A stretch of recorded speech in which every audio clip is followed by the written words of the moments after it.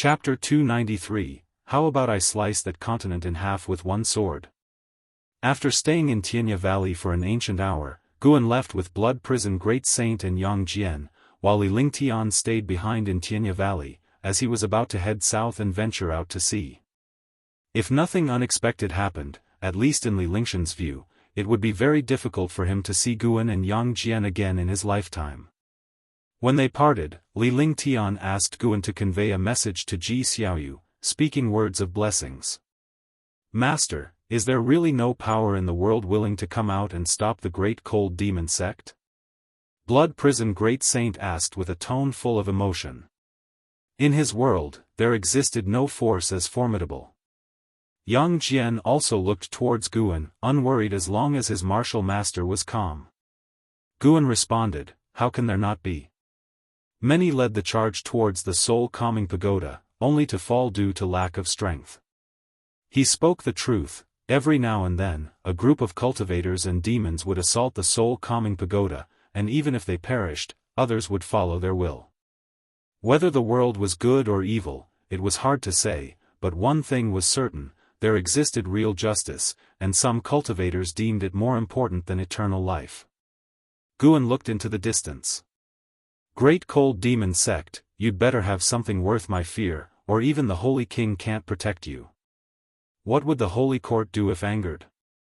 Kill if necessary, or simply flee to outer heaven. If no trouble came knocking, Guan naturally preferred to stay low in the supreme sect. But when trouble came knocking uninvited, he wouldn't swallow his pride. Along the way, having killed numerous madmen, Guan was always aware of how terrifying his ability to seize life was. In anyone else's hands, it would have caused catastrophe across the world. He managed restraint because that was who he was. Everyone had their path, and he only wished to walk his without guilt.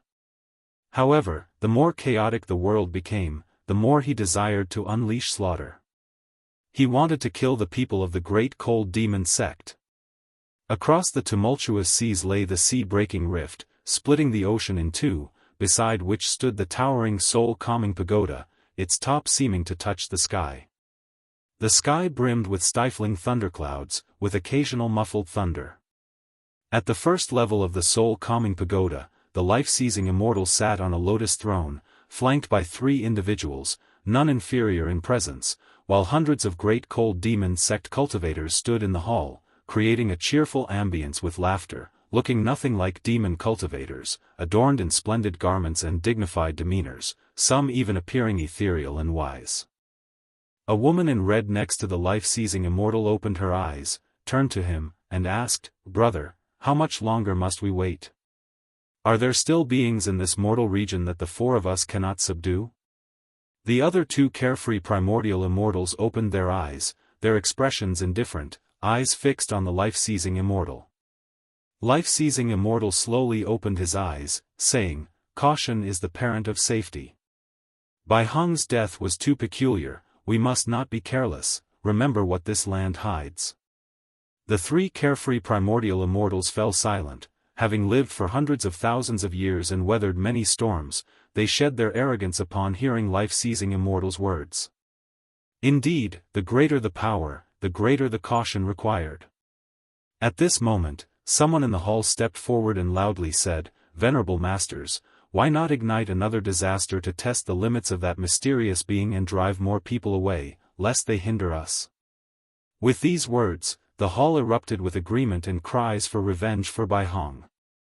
Life-seizing immortals' gaze turned to the first speaker, a blue-robed Daoist with a treasure sword at his waist and a folding fan in hand, his inherent sword intent formidable even just standing there. "Qingxin, what would you like to do?" asked the life-seizing immortal. Silence followed in the hall. With a smirk, Qingxin the Daoist replied, "I wield a sword capable of slicing oceans and moons alike. How about I cleave that continent in half with a single strike?" After speaking, he raised his arms, turned to face the crowd, prompting applause and cheers in the hall. The majority of cultivators present felt no pressure but rather a playful curiosity to see who would dare oppose the great cold demon sect. Were it another mortal region, they might have worried, but here, like tigers among chickens, where was the reason to fear? Watching Qingxin display such vigor, the other three carefree primordial immortals smiled, having watched him grow up and master Daoist sorcery, now capable of standing on his own, they were naturally pleased. After a moment's hesitation, life-seizing immortal slowly nodded. Seeing this, Qingxin's smile grew larger, declaring, "In that case, I will go now. Fellow disciples, come and enjoy the spectacle with me." The life-seizing immortal added, "Do not stray far. Master, rest assured." Qingxin saluted with his hands, turned, and left, followed by a throng. The woman in red turned to the life-seizing immortal, saying, "Now's a good time for you to speak up and accelerate the process, after all, delay could lead to problems." Life-seizing immortal hesitated again, then slowly nodded. In Supreme Sect, within a bright hall, all elders gathered, including Lu Lingjun and Nine-Finger Divine Lord, most frowning in concern. LV Badian, sitting in the sect leader's seat and flanked by 5 supreme elders, appeared equally at a loss. Vice Sect Leader Ji Hantian spoke out, "Sect Leader, just say what you're thinking so we can prepare in advance. We can't possibly wait until a catastrophe is upon us to start considering our response." At this, other elders also spoke up, urging LV Badian. LV Badian took a deep breath and said, "I fear that once we retreat, our connection with Sword Venerable Fudao will be irreversibly severed." A few agreed with him. An elder stood up and argued, "Survival is the most important thing. So far, none of us have even seen Sword Venerable Fudao, let alone understand his views on the matter. Moreover, we simply cannot compare ourselves to Sword Venerable Fudao. If he wants to flee, he can, his Dao level is beyond ours." This sentiment was echoed by others, considering not only themselves but also their disciples and descendants, each backed by influential families or intricate networks. The current Supreme Sect comprised millions of disciples, and the number scattered across various places was immeasurable. Gu Zong also sighed, unusually not supporting LV Badian this time. Lu Lingjun also wished for the Supreme Sect to evacuate. Her reluctance to leave Supreme Sect stemmed from concern for the people of the Third Medicine Valley, hoping they wouldn't perish in this impending catastrophe. LV Badian's expression turned extremely grim as he took another deep breath and declared, "If so, those who want to leave may do so. However, Supreme Sect must remain on this continent, empty or not. This is our stance. Without Sword Venerable Fudao, there would be no Supreme Sect today." As he spoke these words, he relaxed. A smile appeared on his face, the decision lifting the burden from his shoulders. It would be death at worst. His statement caused an uproar in the hall. "Sect leader, think again. If it really comes to it, why not ask the elder in front of the heaven-cutting axe for advice? You can't make such arbitrary decisions. Yes, what does it mean to say the sect can be empty but not leave? Where does that leave our dignity? The sect is a whole, we must advance or retreat together. Sect leader, let's leave together. We can ask Sword Venerable Fudao to join us." LV Badian, listening to their words, felt their hypocrisy. A bunch of cowards afraid to take responsibility and scared to die. As he was about to speak, a voice suddenly echoed through the heavens and earth, "From today, my disciple, Qingxin the Daoist, will annihilate one region each day. Worldly beings, your time is running out. Today, let's see which region's creatures are most pitiable, unfortunate enough to be the first annihilated." As the life-seizing immortal's voice faded, a chill ran through everyone in the hall. They were not frightened by his words, but felt a terrifying sword intent targeting them. More precisely, every sentient being on the continent was terrified by this sword intent. Chapter 294, Deadline of Death Inside the Third Medicine Valley. Guan and an Xian stood in a garden area, with Guan instructing what to plant next. An Xian listened attentively. Just then, the voice of the life-seizing immortal suddenly echoed. He was actually planning to exterminate one region of heaven and earth every day. An Xian had no time to think further when a terrifying sword intent descended, causing a drastic change in her complexion. The previously bustling Medicine Valley fell silent in an instant. An Xian felt as if she were being crushed by a mountain, almost unable to breathe, which turned her complexion even paler. Suddenly, a hand landed on her shoulder, making her heart tremble. Before she could think further, the pressure on her body abruptly vanished. She turned her head instinctively and, seeing it was her master's hand, she breathed a sigh of relief. "Master, could it be that they've chosen the continent we're on?" An Xian asked cautiously. Even though she was carefree on normal days, she feared death when faced with it. The words of the life-seizing immortal, coupled with the sudden sword intent, made it clear that the first chosen continent was the one they were on. Guan took a deep breath and feigned composure. "Unclear, let's go back inside first. Within the confines of the supreme sect, such calamities are not our concern. Whether we live or die, we leave it to fate." An Xian wanted to speak again, but Guan pulled her away. Another voice rang out in Medicine Valley, "Amitba." With Shenzhen's words, everyone in Medicine Valley felt relieved, and disciples ran towards the pavilions. Rumble, the earth trembled as the supreme sect activated its great protective formation. Golden barriers rose up from all directions. By the time Guan and his companion reached the pavilion, Ji Xiaoyu had already stepped outside. She gazed at the sky, the red Dao patterns on her forehead starting to flicker with tiny flames. Seeing this, Guan quickly approached her and asked, "You weren't frightened just now, were you?" Ji Xiaoyu's Dao patterns returned to normal as Guan blocked her view.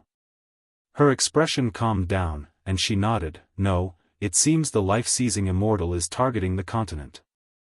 It's probably related to the actions of Sword Venerable Fudao years ago." Guan comforted her, "Don't overthink it. If the enemy is acting this way, it means Sword Venerable Fudao is still around. Take care of the valley for me, I need to make a trip to Mystic Valley." With that, Guan quickly headed towards the transmission array platform. Ji Xiaoyu looked at his receding figure, wanting to say something, but she couldn't find the words. Somehow, this scene felt familiar, as if she had seen it somewhere. Guan swiftly arrived in Mystic Valley and saw Lu Jiujia already calling disciples to take cover. He nodded to himself in approval. Taking advantage of the moment when no one was paying attention, he quickly walked into the woods pretending to inspect medicinal herbs. "Are you courting death? Caring about your flowers and plants at a time like this, you must be insane."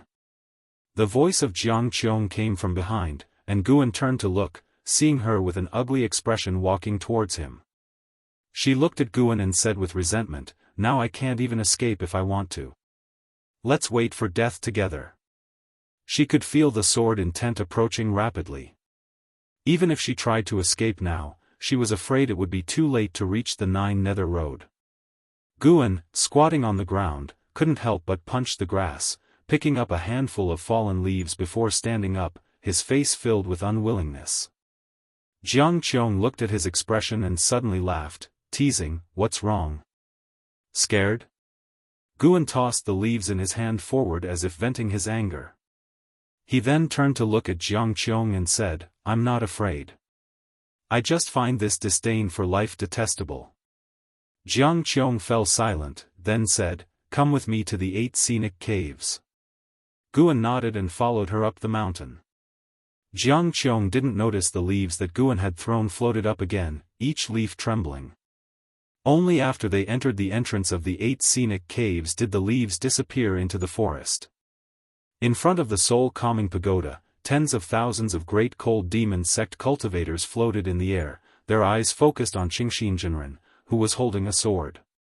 Such exquisite sword intent, Elder Brother Kingxin's supreme mysterious sword Dao has reached the transformation realm. Indeed powerful, enough to sweep across the heaven and earth flying immortal realm. I heard that Elder Brother Bai Hong was defeated by Elder Brother Qingxin 1,000 years ago. The founder of the Supreme Mysterious Sword Dao, the Supreme Mysterious Ancestor, went to the Holy Land long ago. In 10,000 years, the only one who has reached such a level with the Supreme Mysterious Sword Dao is Elder Qingxin. This sword strike, everyone should watch carefully, it is a rare sight. The great cultivators of the Great Cold Demon sect discussed animatedly, mostly in a light-hearted tone. Even though they already knew about the fall of Bai Hong, they were not panicked. They had the numerical advantage this time, and with 4 carefree primordial immortals as their support, how could they possibly die? Qingxin Jinren positioned his treasure sword in front of him, the blade perfectly aligning with his eyes. Suddenly, he opened his eyes, which astonishingly turned green. As soon as he opened his eyes, his sword intent fully erupted, silencing the surrounding noise. All eyes fell on Qingxin Jinren, and with a stern look, he immediately slashed with his sword. Sword light gleamed, chilling the heaven and sea, and even the rolling thunderclouds above were illuminated. As Qingxin Jinren swung his sword intent transformed into terrifying sword chi, shooting forward as his pupils suddenly contracted. In the reflection of his pupils, numerous green dots grew rapidly. From the onlooker's perspective, Qingxin Jinren's sword slashed out a terrifying sword chi tens of thousands of miles long, like a crescent moon sweeping across the sky. At that moment, a series of green light beams shot from the edge of the sky with even greater speed, too fast for anyone to react. Boom! The sword chi scattered, and Qingxin Jinren's eyes widened in disbelief as a green light reached him in a blink of an eye. As if time stood still, he saw a falling leaf amidst the green light. The leaf, carrying terrifying sword chi, directly shattered Qingxin Jinren's physical body and extinguished his soul. It wasn't just one leaf. Dozens more did the same, annihilating great cultivators of the Great Cold Demon sect, the soul-calming pagoda trembling violently.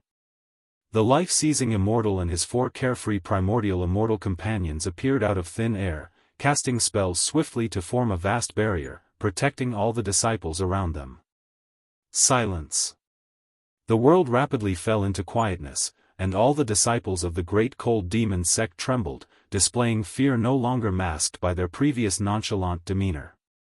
The life-seizing immortal turned his head, noticing the leaves embedded all over the surface of the soul-calming pagoda, his pupils narrowing. It was leaves. The attack was too fast, so fast that by the time they realized it, more than a dozen disciples had died, all heaven and earth flying immortals. Even the red-clothed woman who had been urging the life-seizing immortal to speed up the process couldn't speak now. As powerful as the carefree primordial immortals were, they were filled with dread. The enemy had struck too fast, killing disciples right under their noses. It was as if someone had slapped them across the face, leaving a burning sensation. Guan followed Jiang Qiong into the 8 scenic caves, with prompts of lifespan continuously appearing before him. This strike seized 4,300,000 years of lifespan. Guan hadn't used his full strength, but it was enough to terrify the life-seizing immortal and his associates. If they could summon even stronger beings, then they should call them sooner. If not, even if they gave up on exterminating this region of the mortal world, Guan would not let them go. The 100-year mandate set by the life-seizing immortal had already become his death sentence in Guan's mind. Jiang Qiong let out a sound of surprise, feeling the terrifying sword intent suddenly disappear. Guan then asked, could it be that we've escaped this disaster? Without looking back, Jiang Qiong replied, can't say for sure. The two made their way to the green vine tree, with Jiang Qiong starting to set up the formation. Guan asked her what she was doing.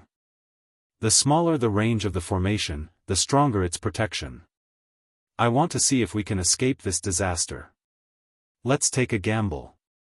If it doesn't work, we're dead anyway, so worrying then would be pointless, Jiang Qiong casually answered, making Guan want to cry and laugh at the same time.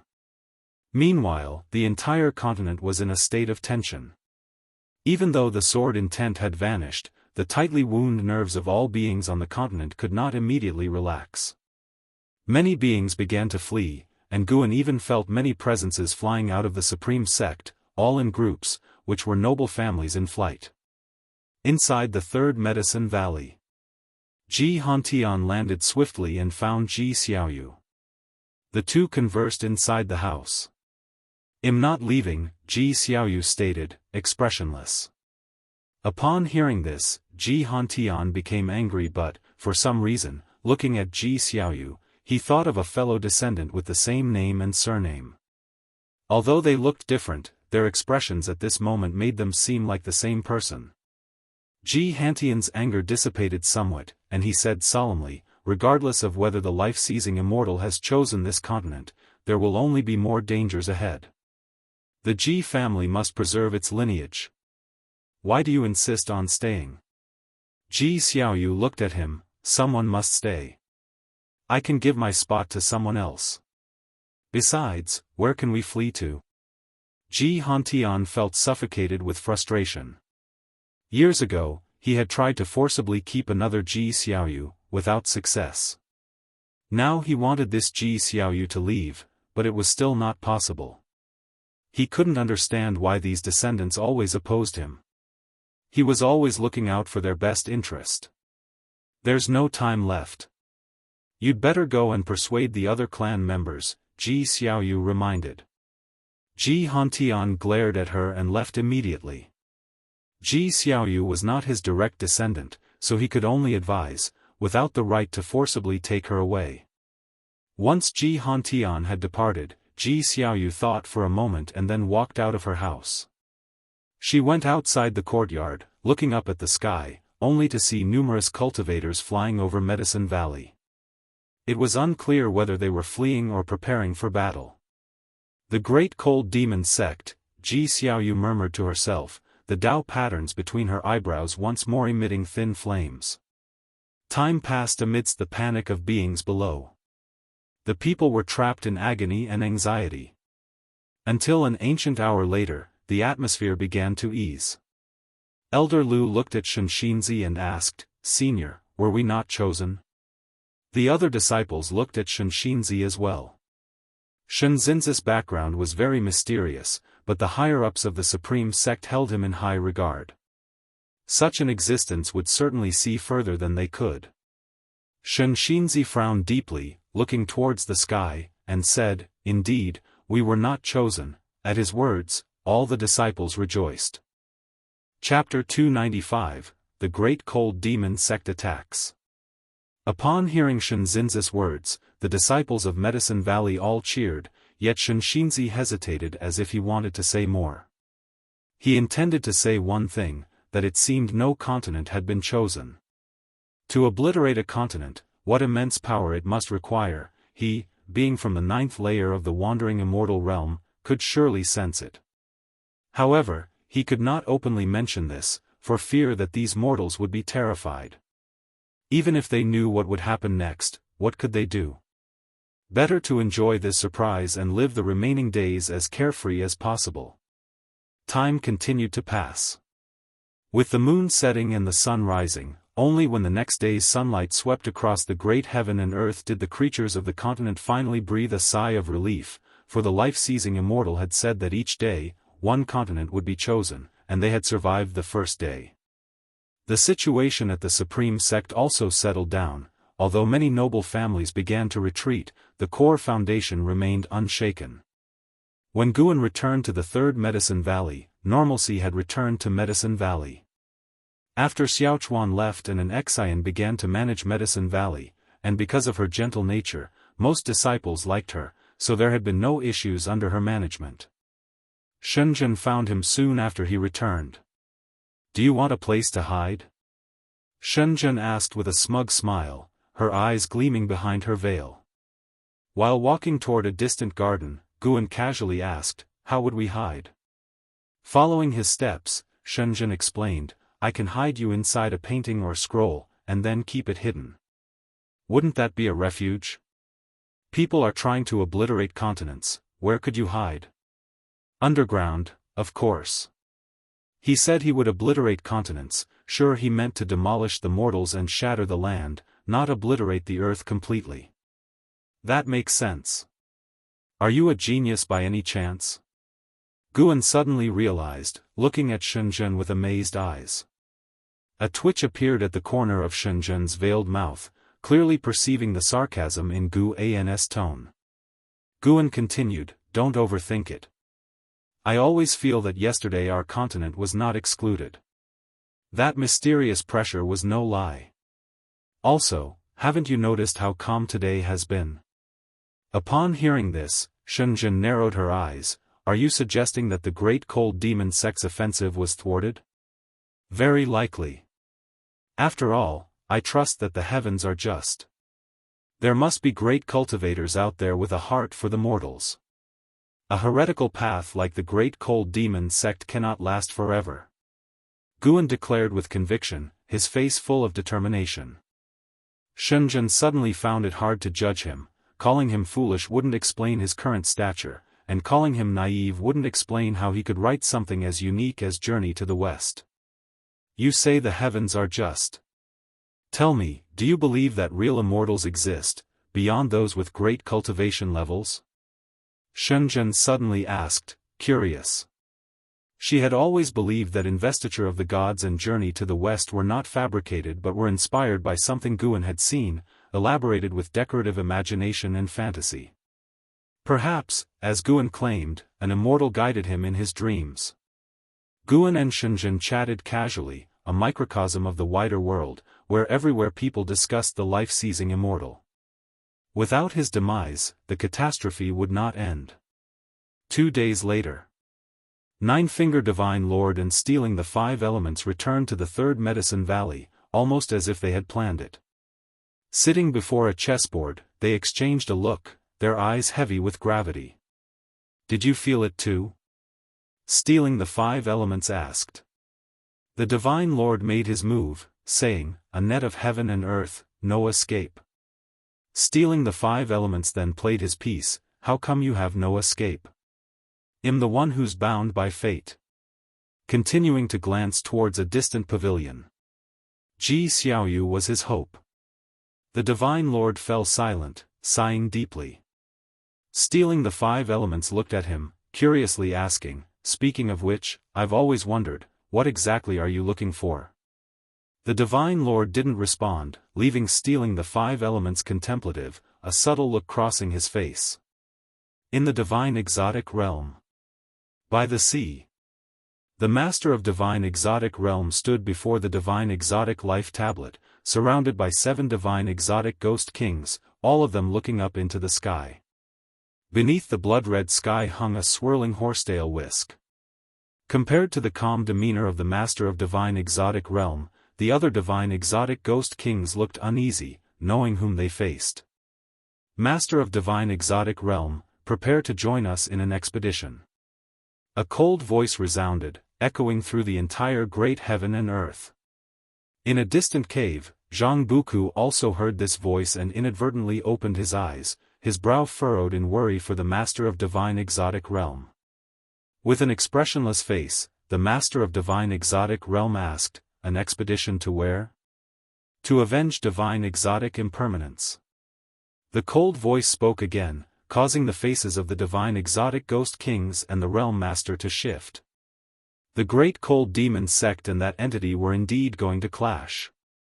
This battle might determine the fate of this mortal world region. In the star sea congregations, a small heaven and earth. An Hao stood before the palace gates, observing disciples constantly entering and exiting the floating islands, his brows deeply furrowed. A figure appeared beside him, his master, Sage Fuchen. An Hao quickly said, Master, it's good you're here, I need to speak with you, let's talk while on the way. Prepare for retreat, we must withdraw today. Sage Fuchen said in a grave tone. Why? An Hao couldn't help but ask. The great cold demon sect is making a major descent, targeting the continent where the sword Venerable Fudao resides. They appear to be intent on sieging your master, Sage Fuchen explained. On hearing this, An Hao became anxious. Before he could reply, Sage Fuchen continued, your cultivation level won't assist your master. It's best to leave early. Your master, although strong, can't withstand the full assault of the great cold demon sect, otherwise, he wouldn't be on the defensive. An Hao gritted his teeth, my concern isn't for my master. I must go back. An Xian was still within the supreme sect, how could he abandon her? He immediately leaped up, intending to forcefully break out of the Star Sea Congregation's realm. Suddenly, long hair wrapped around him, surprisingly Sage Fukin's horsetail whisk. "Master!" And Hao cried out in anguish, startling the other disciples. Sage Fuchin held the horsetail whisk, chanting incantations. The whisk's hairs quickly extended, gagging and Hao. "I'm sorry, disciple." Sage Fukin's eyes became resolute. This scene left the other disciples silent. Without discussion, they all understood and felt the heaviness in their hearts, likewise having people they couldn't leave behind. The Star Sea congregations were about to flee. In another realm, Leia, leveraging divine exotic city, forcefully broke free, unobstructed by anyone. He quickly flew out over the Star Sea, heading towards the horizon. "Disciple, think carefully, once you go, there is no turning back." An old voice sounded, and as Leia turned his head, he didn't see his master's figure. He did not answer but instructed the divine exotic immortal spirit on his shoulder to move forward. The divine exotic immortal spirit howled, and the divine exotic city immediately displayed extraordinary speed, streaking towards the horizon. After flying for a while and seeing no one pursued, Leia relaxed, his gaze hardened. "Junior brother Gu, wait for me. And the old ancestor, I wonder if you're still thinking of me." Leia thought silently, his face heavy. Initially, his emotions weren't profoundly impacted, fueled only by fury as Zhang Buku became a divine exotic resentful ghost. However, the moment the Star Sea congregations announced their departure, he panicked.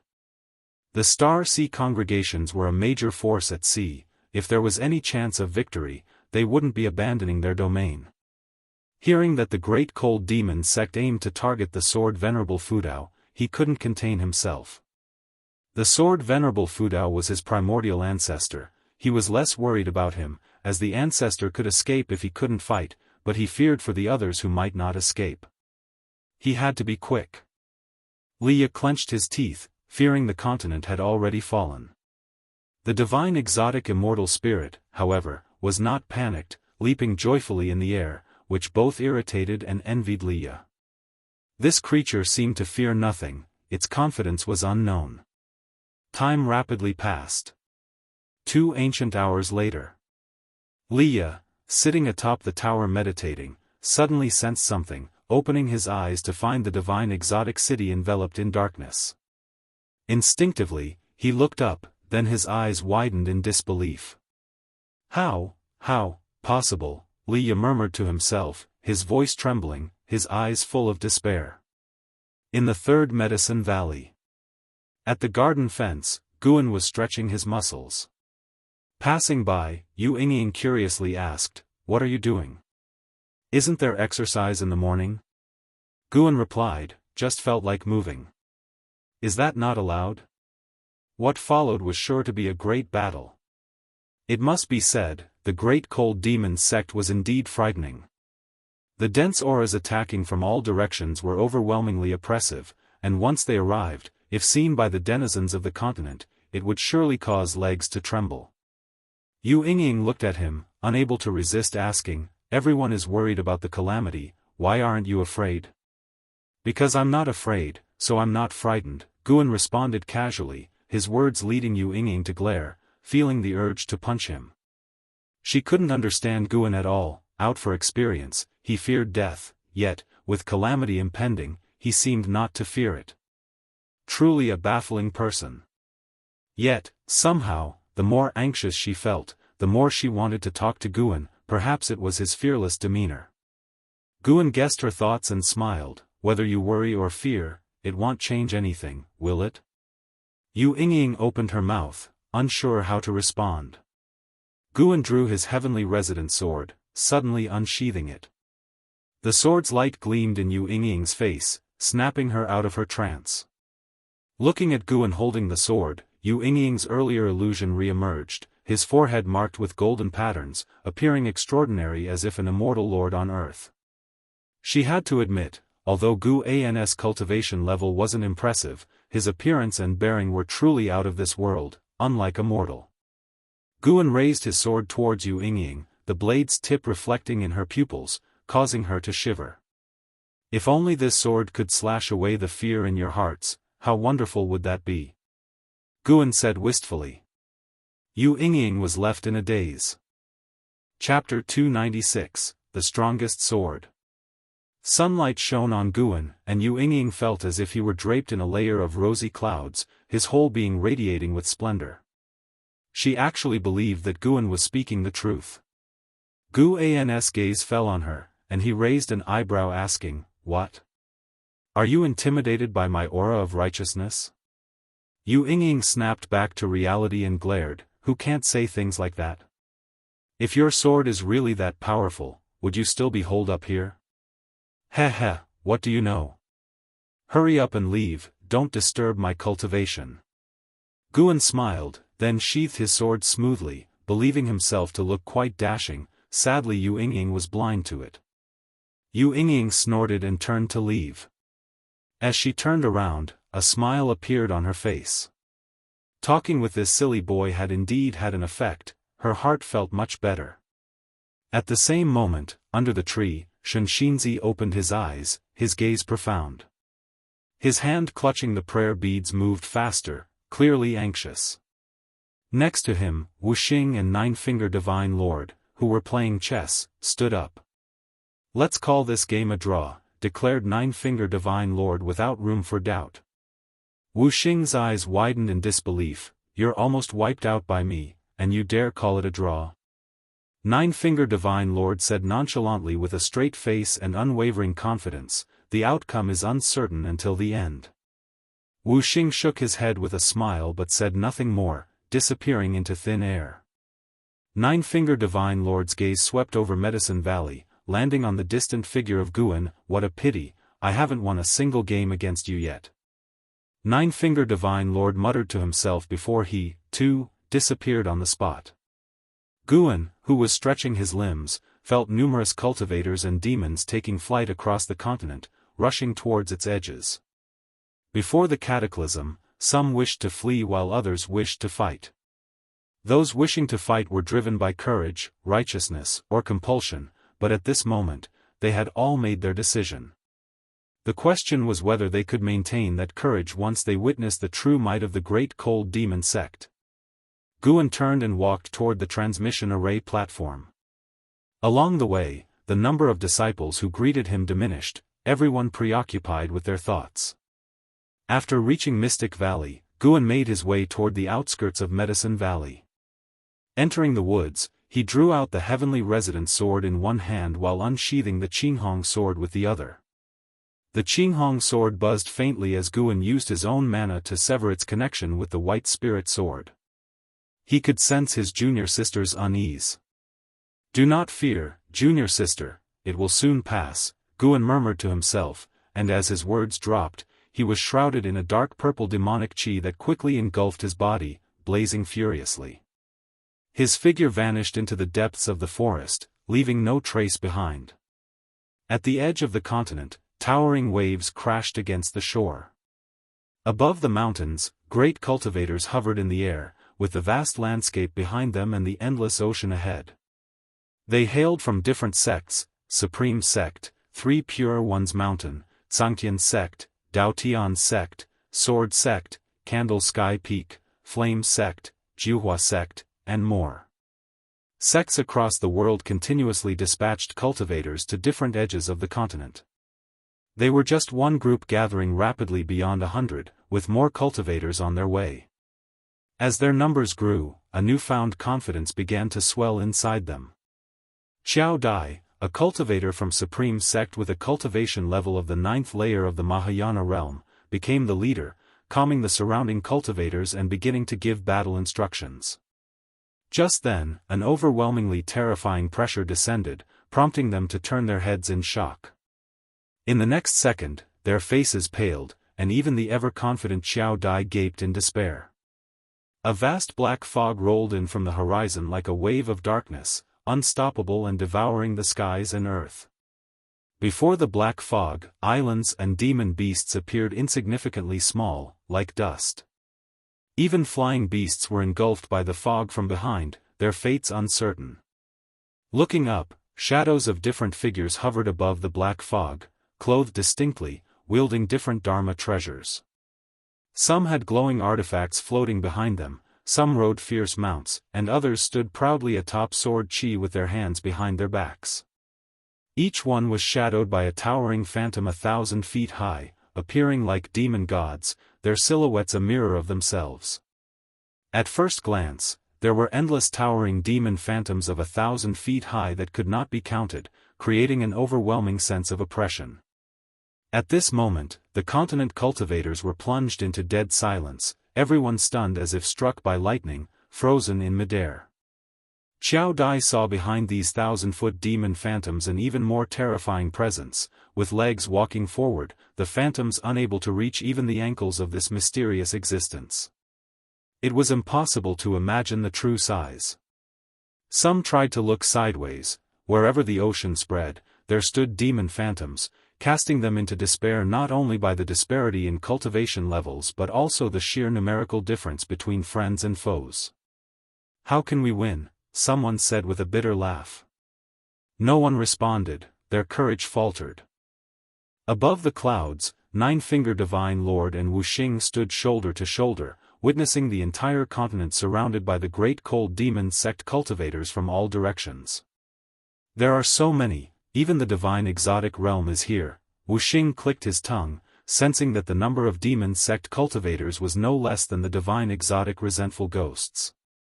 Most importantly, these demon cultivators' combined aura was astonishing, with many individual auras strong enough to make him wary. Nine-Finger Divine Lord took a deep breath and scanned the continent as if searching for something. With such commotion, could the Saint World Holy King truly have reincarnated in this land? Wuxia couldn't help but ask. Nine-Finger Divine Lord looked into the distance and replied, "If the Holy Heart awakens, with the Holy King's capabilities, rising to power won't be difficult. But the great cold demon sect fears that the Holy Court might detect the aura of the Saint World Holy King." After hearing this, Wuxia found it to make sense, and he stepped forward. "What are you planning to do?" inquired Nine-Finger Divine Lord hastily. Without turning back, Wuxia strode forward through the air, raising his hand with a laugh. "Forgot to tell you, I am the divine exotic ghost king Wuxia. Wuxia is just a pseudonym." Nine-Finger Divine Lord frowned but didn't get angry, just watched as Wuxia advanced. "Wuxia, return to your place at once." The voice of the master of divine exotic realm rang out, loud and clear. Wuxia accelerated immediately, but suddenly, his face darkened. He looked up only to see an immensely large hand reaching out from behind the demon army, covering the sky and aiming to seize him. The size of this hand was beyond what words could describe. Wuxia was horrified to discover that he was frozen in place. "This is bad." Despair filled Wuxia's eyes. At that moment, a powerful sword light forcefully entered his field of vision, and immediately after, the terrifying giant hand disintegrated before him. Subconsciously glancing over, his eyes widened in shock. He saw a figure he would never forget for all eternity. It was Guan, who had utilized the 9 extremes yin-yang body back in the divine exotic realm. Guan, holding 2 swords covered in dark purple demonic chi, brushed past Wuxia. As his words hung in the air, Guan turned into a fleeting shadow, and in a flash, a streak of sword light appeared, boldly piercing through the distant black fog. Before Wuxia could react, a terrifying wave of energy struck. His mouth agape, he looked on in disbelief. As he watched, a streak of sword chi burst from within the demon army, cutting a swath through the 1,000-foot demon phantoms at the waist. The light of the sword chi stripped the entire world of color in an instant. The continent cultivators were dazzled into closing their eyes, the mortal spirits unable to glimpse this sword light. Above the clouds, Nine-Finger Divine Lord's face also transformed, his soul shaken by the impact. In his eyes, the demon phantoms perished, the black fog churned, and a sword light rapidly stretched, as if intent on splitting the very heavens and earth in two. In that moment, Nine-Finger Divine Lord, who had lived for 170,000 years, witnessed the strongest sword strike of his life. Who are you? A voice full of both shock and rage erupted, the tone laced with fear. Chapter 297, Guan takes action. The sword light between heaven and earth began to fade, and the voice of the mysterious great cultivator from the great cold demon sect still echoed over the ocean, awakening the continent cultivators who had not seen Guan's figure just now. Only Nine-Finger Divine Lord and stealing the 5 elements had seen clearly. But the immense sword intent made them think of one person. Sword Venerable Fudao. It's Sword Venerable Fudao. There's no mistake. It must be him. A mystic heart realm cultivator from the Supreme Sect exclaimed excitedly. He had also been to the heavenly repair platform and had experienced the sword intent within the words, righteous path. Qiao Dai was equally excited, his eyes filled with frenzied anticipation. At this moment, he remembered the scene when Sword Venerable Fudao descended upon the 7 stars spirit realm. Stealing the 5 elements, who had narrowly escaped calamity, let out a sigh of relief, immediately retreated, and dared not approach the encroaching army of demonic shadows again. Guan stood atop the demon mist, sword in hand, with thousand-zhang demonic shadows dissipating in all directions, but even more demonic shadows approached, encircling him. He even saw some demonic shadows standing tens of thousands of zhang tall and giant demons of indeterminate size. You have successfully seized 10,298 years of lifespan from Meng Chenglang, Wandering Immortal Realm's 7th floor. You have successfully seized 1,459 years of lifespan from Su Linxin, Loose Immortal Realm's 2nd floor. You have successfully seized 12,080 years of lifespan from True Man Wuyun, Wandering Immortal Realm's 6th floor. Notification after notification continuously popped up before Guan's eyes, but Guan didn't rush to make another move. Instead, he looked around. One had to say, the great cold demon sect's response was truly swift. As soon as he made a move, the remaining cultivators did not panic but instead immediately arranged a formation. Their formation was highly profound, not only capable of being formed in an extremely short amount of time but also containing powerful and mysterious forces.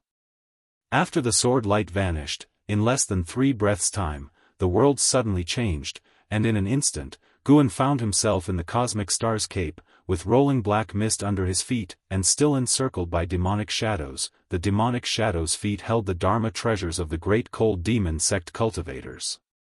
Accompanied by Guan's arrival in the cosmic star's cape, those titanic figures and even larger beings revealed their true forms. There were beasts as mighty as creation's god mountains, female cultivators who resembled fairies constantly scattering strange petals, and enormous birds with wingspans of 10,000 li circling overhead.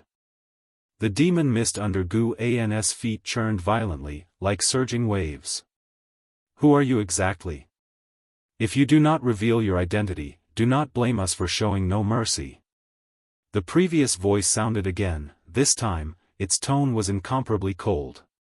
After the formation was set up, he seemed to have regained his confidence. Guan looked up and saw, within the layers of encirclement above, in absolute darkness, a pair of gigantic eyes lurked, as if an unimaginable existence outside the universe was peering at him, filled with an oppressive feeling. Sword Venerable Jiezuan, Carefree Primordial Immortal Realm 8th Floor 780-450/830-000/880-000, an old monster who had lived for 780,000 years. However, killing this individual would only yield a little over 5,000 years of lifespan, which was too disappointing for Guan. As Sword Venerable Jiezuan opened his eyes, for life-seizing immortals from the Carefree Primordial Immortal concurrently appeared. Fortunately, they had abundant lifespan, which improved Guan's mood. This is the Great Cold Demon Sect's Luo Tian Star's Immortal Capturing Formation. Once this formation is completed, no matter how great your divine skills, it will be impossible for you to escape. The voice of Sword Venerable Jiezuan rang out, majestic to the extreme. The other 4 Carefree Primordial Immortals took out their supreme treasures and dispersed in all directions. Once they stopped, the entire cosmic star's cape rippled, numerous rainbow lights emerged. These lights were not mere illusions, but were also condensing a mysterious force. Guan looked up at Sword Venerable Jiezuan and asked, does the great cold demon sect have anyone stronger? As these words were spoken, Sword Venerable Jizen's gaze immediately changed, and all the cultivators of the great cold demon sect were scared, their eyes filled with fear when they looked at him. Someone stronger? How could this person be so arrogant? However, due to Gu An's previous sword strike, no one dared to challenge him at this moment. All of them were on high alert. The face of life-seizing Immortal turned extremely ugly, intuition telling him that the other party was not being arrogantly presumptuous. At this moment, he was filled with dread. Luckily he wasn't rash but instead gathered the strength of the great cold demon sect, otherwise he might have ended up with his soul scattered like his disciple Bai Hong. For a time, silence fell within the Luo Tian Star's immortal capturing formation. It seems there's no one stronger. Truly disappointing. You're acting so recklessly, I thought you'd have more to back it up. Guan spoke again, and suddenly, he threw the heavenly resident sword out. Boom! With this sword strike, he swept above the black mist, annihilating the great cold demon sect cultivators one by one, and when the sword blade arrived in front of them, a layer of light burst forth around their bodies, but it was shattered as soon as it appeared, utterly failing to protect them. One sword pierced thousands of li, directly penetrating the Luo Tian Star's immortal capturing formation and returning to reality. The continent cultivators hovering in the air only saw a sword light cutting through the vast expanse of black mist in front of them, making them even more nervous, unclear about the state of the battle within that black mist. After Guan made his strike, Sword Venerable Jiezhuan immediately gave the command, kill. The great cold demon sect cultivators from all directions cast their spells. Various spells and divine skills formed a stream of rainbow colors charging towards Guan. Guan raised his hand to grab, then retracted it, revealing an individual in his palm. Origin Heaven Capturing Hand. This was the inherent divine skill of the primordial chaos supreme holy skill. Today was the first time Guan had used it. The person in his hand was Sword Venerable Jiezhuan, a white-robed elder. At this moment, Sword Venerable Jizen's face was filled with fear and despair. Guan directly crushed him to dust, then, taking up the Qinghong sword, he began the slaughter. Within the continent, an endless stream of cultivators rushed to the edge. When they saw the ocean, they all changed color. The fearsome black mist seemed as if it could devour everything between heaven and earth, giving one the feeling of an impending disaster. Anyone who saw it would be afraid. The black mist surged violently, as if countless demons were raging within. The morale on the side of the continent collapsed completely, with no one willing to fight. What they didn't know was that within the black mist, a large number of great cold demon sect cultivators were rushing in the same direction. The cultivators of the great cold demon sect had received the message, someone had launched an assault on one side. All warriors were to immediately reinforce the Luo Tian Star's immortal capturing formation. Rolling thunderclouds covered the sky, enveloping the entire continent. The sound of thunder was oppressively heavy. In the demon land, within a subsect of the supreme sect, Yilan stood on a pavilion, looking up at the sky, tightly clutching the white spirit sword in her hand. She felt no anomaly from within the white spirit sword, but her heart would not be at peace. I hope we can safely get through this calamity, Yilan muttered to herself, praying secretly. Although she saw no hope of longevity, she didn't want life to end like this. She had so many things unfinished, so many places unvisited. She had yet to fulfill her promise with her senior brother. How could she be resigned to death? Beneath the thunderclouds, Nine-Finger Divine Lord and Stealing the Five Elements stood shoulder to shoulder, unable to maintain composure, both unconsciously agape with faces full of shock. Not just them, but the continent cultivators felt the same. Newcomers slowed their flight speed due to the sights before them. Within the vast black mist, countless enormous demonic shadows were snuffed out, leaping out, and countless cultivators hovered, all attacking in the same direction, which glinted with sword light. Even though separated by a great distance, unable to see the specifics of the battle, everyone could sense a powerful sword intent. This was not a battle of evenly matched strength, but a massacre with a great disparity in power. The number of cultivators from the Great Cold Demon sect was vast, forming an ocean of people, and within their encirclement, Guan wielded dual swords casually, yet each sword could kill a large number of cultivators and demons. His strength deeply struck the Great Cold Demon sect. No good. We are not his match. Damn. He's doing it on purpose, deliberately not using divine skills, and relying solely on sword chi to slaughter us. Even the Luo Tian Star's immortal capturing formation has been broken by him. How could we have any chance of winning? Be careful. His sword is swinging this way. Retreat. Quick, retreat. The world plunged into clamor and chaos. Each of Gu An's sword strikes took not just life but also the overall morale of the Great Cold Demon sect. Life-seizing Immortal dared not approach Guan, only able to use long-range divine skills. Giant hands resembling the clasping of fingers descended from the sky, pressing towards Guan, but were instantly shattered upon contact with him, having no effect. Guan strolled leisurely, walking above the black mist, each step followed by a sword swing as casually as if taking a walk, with no swordsmanship to speak of. Every time the Great Cold Demon sect tried to form the Luo Tian Star's immortal capturing formation, it would be dispersed by Gu An's sword chi. Guan looked at the notifications before him, struggling to contain the emotions in his heart. He was not killing for the sake of killing, he was enacting justice on behalf of the heavens.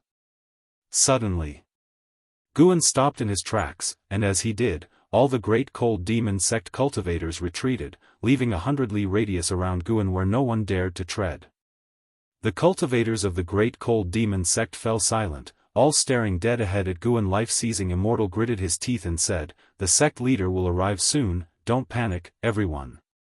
His voice reached the ears of every Great Cold Demon sect cultivator, yet these words did not boost their morale. Don't panic. Gu An's voice rose, filled with sarcasm, as if he had heard the world's biggest joke. Before life-seizing Immortal could speak, Guan suddenly vanished from the spot, frightening the cultivators of the Great Cold Demon sect. Up there, a voice rose, laden with despair. Countless cultivators and demons all looked up, their eyes wide with astonishment. What they saw was a colossal figure whose height could not be judged by the naked eye, standing proudly above the clouds, showing only its upper body, an almost illusory sight. Even the 10,000 Zhang demonic shadows appeared tiny in front of this figure, who was none other than Guan himself.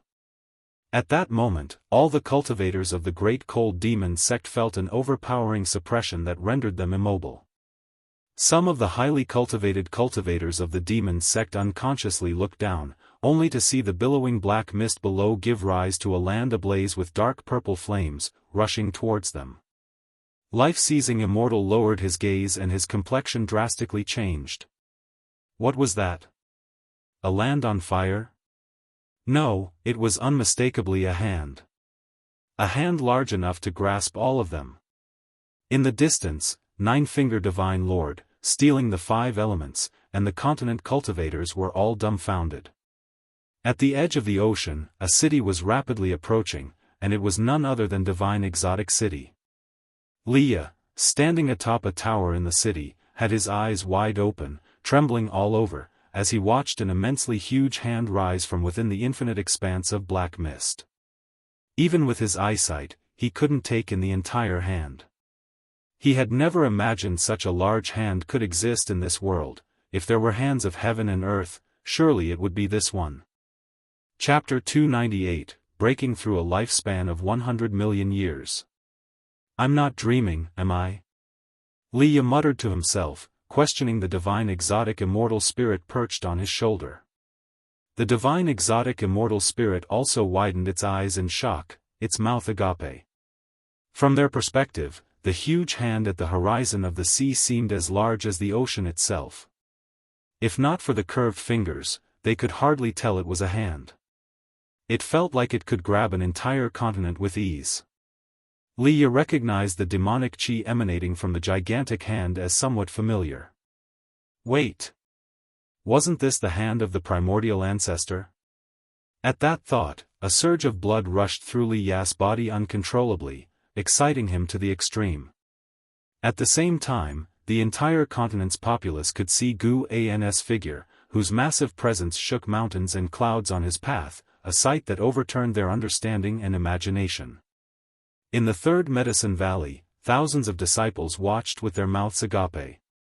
Ji Xiaoyu also stepped out of his house, completely dumbfounded when he saw Gu An's towering figure.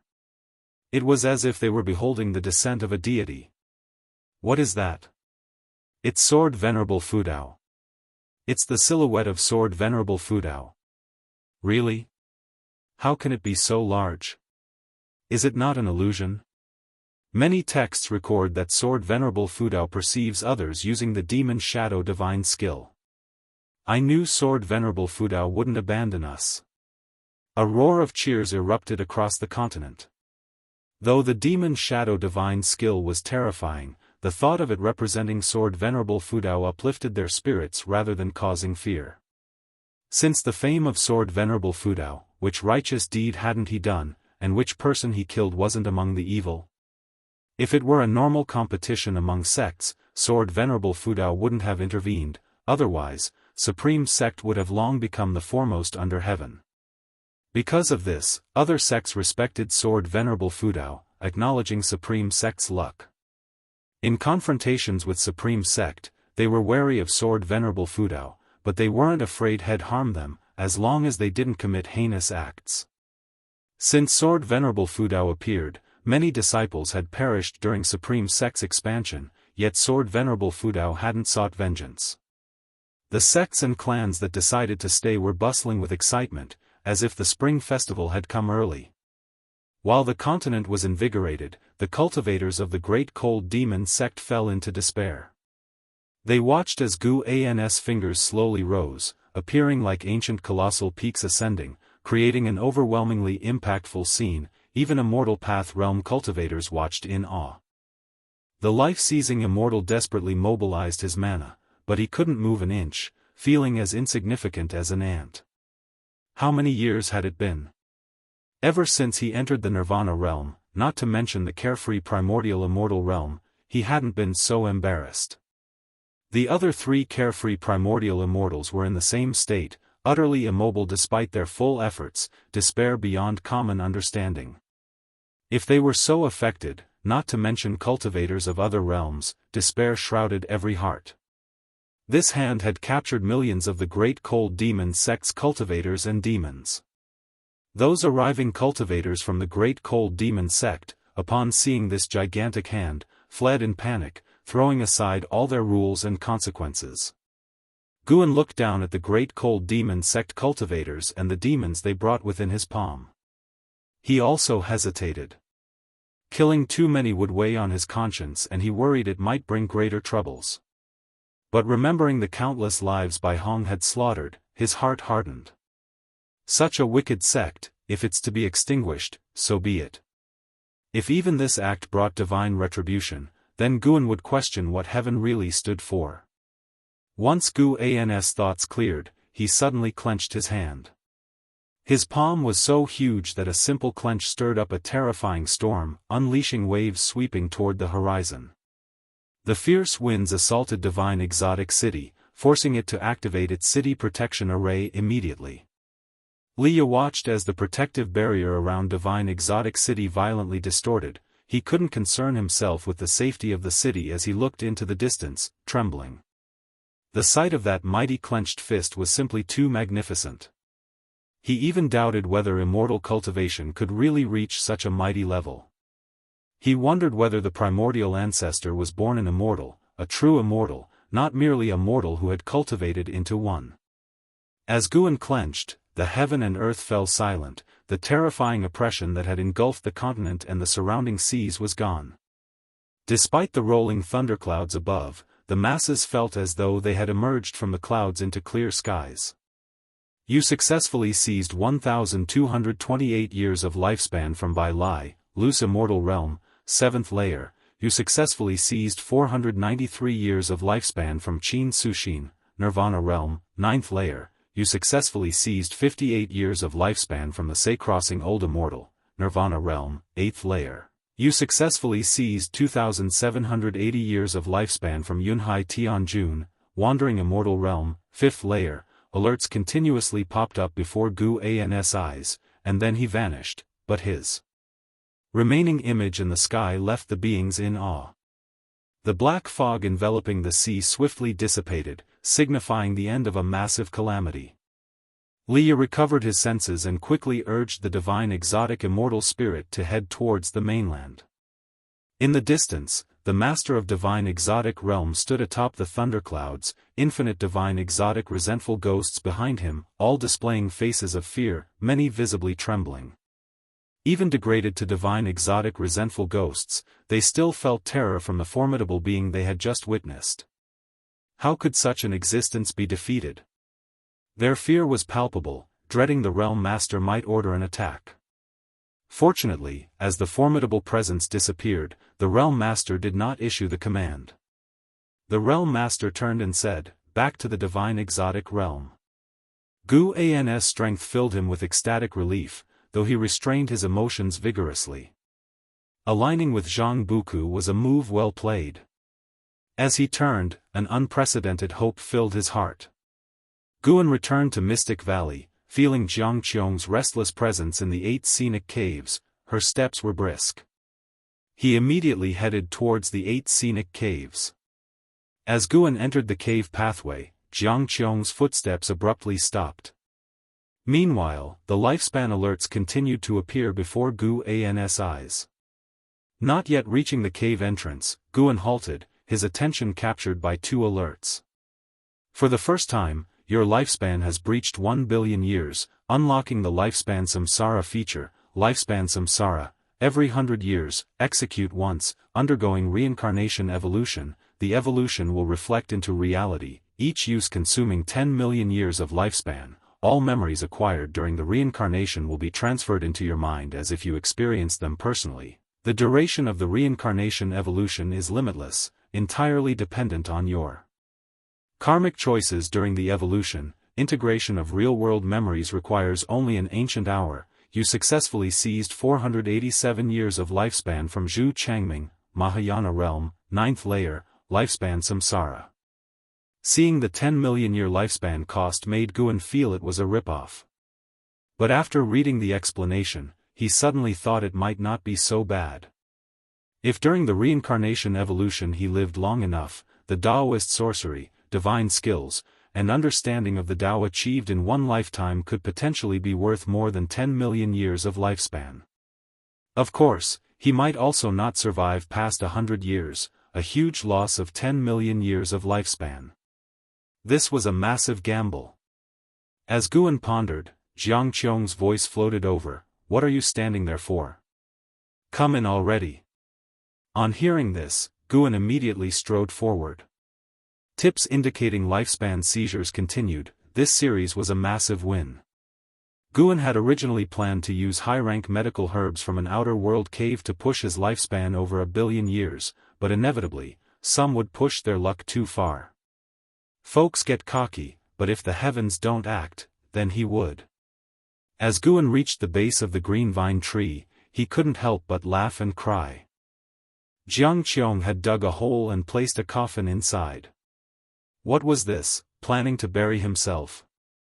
Jianghu pointed at the coffin. "Lie down here with me, it might help us avoid disaster." Guan pretended to be reluctant. "Is this really necessary?" Jianghu glared, swiftly came forward, and pushed him. If he hadn't suppressed his Daoist gang primal energy, Jianghu might have been obliterated. Guan had no choice but to lie down in the coffin. Jianghu jumped in after him, forcibly pressing him down. Lying in the coffin, she swung her right hand, and the lid immediately covered them, plunging their vision into darkness. From the outside, the coffin began sinking into the earth, soon vanishing from sight. Confined in the cramped space of the coffin, Guan and Jianghu squeezed together. In that moment, Guan's heart calmed. Massacring so many, even if all evil, his heart couldn't stay tranquil easily. Excessive killing bred malevolent energy, even a thrilling emotion of breaking free from moral shackles. He needed time to adjust. Now, lying in this darkness, his mood inexplicably steadied. Despite being in the dark, Guan could still see his lifespan alerts. Jiang Qiong's body began to squirm. Her arm was soft, she seemed to feel too squeezed, constantly pressing against Guan. Guan couldn't help asking, if the calamity doesn't strike, how long must we hide here before we can leave? Being squeezed in the coffin with Jiang Qiong, he actually found it quite amusing, a completely novel experience for him. Hide for a few decades, at least until we get past the life-seizing immortal's 100-year mark. That long? No, I need to go back, there are disciples in the valley, I can't abandon them. Humph, don't even think about it. Now that you've already lain down, don't think about leaving. As her words fell, Guan felt his left hand grasped by hers. Her hand was cold, like a corpse's. Guan tried to break free, but she held on tightly. Only after all the lifespan alerts had settled did Guan come back to his senses. He hadn't checked his lifespan yet, planning to later enjoy the moment of unveiling his lifespan. He spoke up, "It's a bit uncomfortable squeezing like this, don't you think? Squeezing like this for decades, I'm afraid I might die." Jiang Qiong didn't respond but began to shift her body. Guan stiffened instantly. Jiang Qiong actually lay on top of him, face to face. In the darkness, Guan distinctly felt her breath was a bit agitated, though faint, not escaping his senses. Suddenly, Jiang Qiong's face pressed against Guan's chest, and he could feel one of her legs rubbing against his shin. This is bad. Things have gone too far. Guan fake coughed, "Why are you so heavy?" Jiang Qiong's breathing hitched, then Guan felt a hand land on his waist, fingers pinching his flesh. Chapter 299, Terrifying Lifespan. Kid, do you truly not know how to speak, or are you purposely trying to irritate me? In the darkness, Jiang Qiong's voice resounded, somewhat grinding her teeth in frustration, but her hand did not forcefully pinch Guan, it was merely a warning. Guan, of course, had intentionally disrupted the atmosphere. He feigned a cough and began asking Jiang Qiong what she would like to do after the disaster was over. Jiang Qiong fell into silence, her limbs ceasing to move as she started to contemplate the question seriously. In truth, she had always been unclear about what she really wanted to do. She had done many things to become stronger, but when the apocalyptic disaster arrived, she felt that her actions were meaningless. Guan did not disturb her, allowing her to think it over. However, the moment the silence settled, his mind began to wander. Pinned down by Jiang Qiong, Guan could feel every part of her body pressing against him. How could he remain calm? At that moment, the plots of Green Hero Travelogue, Supreme Secret Records, Black Heroes Travelogue, and many others flashed through his mind. Suddenly, he felt Jiang Qiong tremble slightly. He hurriedly shifted his thoughts to ponder what exactly lifespan samsara was. As his thoughts shifted, Jiang Qiong calmed down. She spoke up, "If we truly can survive this catastrophe, then I'll focus on developing the Jiuhua sect. I won't wander around anymore. I feel like all these years of running about haven't really counted for much." "That's good," Guan replied, "to avoid any dangers." Jiang Qiong suddenly stretched out her hand, hugged Guan tightly, and whispered softly, "The calamity of the ephemera sect left me without any relatives. You are now the only person I care about. Back when you first entered the 8 scenic caves, I was considering whether to kill you or not. Who would have thought that after so many years, you would become so important to me?" Hearing this, Guan stiffened slightly and replied helplessly, "Is it that serious? I haven't been all that good to you. On the contrary, you've taught me quite a few spells." Setting aside the matter of sword Venerable Fudao supporting Jiang Qiong, Guan genuinely felt that his outward contributions to Jiang Qiong paled in comparison to what she had offered him. Many spells Jiang Qiong taught him, he still used to this day. She had also given him magic artifacts and heavenly treasures. "How can you say you haven't been good to me?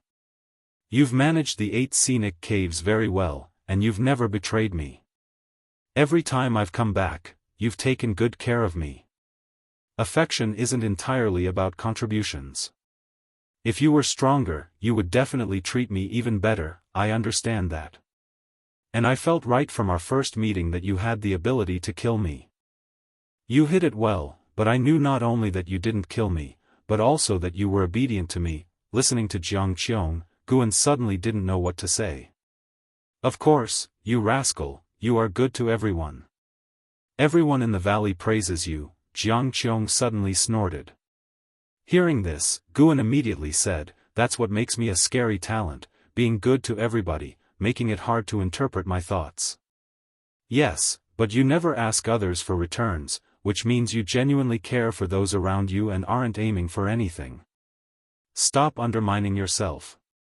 I can feel whether you are genuine or not. Pretense cannot last long," Jiang Qiong said softly. Guan, seemingly startled, said, "You're not thinking of exchanging vows, are you? That won't work. My junior sister and I plan to get married in the last 100 years of our lives." Jiang Qiong laughed and said, "The last 100 years? What if one of you lives longer? Whoever lives longer, it's still the same path to go down. The pursuit of immortal cultivation isn't about enduring love, but about eternal life. You certainly see it clearly. Yes, so don't harbor any improper thoughts about me. Why can't I? At the Thousand Autumn Pavilion, it's common for one person to have multiple Daoist friends, and female cultivators can have many Daoist friends too, as long as she is strong enough. Now I am stronger than you, and you can't escape my grasp unless one day your cultivation surpasses mine." Jiang Qiong said proudly, her hand catching Gu An's face as she spoke. She suddenly began her offensive.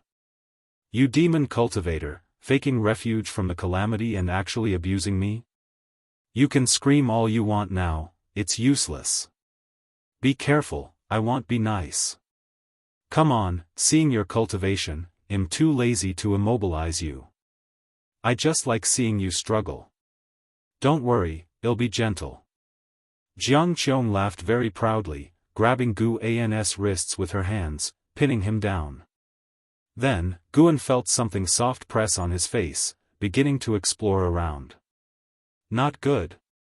This guy's gone wild. A thought crossed Gu An's mind, and the earth suddenly trembled. Jiang Qiong immediately stopped, not daring to move.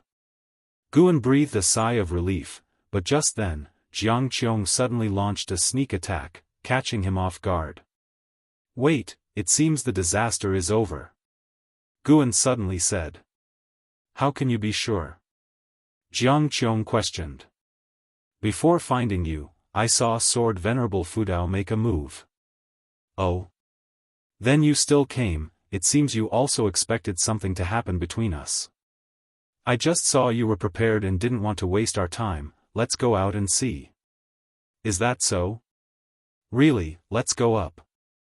"I'll think about it." Boom! Beneath the green vine tree, the earth stirred, and a coffin rose, its lid popping open, and Guan immediately leaped out, then straightened his clothes. "Nearly lost my virginity. I can't let the over 200 years worth of my preserved virginity be breached." Guan secretly breathed a sigh of relief. "Mouth is okay, but can't leak vital energy." Jiang Qiong slowly climbed out of the coffin, her hair slightly disheveled, her clothes not neat. She raised her eyes to look at Guan, giving him a seductive smile that caused him to quickly turn his head. "We should stop calling me martial master. After all, I forcefully took Qing Xiandan as a disciple, and Qing Xiandan took you with ulterior motives, so it's not a real lineage.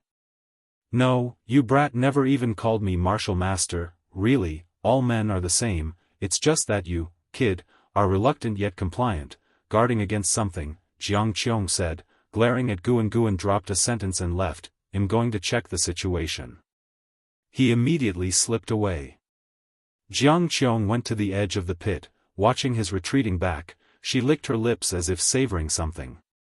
When Guan returned to the third Medicine Valley, the valley was still bustling with activity. Stealing the 5 Elements and 9-Finger Divine Lord had also come back, standing together with Shenxinzi, separated by a restriction, discussing the formidable power of Sword Venerable Fudao, unable to contain their emotions. To suppress the entire Great Cold Demon sect with one hand was too exaggerated. It subverted everyone's understanding. For decades, the power of the Great Cold Demon sect had been deeply rooted in people's hearts. Only because of understanding the terror of the Great Cold Demon sect did everyone realize how incredibly powerful Sword Venerable Fudao was. Guan looked up and saw a figure hovering above the great heavenly spirit land, watching the continent where Guan was. The 9th layer of the carefree immortal realm. Although only one small realm higher than the Sword Venerable, the presence far surpassed the Sword Venerable, the gap enormous. Presumably, he was the master of the Great Cold Demon sect. At this moment, this master only dared to watch from a distance, not daring to come down. Guan also saw those fleeing cultivators of the Great Cold Demon sect disperse like monkeys scattering from a fallen tree, already completely devoid of will to fight. He did not continue to pursue the kill, one reason being that the remaining cultivators were not as powerful as those he had suppressed, and another being he felt many presences approaching, even the presence of Divine Immortal of Wondrous Dharma. Yes, definitely the Divine Immortal of Wondrous Dharma. However, the person did not come with malice, and the direction was exactly where the Holy Land of Holy Court was located. Now that the Holy Court had appeared, it would not be appropriate for him to continue the chase. Next, it would be seen what stance the Holy Court took. Guan brought up his attribute panel. Name, Guan, lifespan, 210/790, 407, 832, physique, primordial karmic body, cultivation level, divine immortal of wondrous Dharma realm, 9th layer, 790 million years of lifespan. Guan suddenly felt like cursing. That was too awesome.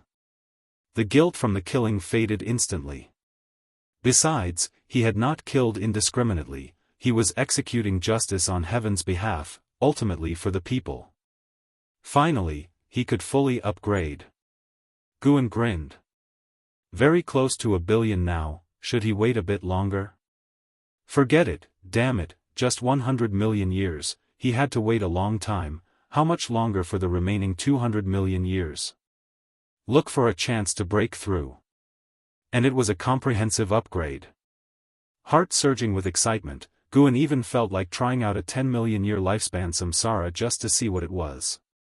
He walked towards the pavilion clusters, shouting with mana, today, to thank Sword Venerable Fudao for resolving the calamity, let's celebrate tonight, consider it a holiday, deacons get moving.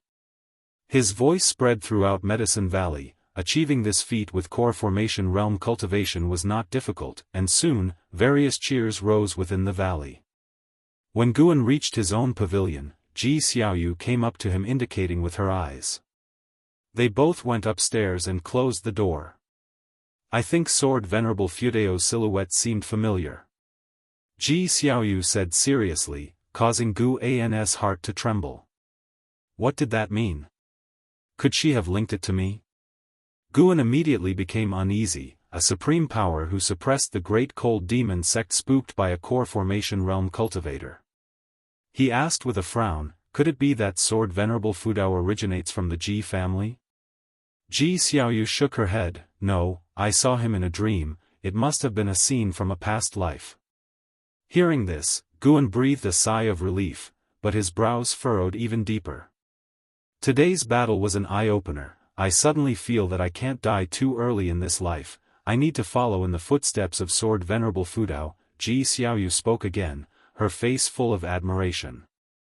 Chase after Sword Venerable Fudao? He was divine immortal of wondrous Dharma realm, 9th layer. Guan didn't discourage Ji Xiaoyu, what if she really could achieve it? He started motivating Ji Xiaoyu.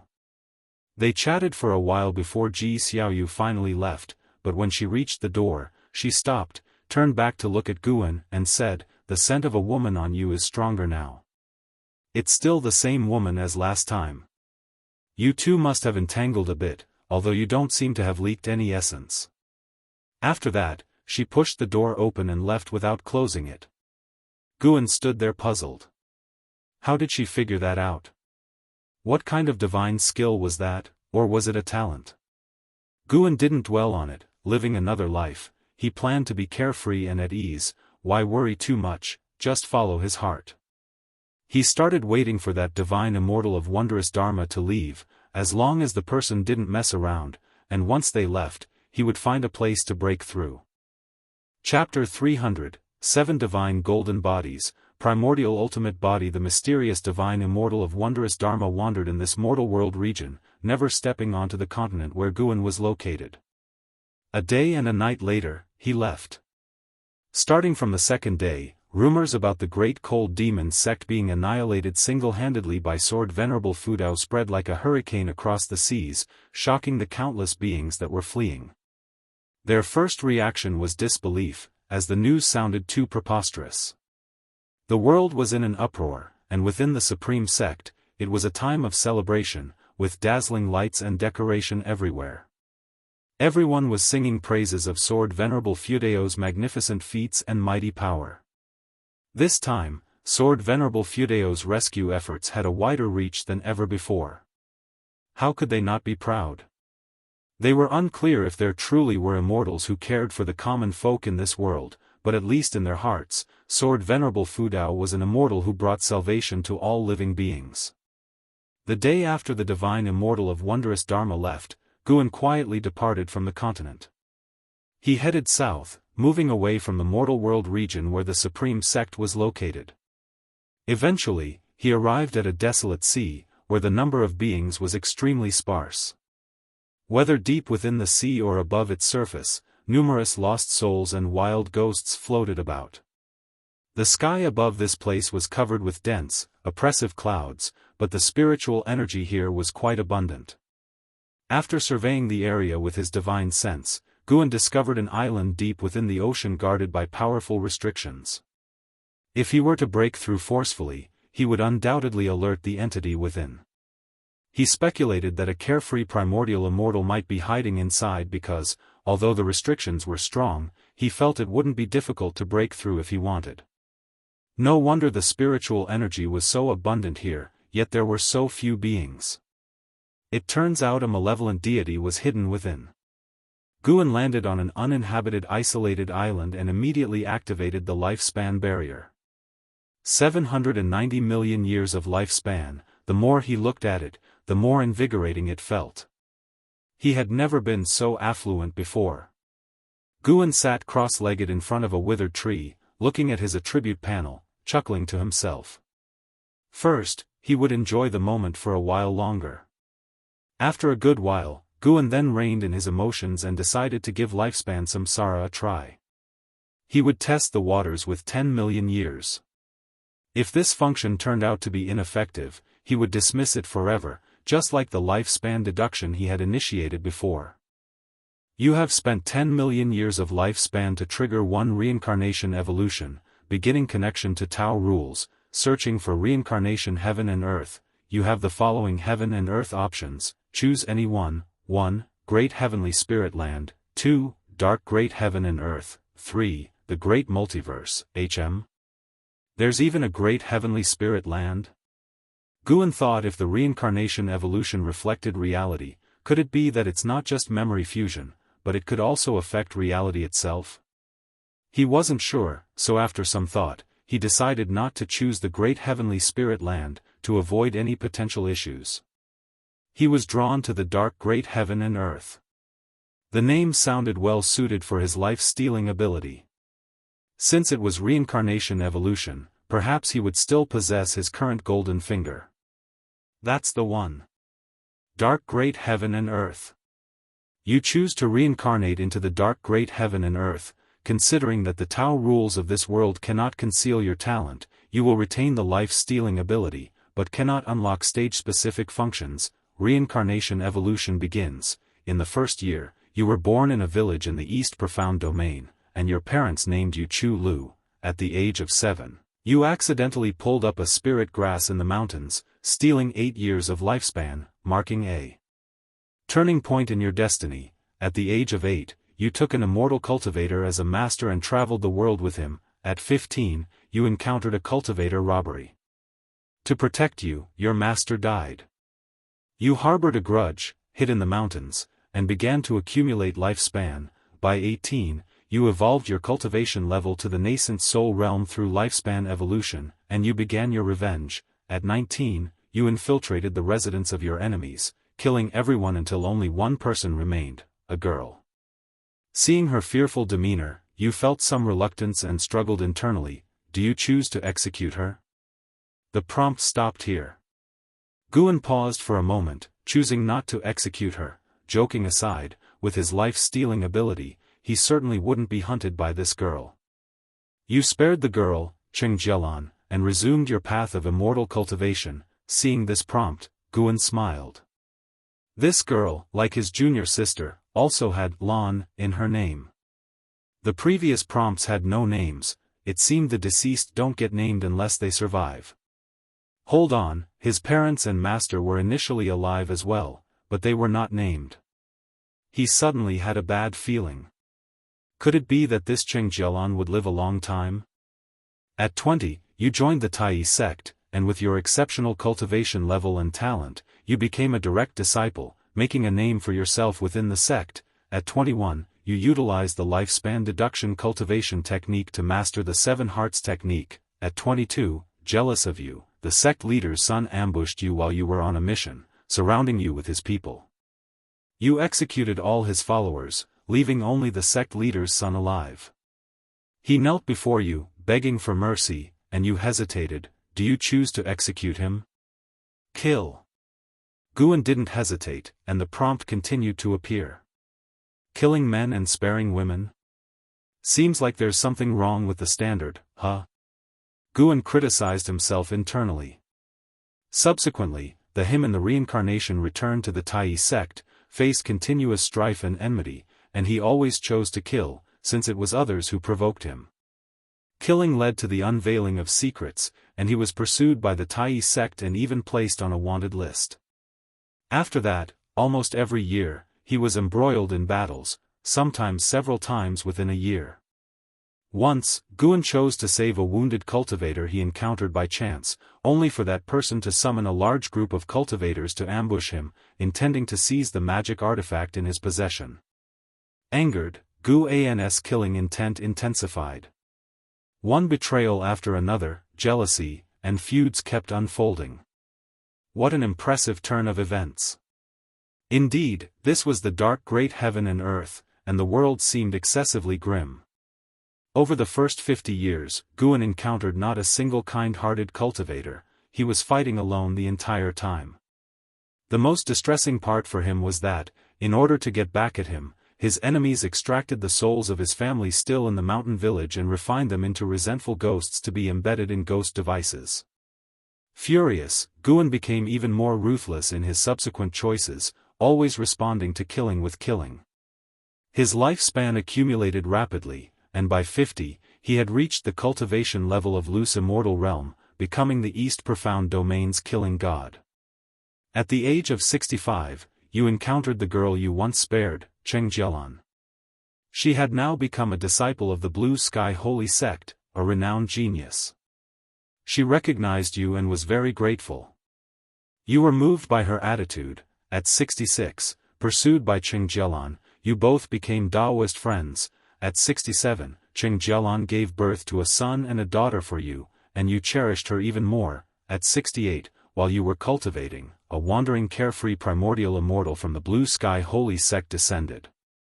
He was known as the Black Profound Emperor and crushed you to death. Reincarnation ends. What? It's over already? Guan nearly spit blood. For 10 million years of lifespan, he only got 68 years of life? Black Profound Emperor. Okay, very good. Without giving Guan time to ponder more, a vast array of memories flooded his mind, the life of Chu Lu, as if he had experienced it himself. However, since it was reincarnation evolution, he didn't feel the length during the assimilation process. It was like recalling past memories, recalling some experiences, a rather peculiar sensation. Although he only lived for 68 years in this life, Chu Lu improved a cultivation technique over his lifetime, and even evolved it into a divine skill that caused a sensation in both the past and the present. Developed from the 7 hearts technique after numerous enhancements, it is now known as the 7 divine gold bodies. 7 divine gold bodies, with an inherent cultivation technique. Once mastered, it forms 7 souls, each equipped with divine skills, allowing him to resurrect even if killed. In memory, getting crushed by the Black Profound Emperor wasn't as straightforward. He resurrected 6 times in the Black Profound Emperor's hands, but the result was the same. The gap in cultivation level was too vast, his teleportation divine power was unable to let him escape.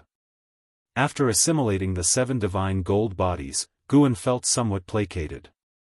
It is hard to say if the value of the 7 divine gold bodies could match 10 million years of lifespan, but it certainly was not something to be gained with just 1 or 2 million years of lifespan.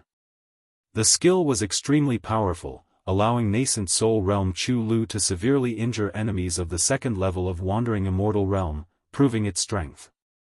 Sigh, it was not enough perseverance. Guan realized that in reincarnation evolution, he could only make decisions at destiny's turning points and couldn't control his reincarnated self. Thinking about it, didn't this mean that all other worlds of reincarnation also had their own thought processes? Isn't this also the case with reincarnation in reality? Ji Xiaoyu in this life was completely different from her previous life. Guan withdrew his thoughts, noticing that the ground was full of spiritual energy. This showed that reincarnation evolution also consumed real-world spiritual energy. Fortunately, he had changed locations to avoid affecting the supreme sect and the continent. Time to get down to real business. Today, he would break through a major realm. Guan accessed the attribute panel and poured 20 million years of lifespan into physique. Primordial karmic body advanced to primordial chaos body, then ascended to primordial ultimate body. Awakening the great divine power, the primordial chaos grand disk. This divine skill was an amalgamation of attack, defense, and sealing abilities, larger and more formidable than regular heaven and earth rules, possessing the might to crush heaven and earth rules. Guan immediately trained this divine skill to mastery realm. Vast spiritual energy surged into Guan's mind, and his consciousness entered a state of sudden enlightenment. Primordial ultimate body and primordial karmic body, although both named after primordial, had a huge disparity. By reaching ultimate body, one could easily see through heaven and earth rules as well as cause and effect, exerting absolute suppression over the primordial body type. Although Guan had not yet encountered a primordial body type, he felt that primordial must exist. After all, it was achieved through the elevation of his own body type, indicating that if the mortals of the great heavenly spirit land traced back their ancestry, they might very well be linked to primordial. He just did not know where primordial was located. As Guan devoured the spiritual energy, the silent and gloomy sea stirred into a tempest, as a powerful divine sense swept across the sea. Unfortunately, no matter how much it searched, it could not find Guan. An ancient hour later, Guan finally opened his eyes, and his physique was completely transformed into a primordial ultimate body. His current strength had reached a terrifying level, and the sensation of power was exceedingly delightful. He even wanted to find someone to test his newfound strength against. Fortunately, he resisted the urge. Cannot drift away. Chu Lu was too overconfident, killing throughout his path, only to be crushed to death by a cultivator several major realms above. Guan looked at the cultivation technique section. Primordial Chaos Supreme Holy Skill and All Things Form and Energy Art were each worth 20 million years of lifespan. The reason he only used 20 million years of lifespan was that he started to covet the function that would unlock with 1 billion years of lifespan. Chapter 301, Breakthrough to the 9th Layer of the Tao Void Mysterious Immortal Realm. In the next ancient hour, Guan enhanced the Primordial Chaos Supreme Holy Skill to the great accomplishment of infinite primordial creation, and yet, 20 million years of lifespan only advanced him by 1 level, luckily reaching the peak of perfection. At the same time, he awakened the divine skill, Unlimited Avatars. Every element of the 5 elements spiritual energy could turn into an avatar. This divine skill's combat power wasn't particularly outstanding as it manifested in quantity, since the 5 elements spiritual energy existed everywhere. He continued to advance. The all things form and energy art was elevated to the chaotic myriad forms freedom technique and then further to the Tao void mysterious divine thought skill. Similarly costing 20 million years of lifespan, no new divine skills were awakened, but the technique itself was a divine skill. The Tao void mysterious divine thought skill, once mastered, would not be restricted by rules. With a mere thought, he could suppress cultivation level, breath, appearance, and everything else, making them unperceivable to others. With this technique, there was no need for Guan to use transformation techniques. Of course, what he valued most was its marvelous effect in hiding cultivation level and breath. In the reincarnation evolution, Chu Lu died quickly exactly because he lacked this technique. Of course, trusting Cheng Jielan also played a part. After Guan passed on the Tao void mysterious divine thought skill, another ancient hour had passed. Next was the promotion of the boundless heaven-constricting sword to the eternal boundless divine sword. The limitless freedom step was finally elevated to the stepping path of ages step, a technique that allowed time reversal within a specific range of each footstep, transforming all things from death to life, from life to null. Of course, this stepping technique couldn't aid in achieving immortality since it had limitations and was primarily used for combat. The 9 extremes yin-yang body was finally advanced to the Tao of transcending void body. Guan also enhanced the soul-capturing skill, promoting it to the great imprisoned soul immortal technique, consuming 5 million years of lifespan. The previous 3 ultimate skills and divine skills each consumed 20 million years of lifespan, totaling 65 million years of lifespan. Adding the physique and cultivation technique, Guan had already spent 105 million years of lifespan. The consumption from the lifespan barrier was also a significant figure. Even without breaking through, he felt invincible at this moment. But he needed to be cautious. He must break through. Guan reopened the attribute panel, focusing his gaze on the cultivation level column. At this moment, the entire ocean was experiencing a violent storm, with endless towering waves, as the divine sense of a carefree primordial immortal frantically scanned the area. Guan didn't mind since the area was mostly inhabited by lost souls and wild ghosts who wandered the mortal world, suffering from the rejection of the heaven and earth rules. He hesitated for a moment, then decided to invest 5 million years of his lifespan. It was uncertain whether the early investment of 100 million years of lifespan could erase the gap in the difficulty of cultivation between the divine immortal of wondrous Dharma and higher realms. You practiced chi absorption cultivation for 30,000 years, forcefully attempting to assault the Tao void mysterious immortal realm with the great accomplishment of infinite primordial creation, starting the tribulation crossing. You didn't endure the 6 realms destiny ultimate void tribulation, failing the tribulation, 30,000 years for one tribulation crossing. Guan was thrilled, knowing that previously, when he attempted to reach the divine immortal of wondrous Dharma realm, it took 60,000 years for one chance to cross the tribulation. However, even more surprising events occurred.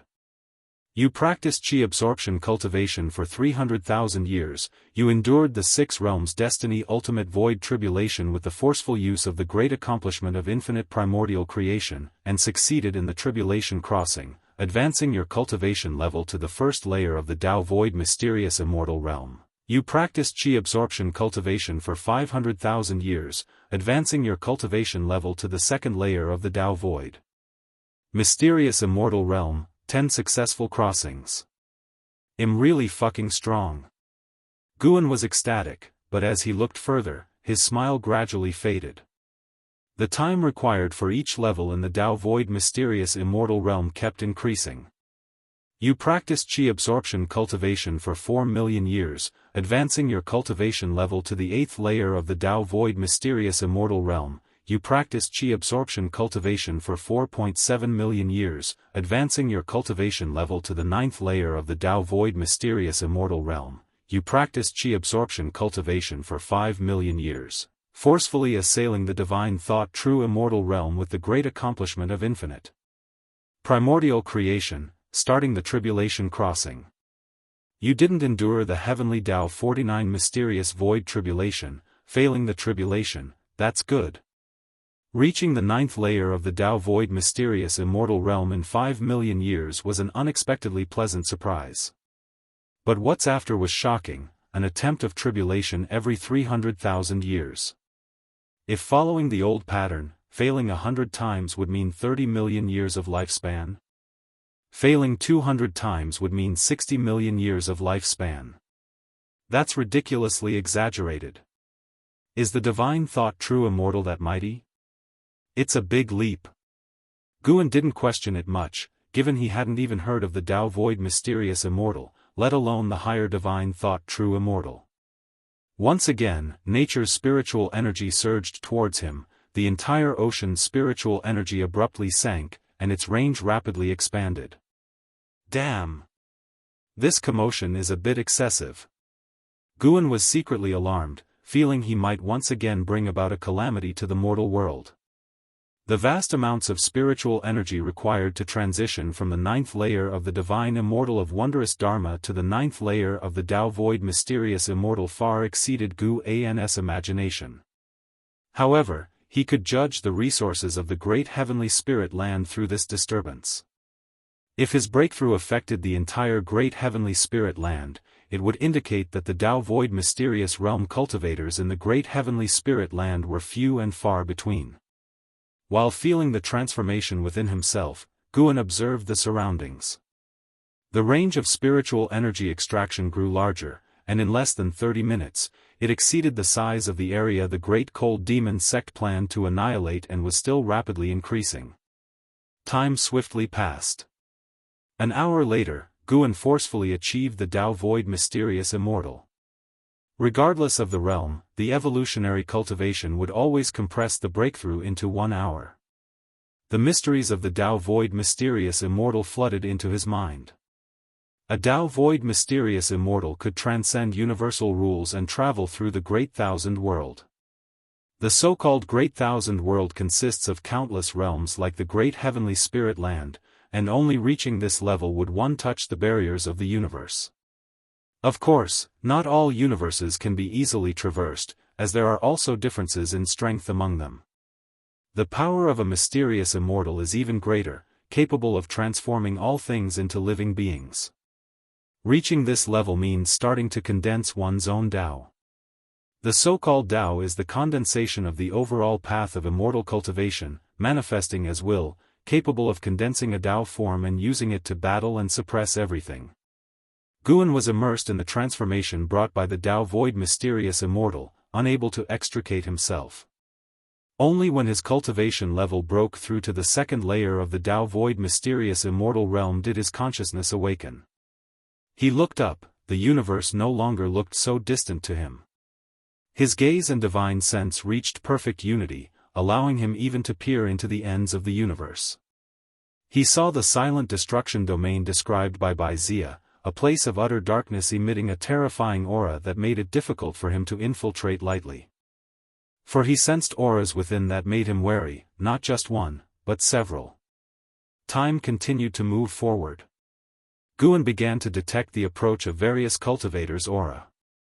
Looking up, he saw a massive number of cultivators flying out of the Holy Land where the Holy Court was located, quickly approaching, the numbers even surpassing those of the Great Cold Demon sect. His breakthrough had indeed alarmed the Holy Court. It must be said, compared to the Holy Court, the Great Cold Demon sect was utterly incomparable. The cultivators who flew out were of loose immortal realm at the lowest, numbering over 5 million and still increasing. More than 5 million loose immortals, what an exaggeration. He even sensed the aura of divine immortals of wondrous Dharma and carefree primordial immortals, with more than 10 divine immortals of wondrous Dharma among them. The cultivators of the Holy Court dispersed to protect various continents and islands. The ocean stirred up world-shocking waves, the speed of the sinking spiritual energy causing many continents to shatter.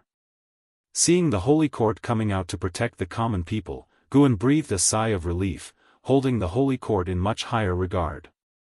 He didn't want his breakthrough to result in the extinction of countless beings. It seems the support of the Great Cold Demon sect by the Holy Court was only the will of that Holy King. If the Holy Court became his enemy in the future, regardless of the animosity, simply for today's actions of the Holy Court, he wouldn't thoroughly exterminate them. Of course, it would be even better if he could establish friendly relations with the Holy Court. Cultivation doesn't have to be all about fighting and killing. The benefits derived from slaughtering the Great Cold Demon sect were indeed massive, but it also attracted much wariness. Look now, the battle just ended, and divine immortals of wondrous Dharma have shown up, a realm previously unheard of. If he became too arrogant and a more terrifying existence than the divine thought true immortal appeared and slapped him to death with one palm, what could he do? The experience of Chu Lu was a lesson. Of course, more of Chu Lu's death was due to trusting the wrong person. Guan couldn't help but curse at him, "How dare you marry into the family of someone you killed?" Although initially, Chu Lu was the victim, he should have stayed away from Chengjialan. With the Holy Court taking action, Guan felt even more at ease. He began to focus on enjoying the transformation of the Dao Void Mysterious Immortal. Reaching the 9th layer of the Dao Void Mysterious Immortal realm, what could the Holy King behind the Great Cold Demon sect do to him? If that Holy King was also a Dao Void Mysterious Immortal, then Guan would fight with all his might to achieve another breakthrough. Chapter 302, Absolutely Not Intoxicating. Under the cloak of night, the vast ocean was riddled with shadows of great cultivators flitting by, and many sea monsters leaped out of the water, making the night all the more terrifying. The isolated island where Guan was situated was surrounded by terrifying waves, which could engulf it at any moment. Yet, he was still waiting for the breakthrough to conclude. The amount of spiritual energy needed for each minor realm within the Dao Void Mysterious Immortal realm far exceeded that for breakthroughs in previous major realms. Guan had been observing the outside world, for he wanted to know the impact of this breakthrough on the great heavenly spirit land. By now, the range of the descending spiritual energy had become enormously exaggerated. However, in comparison to the entire great heavenly spirit land, it was still not sufficient to shake the whole. The great heavenly spirit land was far too vast. Even though Guan could now see beyond the heavens, he could not overlook the vastness within the great heavenly spirit land. As time elapsed, more and more great cultivators arrived to protect the oceans from all corners, and even sects that Guan previously dared not spy upon sent out great cultivators. Even the dynasty populated entirely by heavenly spirit life forms had sent people out. Guan suddenly discovered an interesting point: the immortal spirit dynasty and the Holy Court were situated on opposite sides of the great heavenly spirit land, as distant from each other as possible, giving a clear demarcation. He would have to find an opportunity to learn about the immortal spirit dynasty from Bai Zia next time. Guan saw that apart from this stretch of the ocean, the continents and islands and other seas were all protected by great cultivators, even floating in the air near the continent where the supreme sect was located, holding back the waves. The Holy Court's efficiency was truly formidable. It could offer swift protection to the common people within a short period of time, truly worthy of its name. It is worth mentioning that the carefree primordial immortal of this ocean region had been the target of a manhunt. He was besieged by several other carefree primordial immortals and had already fled to outer heaven. Guan couldn't help but mourn him silently. My sin, my sin. Although the other party became involved because of him, Guan had no choice, he had to break through. Going anywhere would attract attention, going to outer heaven would attract at least those at the heaven and earth flying immortal realm, which would be far too dangerous. However, considering the current commotion, Guan's next breakthrough would have to take place outside of heaven. Although outer heaven was dangerous, Dao Void Mysterious Immortal was not weak. Guan had already seen the words, Divine Thought True Immortal, and had a vast lifespan. He couldn't feel at ease without reaching the 9th layer of Divine Thought True Immortal. He would have to control his next breakthrough a bit more. Reaching the 9th layer, he would have to restrain himself and not prematurely peer into the name of the next realm, lest his heart itch with curiosity. Guan thought silently to himself. The anomalies above the ocean had not affected outer heaven. The moon set and the sun rose. When morning arrived, the turmoil of spiritual energy over the ocean gradually returned to calm. Guan had finally reached the 9th level of Dao Void Mysterious Immortal. He slowly opened his eyes, and the golden patterns on his forehead shone with an illusory vertical golden eye. The pupil of the primordial divine eye was gradually turning black, then deep gray, making this vertical eye all the more terrifying and oppressive. With a thought, Guan caused the primordial divine eye to disappear. He slowly stood up. Without taking a step, his figure vanished on the spot from the island. Almost instantaneously, he arrived within the Nianchu cave of Heavenly Phoenix Mountain. Tian Yaoer, Tian Qing, and Tian Bai were all immersed in cultivation. The cave was quiet, save for the sound of dripping water, exuding a profound serenity.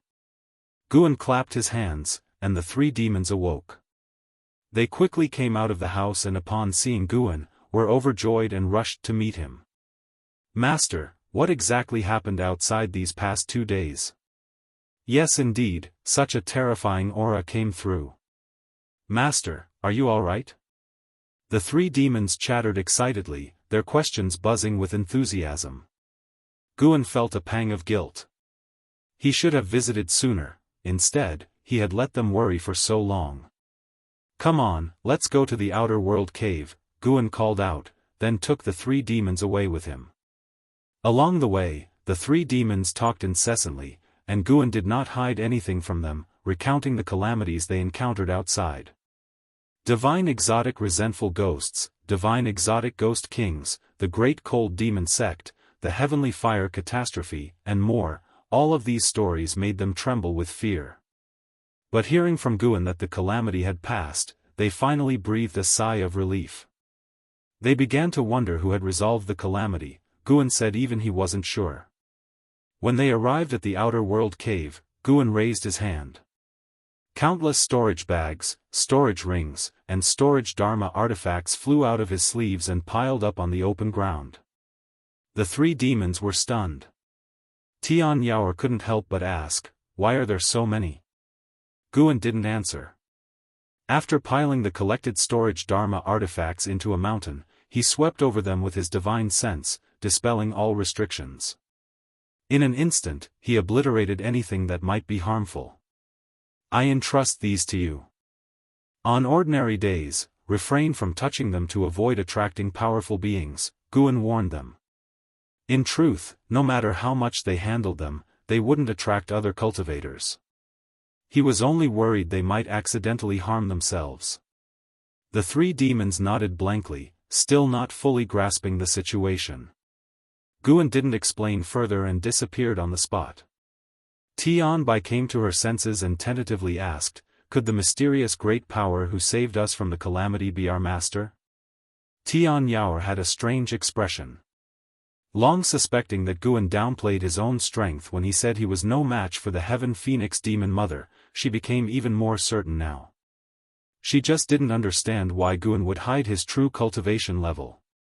Elsewhere, Guan returned to the Supreme Sect.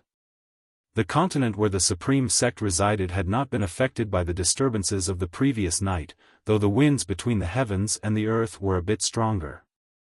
He first returned to the 8 scenic caves to inform Jianghu that the Great Cold Demon sect had been eradicated. Jianghu was shocked and immediately left. Guan didn't follow her. Instead, he used the teleportation array in the valley to return to the 3rd Medicine Valley. Even after 2 days had passed, the atmosphere in the valley was still lively. Most people were discussing the Great Cold Demon sect. Stealing the 5 Elements and 9-Finger Divine Lord resumed their chess game, occasionally shouting, drawing laughter from the surrounding disciples. The servant disciples, who were laboring, were also spirited, and even the white spirit rat under the mystic pure tree was unusually awake, lying at Nzin's feet, enjoying her petting. Everything seemed so harmonious, bringing a smile to Gu An's face. He had taken the risk to intervene so that he could see such a scene every day.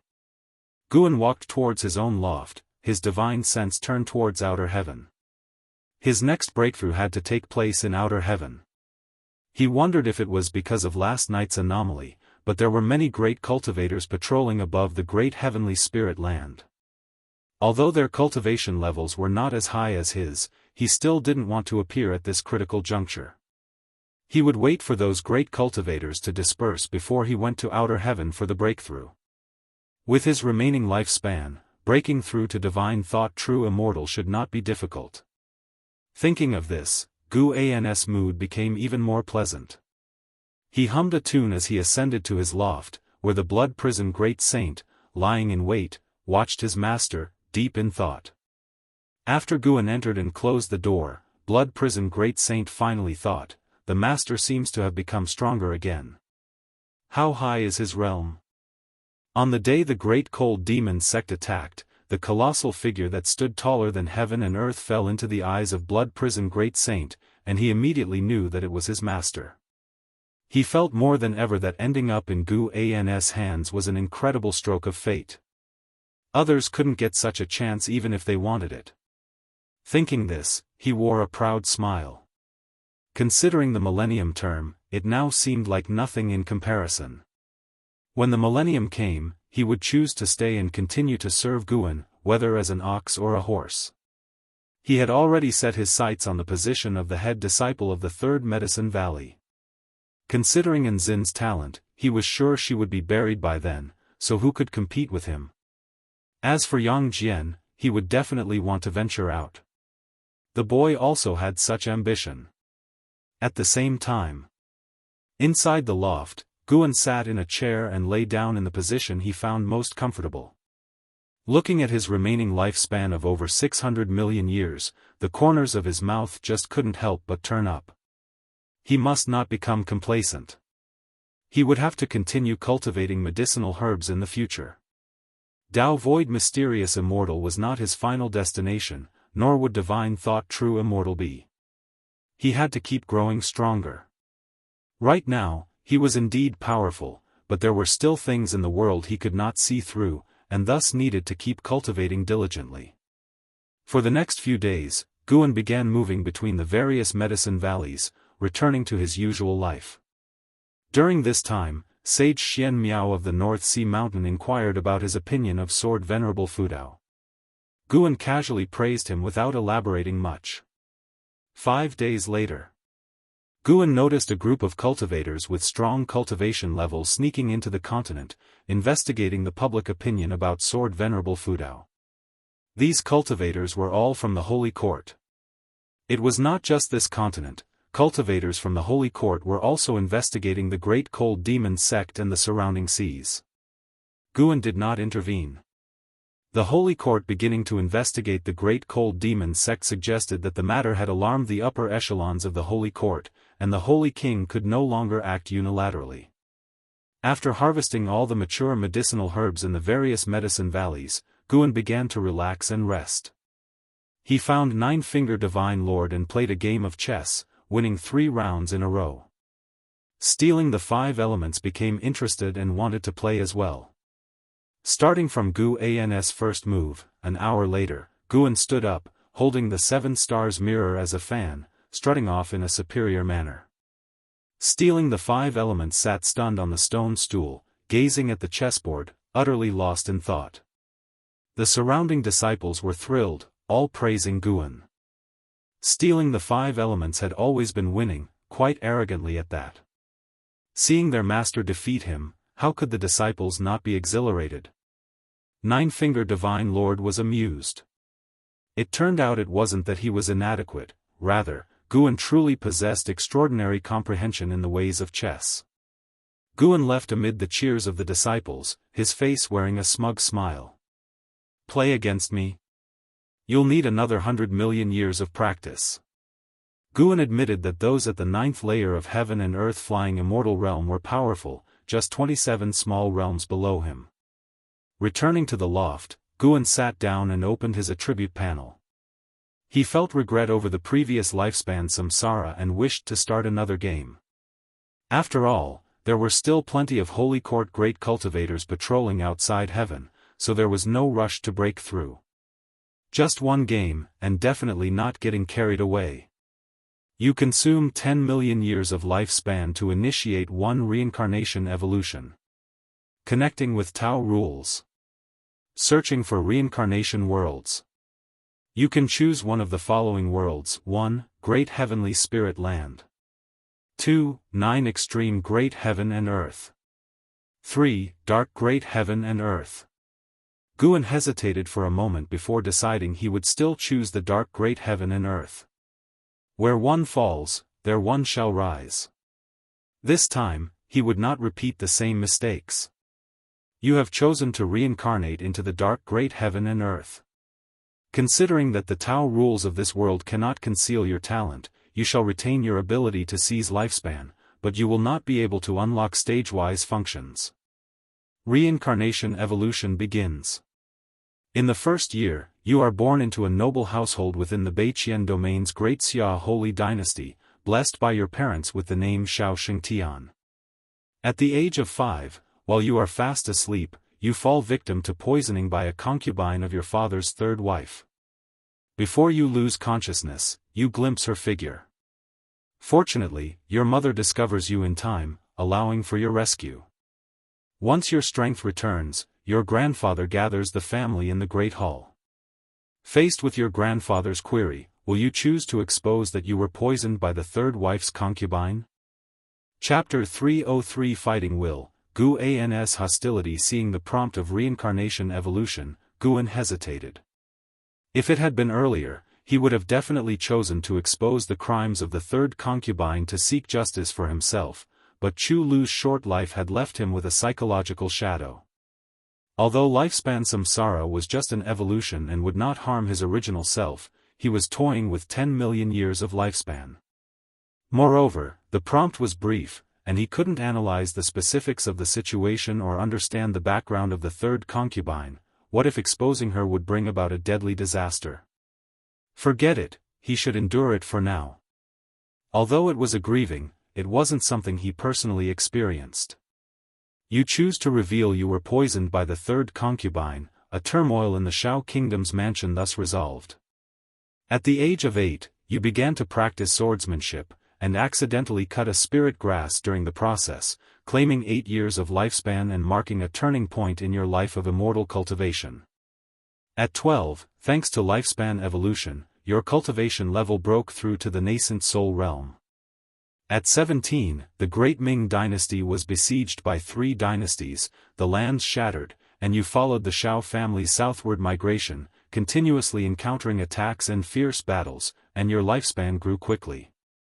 At 18, during the escape, you encountered 2 severely injured cultivators, one male and one female, each begging you to save them and kill the other, plunging you into hesitation.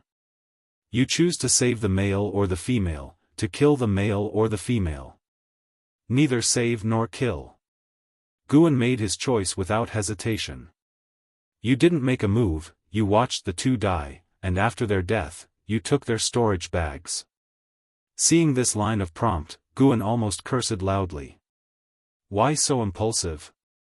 The following years were filled with various escapes and battles.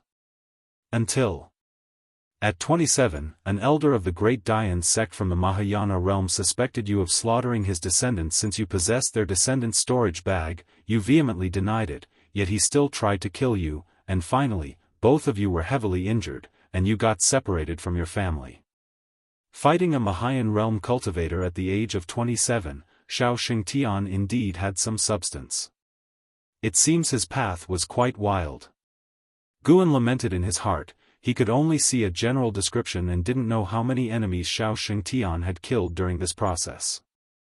At 30, you entered the Luoqing sect to focus on cultivation. At 45, the Shao family was slaughtered. Deeply grieving upon learning this, you began to investigate who the enemy was. At 50, after 5 years of investigation, you found that the power that slaughtered the Shao family was the Li family from the East Profound Domain. You left the Luoqing sect alone to rush to the East Profound Domain. Seeing the words East Profound Domain, Guan secretly felt that something was amiss. Why, out of nowhere, was his family destroyed again? Speaking of which, Guan in this life also had no relatives, living alone in the Ji family mansion. Could this be fate? At 60, you stormed the secret realm assessment of the East Profound Saint Mansion, swept through the geniuses of East Profound Domain, and became renowned throughout the world. At 70, you cultivated the Heavenly Gang Holy Body in the East Profound Saint Mansion. The Mansion Master favored you greatly, wishing to betroth his youngest daughter to you, whether you accept. Do not accept. You refused the Mansion Master's goodwill. He then took you as a disciple, and you received great cultivation resources from the East Profound Saint Mansion. Guan smiled when he saw this. That's more like it. The following life was filled with various cultivations. Xiao Xingtian continually enhanced his physique, cultivation technique, and divine skills. His choices were limited, focusing on only one method of each type. Years swiftly passed. At 137, you participated in the holy competitions of the 5 domains. With an overwhelmingly dominant appearance, you claimed the title of the strongest prodigy of the era, and the name of the Heavenly Gang Holy Body spread across the great heaven and earth. At 138, you encountered a cultivator from the Li family during an externship. Due to a deep-seated hatred, you erupted into conflict with the Li family, encountering a mysterious carefree primordial immortal who intervened and nearly killed you. Fortunately, a cultivator named Hanging Pot saved you when you were severely injured. At 139, before your injuries fully healed, the Li family attacked again, vowing to annihilate you. Hanging Pot consumed his true yuan, using a great divine power to shift you and his children into a space-time rift. The 3 of you fell into the Dark Continent. At 140, Hanging Pot's son couldn't withstand the invasion of dark powers, ultimately perishing, his soul turning into a dark undead and disappearing, and you took his sister to search for him. At 142, the 2 of you failed to escape the Dark Continent. Hanging Pot's daughter also turned into a dark undead. You, enraged, began slaughtering the dark undead of the Dark Continent. At 143, you encountered the Black Profound Emperor from the Dao Void mysterious immortal realm, who extinguished your soul. Reincarnation ends. What? Damn Black Profound Emperor again. How did he reach the Dao Void mysterious immortal realm this time? Gu An's eyes widened, his anger uncontainable. If the Black Profound Emperor had the ability to anticipate lifespan, he would have already sensed the intense hostility from Guan. This guy had been squatting on him for 2 lifetimes, how could he bear it? Guan immediately vanished inside the room and teleported to the ocean floor of another world. Then he activated the lifespan barrier. A surge of vast memories rushed into his mind. An hour later, Guan opened his eyes, his face showing complex emotions. Xiao Shengxian's life was more splendid than Chu Lu's, advancing triumphantly, enjoying life fiercely with gratitude and resentment, possessing the fame of the strongest talent of the contemporary era, and he also encountered many beautiful women. Regrettably, he still died. In his memories, Guan learned about the horrors of the Dark Continent, which was even larger than the entire great heavenly spirit land, impossible to fly to the outer heaven, the world dim and vast, as if never able to escape, and a mysterious power called Dark Force devouring him. If not for the sufficiently powerful Heavenly Gang Holy Body, Xiao Xingtian might not have lasted until the day he met the Black Profound Emperor. It must be said, the Dao Void mysterious immortal realm Black Profound Emperor was truly terrifying. Guan not only possessed memories but could also deeply experience the feelings of the time. When the Black Profound Emperor killed him, he seemed to deliberately preserve his flesh. The thought of his body being used by the Black Profound Emperor really irked Guan. He also did not know where the Dark Continent was, whether the timing could match up, and if they met, if the opponent's cultivation was not as good as his, he must make the Black Profound Emperor truly feel despair. The second reincarnation evolution ended at only 143 years old, which was quite annoying. However, the gain was greater than last time. Although the Heavenly Gang Holy Body was not as good as his primordial ultimate body, he could pass it on to his disciples in the future. The real gain was Xiao Shengxian's will. Xiao Xingtian cultivated a kind of fighting will. The more severe the injury, the stronger the burst of strength, capable of sweeping all opponents of the same realm, and even had a chance to counter-kill higher realm opponents. Of course, for Guan, the main use of the fighting will was manifested in crossing the tribulation. With this will, would his evolutionary practice in crossing the tribulation be easier? Guan felt deeply and pondered whether he in the Tao Void mysterious immortal realm was stronger than the Black Profound Emperor. With his whole Bodhis ultimate skills, he really wanted to try challenging the Black Profound Emperor. He then disappeared from the seabed, returning to the attic of the Third Medicine Valley. Although merging memories caused some disturbance, it wasn't as significant as his previous breakthrough. Guan sat on a chair, suddenly feeling like trying again. He couldn't pick the Dark Continent next time, there was no need to stubbornly confront the Black Profound Emperor. Forget it. Bad luck. In the reincarnation evolution, Guan could only make significant choices. He couldn't control how his evolving self specifically acted, meaning, reincarnation evolution was unknown. Since it was unknown, it needed to be mystical. Moreover, Guan still needed to break through, he couldn't get overexcited and delay his breakthrough.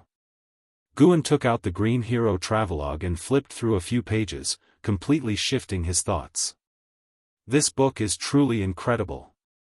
Even if Xian Tianyi died now, with this book, in Gu An's heart, he was a saint. The news of the Great Cold Demon sect being wiped out by Sword Venerable Fudao spread wildly for a long time, making Sword Venerable Fudao's fame spread even wider. In the blink of an eye, half a year passed, and time came to the end of the year. Winter snow covered the vast heaven and earth. Guan was writing a book in the attic, recording all the Daoist sorcery and ultimate skills practiced by Chu Lu and Xiao Xingtian in his lifetime into a secret book, not wishing to immediately disseminate it but just writing for fun. If it could prove useful later, he could directly bring it out. He suddenly sensed something, raised an eyebrow, then put down his pen and vanished inside the room. Far away on the ocean, Bai Zia lay on a large gourd, the gourd soaring among the clouds, his legs crossed, looking very stylish. He sensed an aura and immediately opened his eyes, leaping up. Then, he saw a figure swiftly approaching, his face breaking into a surprised smile. It was Meng Lang, whom he wanted to see. Guan quickly flew in front of Bai Zia and greeted with a fist and palm salute, "Daoist friend Bai, didn't expect to meet you here." Bai Zia frankly stated his purpose, then greeted him back, smiling, "Daoist friend Meng, long time no see, are you well? Have you been affected by the Great Cold Demon sect?" He had already flown into the area endangered by the Great Cold Demon sect, of course, this was just the peripheral region, so Guan dared to meet him. "No, I wasn't here at the time, I only came back after hearing that the Great Cold Demon sect was extinguished." Guan shook his head. "Doing well?" "Quite good, just broke through to the 9th layer of the Tao Void mysterious immortal realm." Bai Zia invited Guan onto the gourd, and he unceremoniously joined. The two began discussing the Great Cold Demon sect and Sword Venerable Fudao. Bai Zia was shocked by this matter, he didn't expect such a big event to occur within the Great Heavenly Spirit Land. Although the Great Cold Demon sect wasn't comparable to Mortal World Peak, it wouldn't be far off. To wipe out the Great Cold Demon sect with one's own power, its Daoist level was unimaginable. There were still survivors from the Great Cold Demon sect, but they were like scattered monkeys after a tree falls, many enemies kicking them while down. Bai Zia was very curious about Sword Venerable Fudao, asking Guan when this person had emerged. Guan then said he was in seclusion before, also unsure when Sword Venerable Fudao appeared. The two talked for a long time, and the conversation was mostly Guan asking questions and Bai Zia patiently answering. An hour later, Guan suddenly asked, "Daoist friend Bai, have you ever heard of the Dark Continent?" Bai Zia frowned, surprised. He asked, "The Dark Continent? Never heard of it, is it powerful? Where is it?" Hearing this, Guan could only say, "I'm not clear either, just heard a senior mention this name, so I was curious." Afterward, he bid farewell to Bai Zia. Bai Zia hurriedly said, "Mortal World Peak will soon hold a 10,000-year summit, you must come," officially taking over as Peak Master. Guan nodded, then flew toward the direction away from the Supreme Sect. As he flew far away, Bai Zia muttered, "Dark Continent, why does it feel like I've heard it somewhere?" Chapter 304, Breakthrough to the Divine Thought. True Immortal Realm. 9 Layers. After bidding farewell to Bai Zia, Guan took a detour, only then returning to the Third Medicine Valley.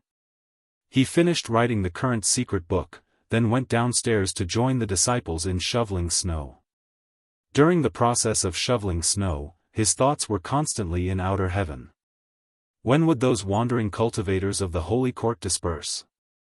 They couldn't stop Guan. He was just worried that the noise from his breakthrough would be too loud and attract them near the lifespan barrier.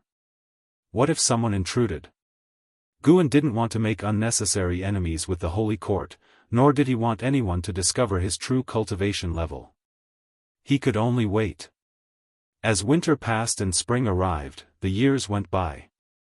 The news of Sword Venerable Fudeo's world-saving feat spread widely across this region of the mortal world, earning more and more praises, and his fame spread throughout the great heaven and earth.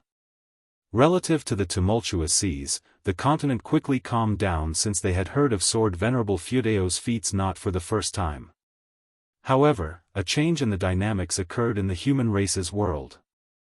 The forces that had fled returned but could no longer maintain their former dominance, while those who stayed behind gained more support and developed rapidly. The other continent on the Nine Nether Road was even more dangerous. The sects and families of the Taizong dynasty couldn't secure a footing there, and the fleeing forces returned in disgrace within a few years. Jianghu also returned to the Jiuhua sect, beginning to develop the sect peacefully. Gu An's days returned to being leisurely. Before he knew it, 10 years had passed. The wandering cultivators of the Holy Court outside heaven finally dispersed, and Guan was waiting for this day. He immediately set off, leaving quietly. In just one step, he reached the depths of the universe, flying towards a location he had chosen long ago. It was a gigantic meteorite, even larger than the continent where the supreme sect was located. Guan landed on the meteorite. Looking around, the great heavenly spirit land seemed very distant. Reckoned for a heaven and earth flying immortal, it would also be impossible to spy with the naked eye. Turning around, the universe's depths behind him were extremely dark. From here to the silent destruction domain was closer than to the great heavenly spirit land. This was also intentional on his part, to make the Holy Court think that the anomalies were caused by a heavenly demon. He sat down on the spot, activating the lifespan barrier. He then pulled up his attribute panel. Name, Guan, lifespan, 220/639, 660, 342, physique, primordial ultimate body, cultivation level, divine immortal of wondrous Dharma realm 9th layer. This lifespan was truly a delight to behold. He had to be more careful about this breakthrough. The last time he crossed the lifespan barrier he had consumed tens of millions of years of lifespan, a figure that could not be ignored. Guan took a deep breath, deciding to directly aim for a breakthrough in cultivation level. Tribulation every 300,000 years, still quite frightening. 1 billion, get on board. You practiced chi absorption cultivation for 300,000 years. With the great accomplishment of the infinitive creation Dharma, you forcefully struck at the divine thought true immortal realm, began facing the tribulation. You failed to endure 49 heavenly Tao mysterious void tribulations, and the tribulation failed. You practiced chi absorption cultivation for 600,000 years. With the great accomplishment of the infinitive creation Dharma, you forcefully struck at the divine thought true immortal realm, began facing the tribulation. You failed to endure 49 heavenly Tao mysterious void tribulations, and the tribulation failed. Guan remained expressionless, already used to failure. No matter, he still had 5 billion years, he didn't believe they could drain him completely. However, something terrible happened. When his tribulation failures exceeded 100 times, his expression became grave. When his tribulation failures exceeded 200 times, his expression became ugly. When 1 billion years were all used up, he was on the verge of a breakdown. What was this heavenly Tao 49 mysterious void tribulation? Was it this absurd? Once Guan successfully broke through, he must investigate the origin of this heavenly tribulation. Even within the same realm, heavenly tribulations are not fixed. Taking mortal world peak, for instance, their recorded types of heavenly tribulations exceeded 10,000. The rule summarized by the immortal cultivation world is that the more powerful you are within the same realm, the more terrifying the heavenly tribulation. However, those cultivators, despite an increased difficulty in their tribulation, could rely on formations, dharma treasures, and sect teachings for support. Guan could only rely on himself, owning no dharma treasures. After a full aspect promotion, he himself was terrifyingly strong. How could such a him fail more than 300 times? Guan gritted his teeth, choosing to commit 30 million years of lifespan. From 1 billion to 30 million, it wasn't that he was frightened, he just felt he was close to succeeding and didn't want to waste lifespan. However, all failed again. Guan's eyes began to redden, he couldn't believe it. Another 30 million years. Dare to consume 500 million years. When Guan's thoughts settled, he still failed. Another 30 million years. Failed. Failed. Failed. Just as Guan was preparing to continue investing, the prompt finally changed its length. He succeeded. You practiced chi absorption cultivation for 2,330,000,000 years, with the great accomplishment of the infinitive creation dharma you forcefully struck at the divine thought true immortal realm, began facing the tribulation, and you endured the 49 heavenly Tao mysterious void tribulations. Tribulation succeeded, and your cultivation level broke through to the first layer of divine thought true immortal realm. You practiced chi absorption cultivation for 260 million years. Your cultivation level rose to the second layer of divine thought true immortal realm. You practiced chi absorption cultivation for 300 million years, your cultivation level was enhanced, for million years to not break through a minor realm? Is divine thought true immortal that exaggerated?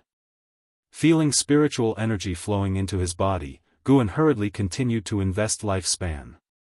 Third layer. Fourth layer. He must reach the 9th layer to feel at ease. Eventually, he spent another 54 million years of lifespan and finally reached the 9th layer of divine thought true immortal realm. The mighty spiritual energy surged into his body, its scale far surpassing that when breaking through the Tao void mysterious immortal realm. Not only that, he found himself also absorbing the universal laws pervading the cosmos. He immediately closed his eyes to meticulously experience it. As he closed his eyes, the universal laws became clear, those laws falling and then vanishing into thin air, finally appearing imperceptibly inside the lifespan barrier. Soon, Guan noticed a divine sense sweeping over from the silent destruction domain. It was the carefree primordial immortal. As time passed, the noise from the breakthrough grew louder, attracting more and more divine senses, with the lowest being at the heaven and earth flying immortal realm. After 30 minutes, Guan sensed the divine sense of a divine immortal of wondrous dharma. Fortunately, those guys didn't dare show themselves yet, only daring to hide and use divine sense to spy. About half an ancient hour passed. Guan suddenly sensed something, subconsciously opened his eyes, and then his eyes widened. He saw a pair of eyes appearing in the cosmic darkness, ordinary human race eyes, just like immortals, except the gaze was very detached. These eyes were large, with the stars and continents of the universe completely tiny like dust before them. Guan felt as though he was being watched by the other, which made him feel uneasy. Could the lifespan barrier have been seen through? After a while, the pupils of those eyes finally shifted away. Guan breathed a sigh of relief, daring to play such a dirty trick. Thinking I would be scared to jump out and beg for mercy? Unbearable. Just then, he finally succeeded in his breakthrough, and a stream of memories began flowing into his mind, all about divine thought true immortal. Divine thought true immortal, divine sense transformed into divine thought, with immensely powerful thoughts that could kill enemies or cast spells through thought alone. True immortal, then, is a true immortal. His flesh and spirit underwent another transformation, and once completed, he would be an immortal conforming to the heavenly creation, not one just enhanced through cultivation. Guan's consciousness immersed in the legacy memories, he saw many images. He could peer into the past lives of any beings that had a karmic connection with him, a very peculiar feeling. However, he couldn't see Ji Xiaoyu's past life, he could only start from where Ji Xiaoyu was born in this life.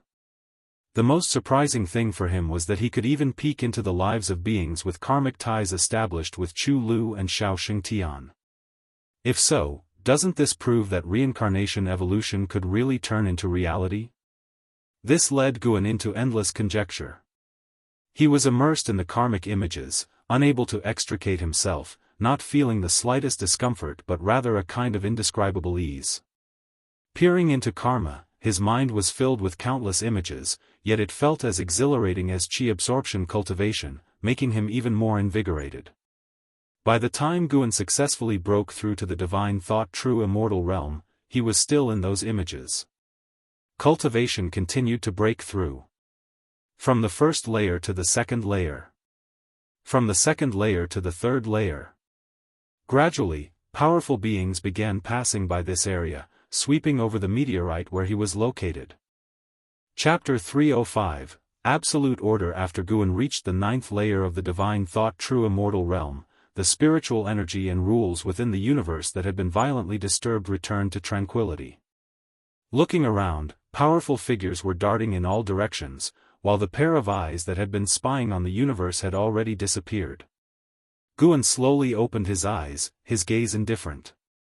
Having seen so many lives, his Daoist heart had been elevated, and in the unknown reaches, he had even touched upon a Tao that belonged to himself.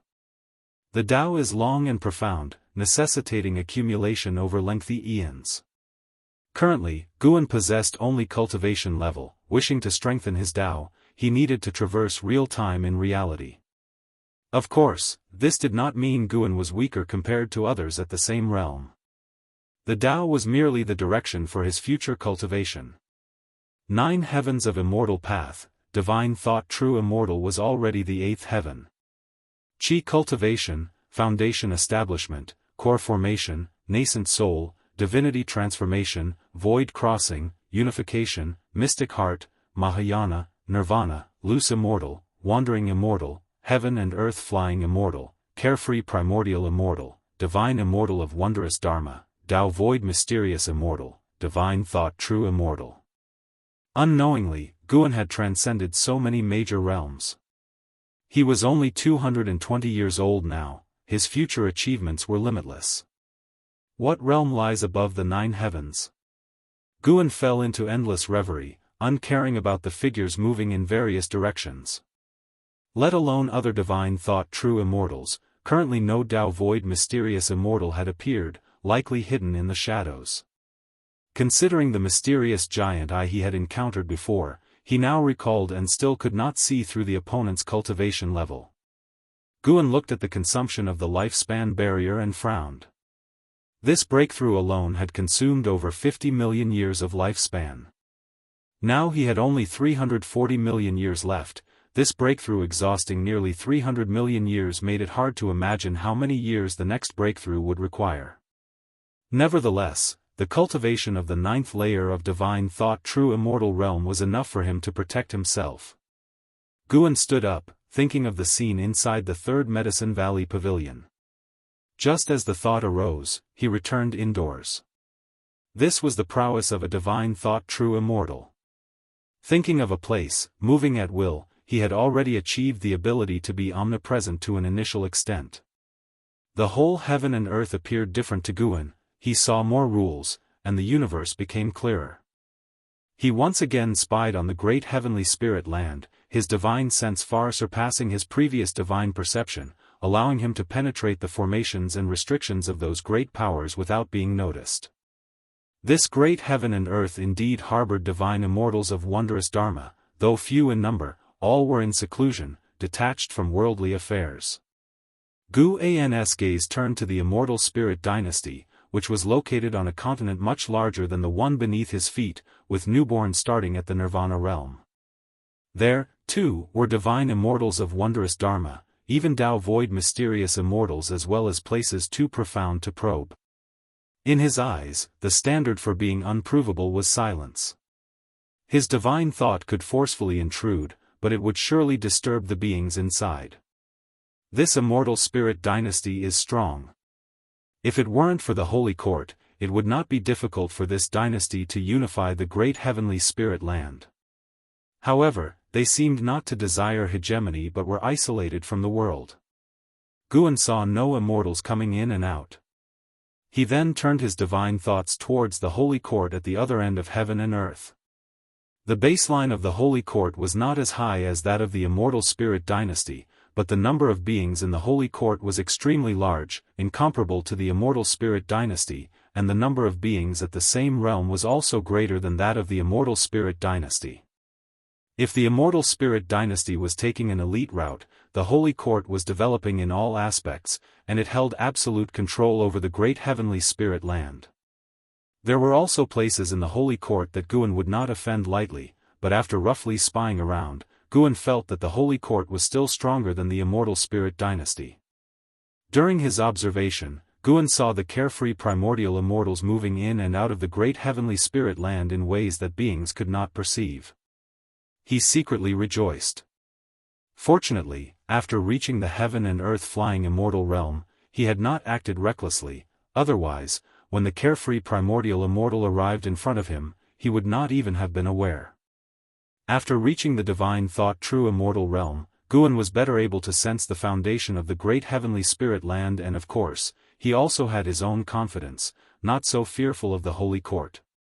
Guan vaguely saw the chi fortune of the Holy Court forming an invisible passage, leading deep into the universe, entering the annihilation zone. His gaze involuntarily turned towards the annihilation zone. The universe was vast and boundless, and the annihilation zone was not just in one direction but surrounded the cosmic region where the great heavenly spirit land was located, although the great heavenly spirit land was closer to one side.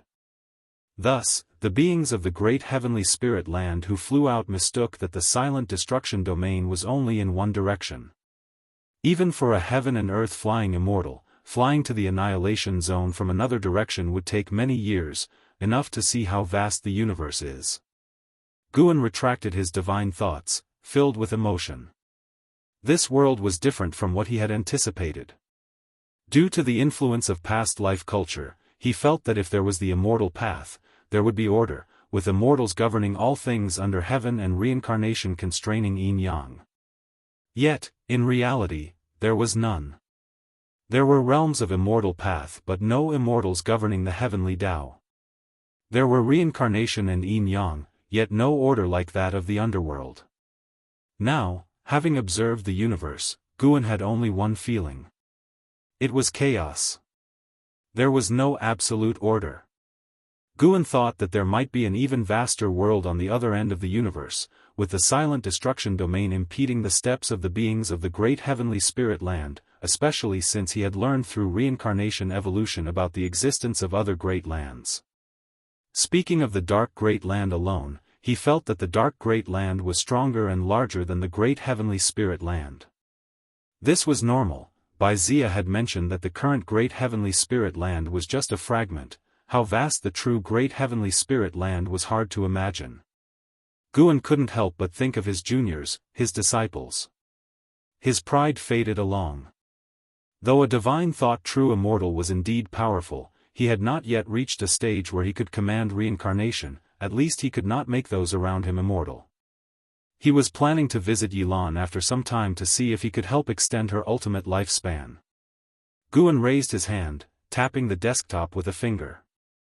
This action was transmitting mana. He was enhancing the mana within the heaven-cutting axe while also strengthening the words, righteous path, on the heavenly repair platform. Since the prestige of Sword Venerable Fudao had already been established, he would just have to maintain it. At the end of summer, the weather was gradually cooling. In the woods, Guan was guiding Yang Jian in his cultivation. Yang Jian wielded a trident and blade, his attacks swift and powerful, yet unable to harm Guan, who with just 2 fingers could block all his attacks.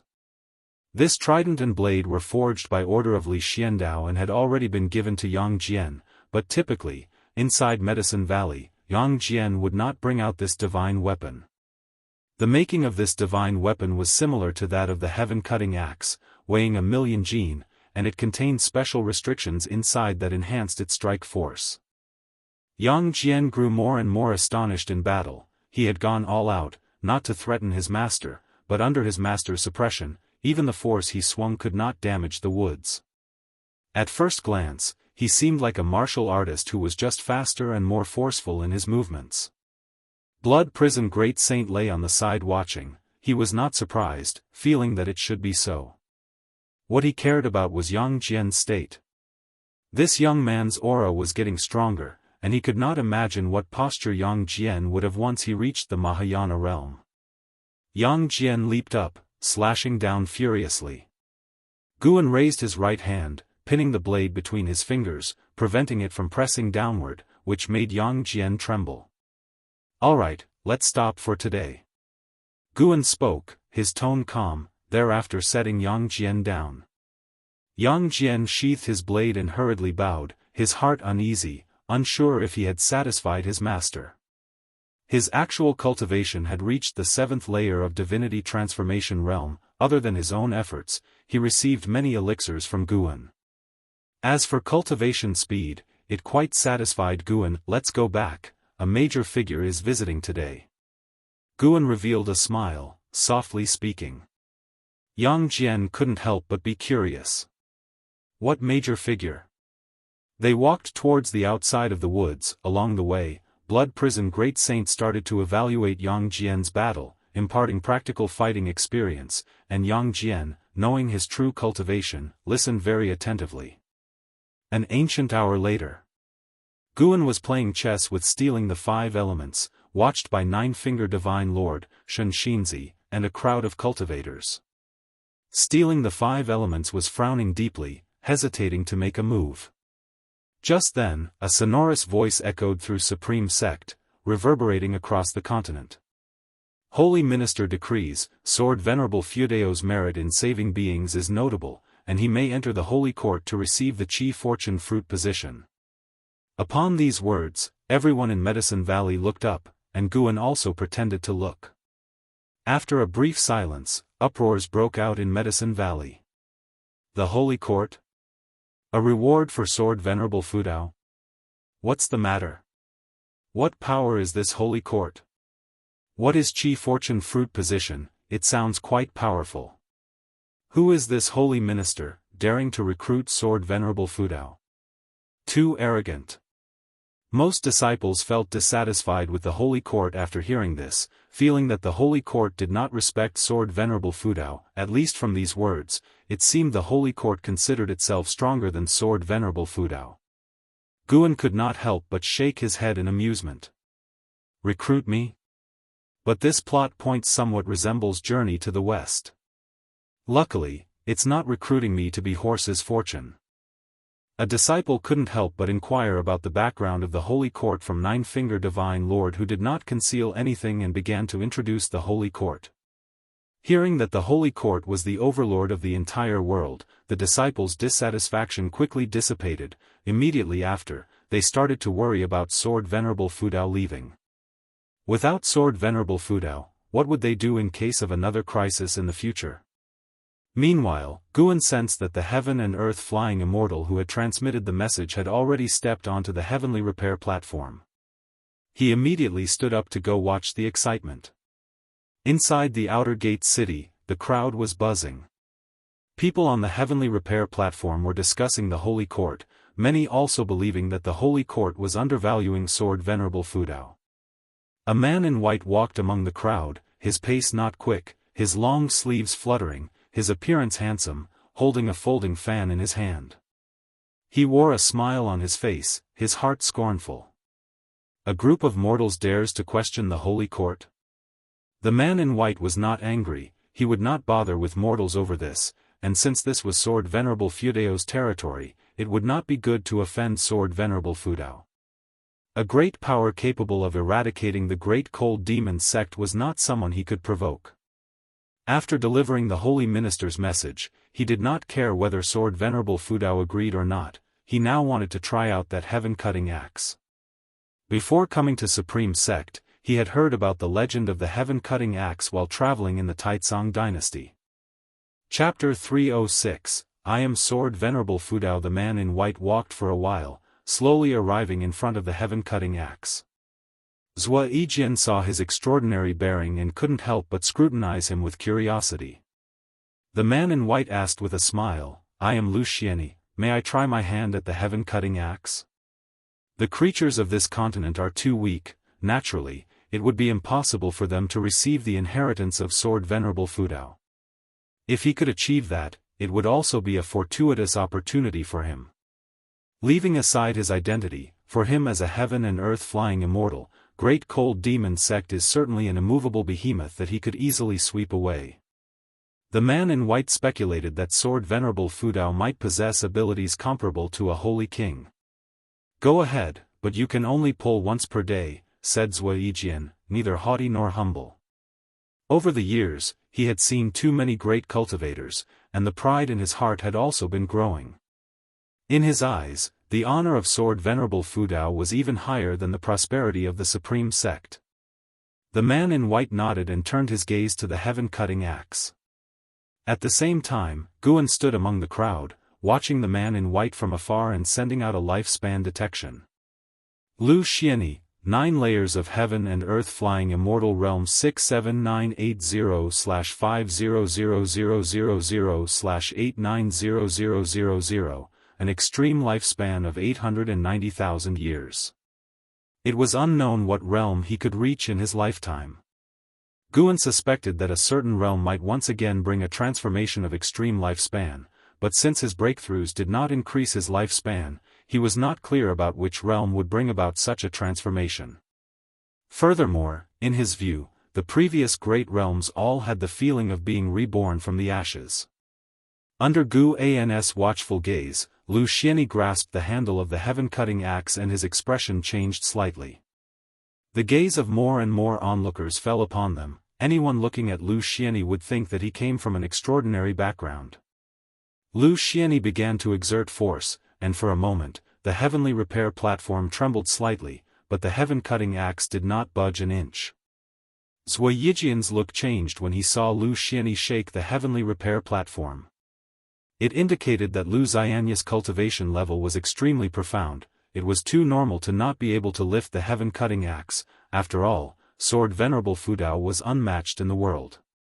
At least, in Zhuo Yijian's heart, Sword Venerable Fudao was invincible. Wait a minute. This guy's voice is very similar to the one who shouted just now. It's not just similar, it's the exact same voice, just quieter, and the oppressive feeling is also restrained. Having realized this, Zhuo Yijian's gaze towards Lu Xianxia was filled with hostility. How dare this scoundrel try to poach the Sword Venerable? Outrageous! The commotion caused by Lu Xianxia attracted the attention of everyone on the heavenly repair platform, but he didn't pull for too long.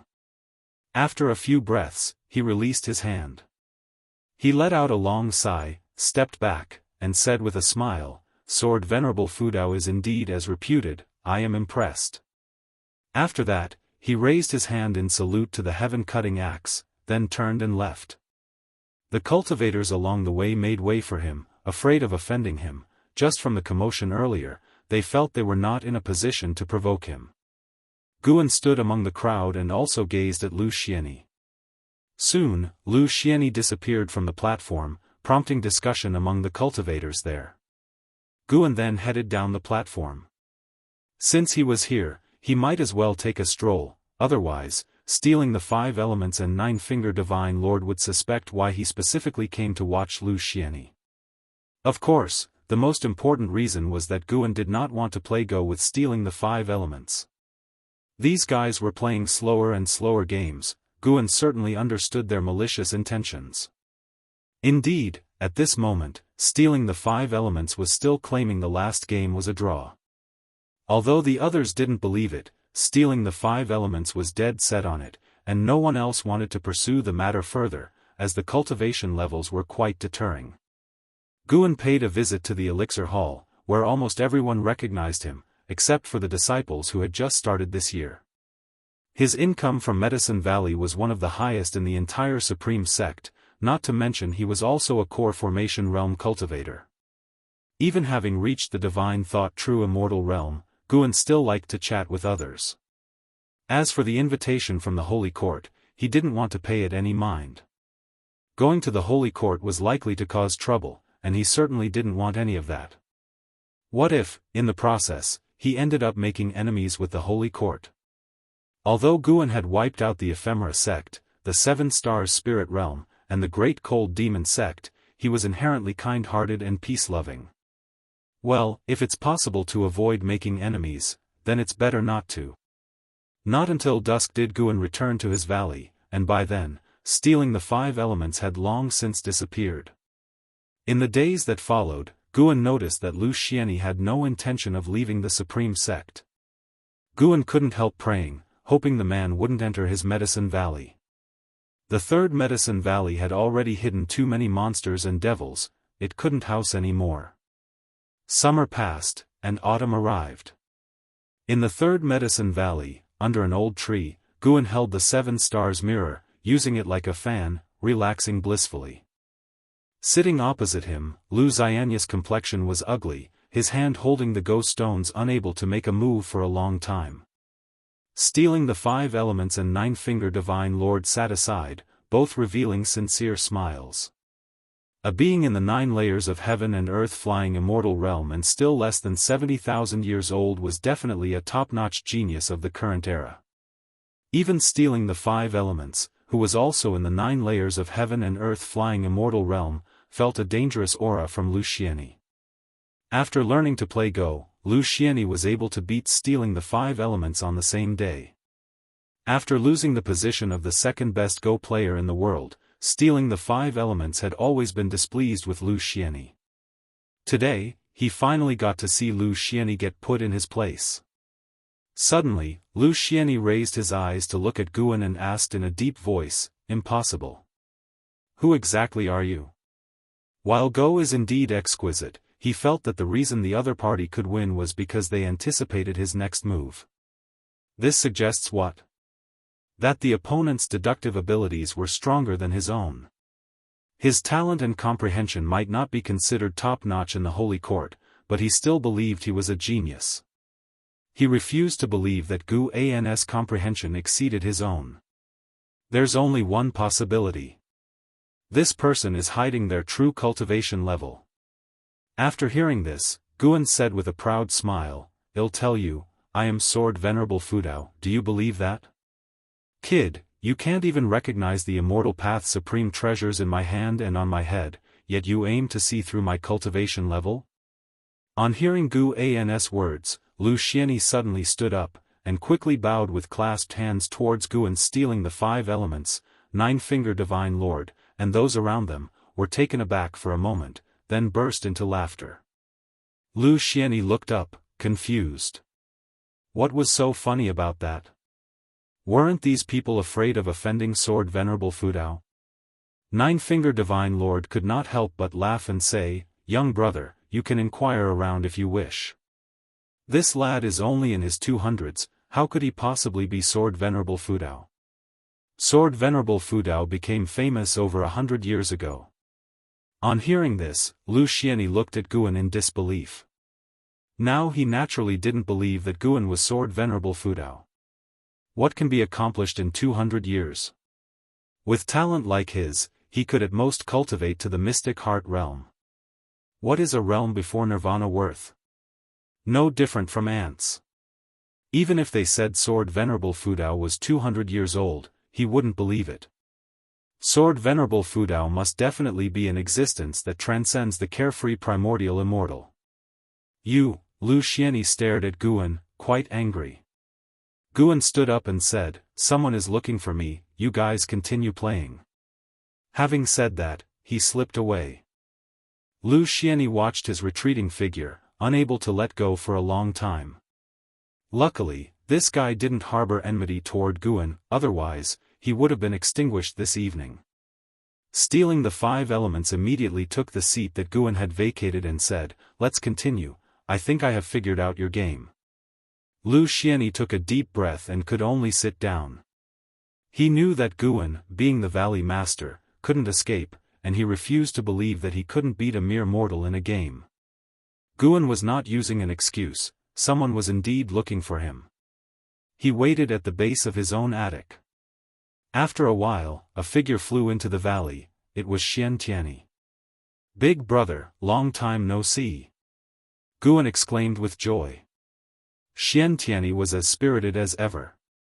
He patted Guan on the shoulder and observed him closely, praising, "You learned to dress up, you have a bit of my aura. But your cultivation hasn't increased, you're disgracing me." Lu Xianxia, who was playing Go downstairs, heard this and immediately dismissed his doubts.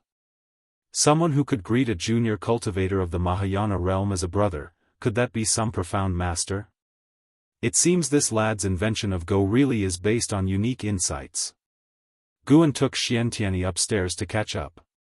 Once inside, Xianxia began to recount his experiences over the years. He too had dealt with divine exotic resentful ghosts and had a wealth of experiences. Guan listened intently, sometimes shocked, which pleased Xianxia. He liked chatting with this younger brother, so invigorating. Xianxia mentioned Liya and Anhao, especially Anhao, whose tone was filled with envy. He truly understood what an unmatched genius was. Compared to Anhao, his own talent seemed mediocre. And he had also learned that Anhao's master was Sword Venerable Fudao. What? His master is, no wonder, no wonder. Guan marveled. The attic was protected by Xianxia's restrictions, so they didn't worry about the disciples overhearing. As for the likes of stealing the 5 elements, even if they did hear, what of it? If they dared to plot against Anhao, Guan wouldn't consider their friendship over Go. After Great Cold Demon sect withdrew, the sea became chaotic since quite a number of forces had escaped previously, freeing up a lot of maritime and land resources, and the Star Sea congregations are also vying with others over them, Xianxia reflected. Although many years had passed, bringing up that event still excited him. Sword Venerable Fudao truly gave the Supreme Sect glory. While Xianxia's heart lay with the Supreme Sect, he belonged to the Star Sea congregations. The two thus chatted passionately. Meanwhile, after beating stealing the 5 elements, Lu Xianxia stood up and left, ignoring stealing the 5 elements requests for another match. He wandered around the valley, and his attention was captured by Xianxia. The Bitter Sea Buddha sect Lu Xianxia seemed to have an idea, but he quickly shifted his gaze, with no intention of approaching Xianxia. He observed everyone in the valley. This Medicine Valley was too peculiar, the inhabitants were either terrifyingly weak or concealed immortals, with an enormous disparity. Suddenly, his gaze was again drawn to one person, and this time, his eyes latched on. Following his line of sight, it was Yang Jian who was weeding. Due to the vast gulf in their cultivation, Yang Jian, who had his back to Lu Xianxia, did not detect anything unusual. Until a voice came from behind him, "What is your name?" Yang Jian subconsciously stood up and turned around. He had seen Lu Xianxia from a distance before and knew that the other party had an important status and was not a simple cultivator. "My name is Yang Jian. May I know what matter brings you here, senior?" Yang Jian bowed with clasped hands, striking a balance between respect and not coming across as obsequious. Yang Jian? Lu Xianxia mused, recalling having heard this name before. It was mentioned by 2 Supreme Sect disciples in conversation, with one claiming that true Lord Erlang, Yang Jian, was more formidable than the great sage equaling heaven. The two even quarreled about it in the end. Chapter 307, Millennium Summit. Yang Jian knew from Lu Xianxia's expression that he had heard of Journey to the West, but hadn't read it, plus his demeanor suggested he most likely came from overseas. He immediately took out a book from his pocket and handed it to Lu Xianxia. "This is my favorite book, the most extraordinary book ever, a gift for you, my elder." Upon hearing this, Lu Xianxia quickly reached out to accept it, even bowing gratefully, which made Yang Jian feel vigilant. What's going on? Did this fellow realize he was concealing his cultivation level? Seeing the change in Yang Jian's eyes, Lu Xianxia spoke, "Thanks, I'll go read this book now since I have nothing else to do." With that, he turned and left. Yang Jian watched him walk away, thought for a moment, and continued reading. It wasn't until the evening that Xiantiani finally left. Guan looked at the book on the table, his face full of anticipation. The latest Green Hero Travelogue. Xiantiani truly was a saint in his eyes. Despite the chaos in recent years, that youngster still managed to write a book. You should know the Green Hero Travelogue is adapted from real experiences and focuses on romantic plots, implying that these years Xiantiani had incurred more romantic debts. Guan took a deep breath and then picked up the Green Hero Travelogue with both hands. The moon outside the window was full, and the valley was filled with the continuous sound of insects, making the atmosphere more enjoyable for reading. It wasn't just him reading in the valley, Lu Xianyi was also in his guest room reading. Lu Xianyi held Journey to the West in one hand, his brow furrowed, and his other hand was calculating something. 7 days later. Guan rode the blood prison Great Saint to Tianya Valley to pick medicinal herbs. Only Luo Han, Lv Xian, and 3 monkey demons were there. Lu Yun, Ji Ruolai, and Li Ling Tian hadn't returned. Above the clouds, Lu Xianyi looked down at Tianya Valley, his brow tightly knit. Listening to the exchange between Guan and Luo Han, he finally let down his guard. This youngster providing the supreme sect with grass and serving the dynasty as a laborer, with hardly a grand background, was exactly why he was so humble. Lu Xianyi turned and left, planning to visit the supreme sect. He had heard that investiture of the gods could be linked with Journey to the West, and he wanted to see what investiture of the gods was about. As Guan continued reading, the corner of his mouth curled upward. Beside him, Luo Han continued asking, "What have you considered?" "Let's not, I really don't want to leave the supreme sect. Thank the Emperor and the Crown Prince for their kindness on my behalf, but I won't be going to the Imperial City," Guan replied. Luo Han smiled and said, "The Crown Prince always talks about defeating Yang Jian, he's been cultivating hard these years. He even received pointers from a great cultivator from the ocean. You better prepare Yang Jian." Guan nodded, "Sure, old Luo, you've aged." "Aged? Why would you say that? You've become more and more long-winded. You used to talk less when you borrowed the Green Hero Travelogue. You dare mention that, without a new volume of Green Hero Travelogue, the supreme secret records you asked me to find still haven't appeared. Read more of the Journey to the West and cultivate your mind." Guan kept reading while bantering with Luo Han. Days continued to pass. Autumn left, and winter arrived. Snow began to fly. One day, while reading in the 8 scenic caves, Guan suddenly sensed something and immediately took out a green jade, the mortal jade of the mortal world peak, a symbol of a peak master and also a magic artifact. He sent his divine thought into it and soon learned that the Millennium Peak meeting was about to start. He thought for a moment, stood up, and disappeared from the spot. The mortal jade had a directional guide inside, but Guan didn't need it, he had already found the location of Mortal World Peak. Mortal World Peak was very distant from the Supreme Sect, situated over an ocean covered in thick fog. There were no islands or continents, only towering peaks rising straight from the ocean floor into the clouds. Guan appeared at the edge of Mortal World Peak and then proceeded forward through the clouds. It wasn't long before he saw the figures of cultivators, more and more of them all heading in the same direction. Guan didn't speed up, flying at a leisurely pace, enjoying the scenery along the way. He was considering, now as a peak master, whether to plant medicinal herbs on his own peak. Arriving at Mortal World Peak, he couldn't rely entirely on picking his own herbs, as that would be too suspicious. After all, here, he was a heaven and earth flying immortal. "Daoist friend, please wait." A voice came from behind, and Guan stopped and turned to look.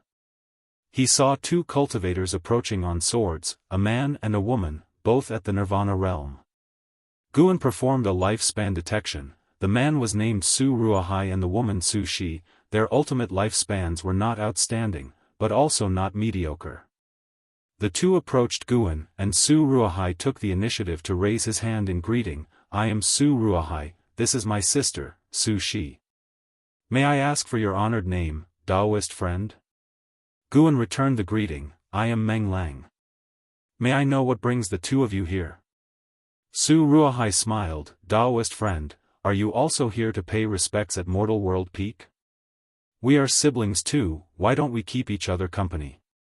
Although he couldn't see through Gu An's cultivation level, Guan didn't appear dangerous to him, and he observed Guan flying leisurely, looking around as if it were his first visit.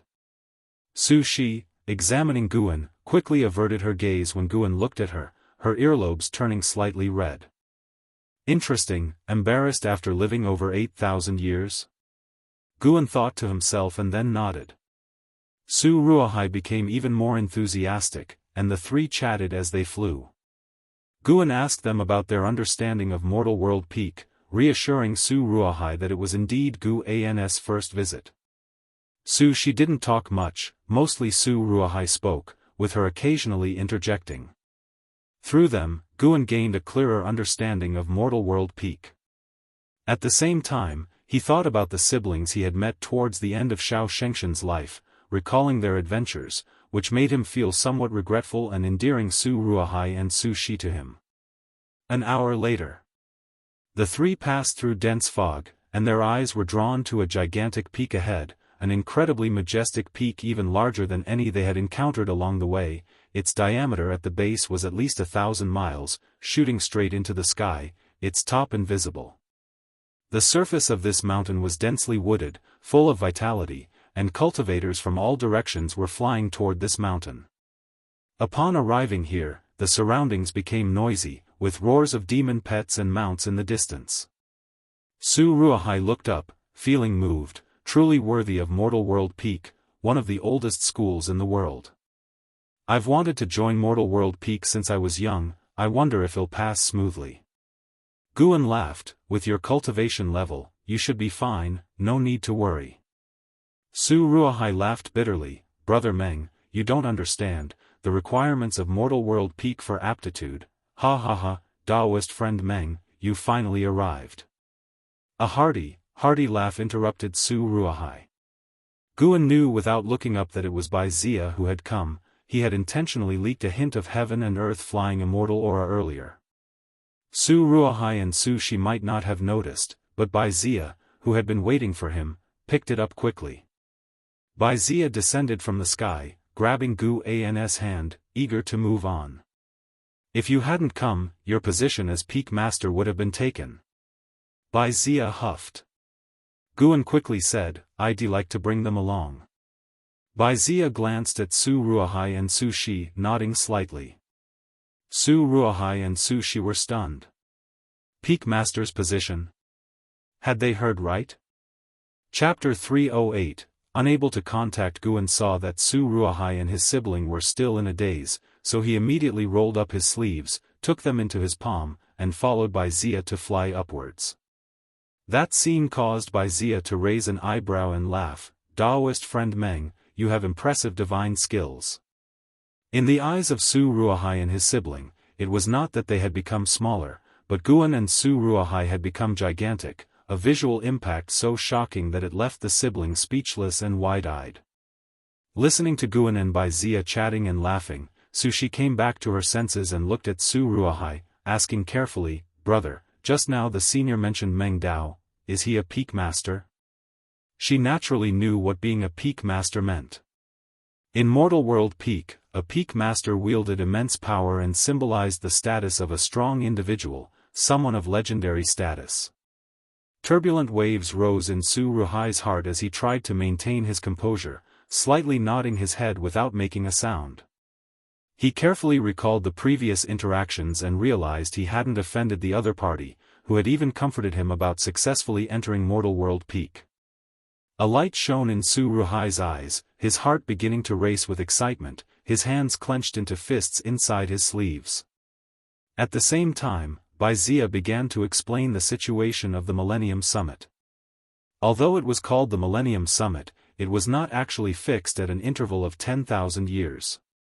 It had been 20,000 years since the last summit, and Bai Zia, having returned rarely, discussed holding it with the other Peak Masters.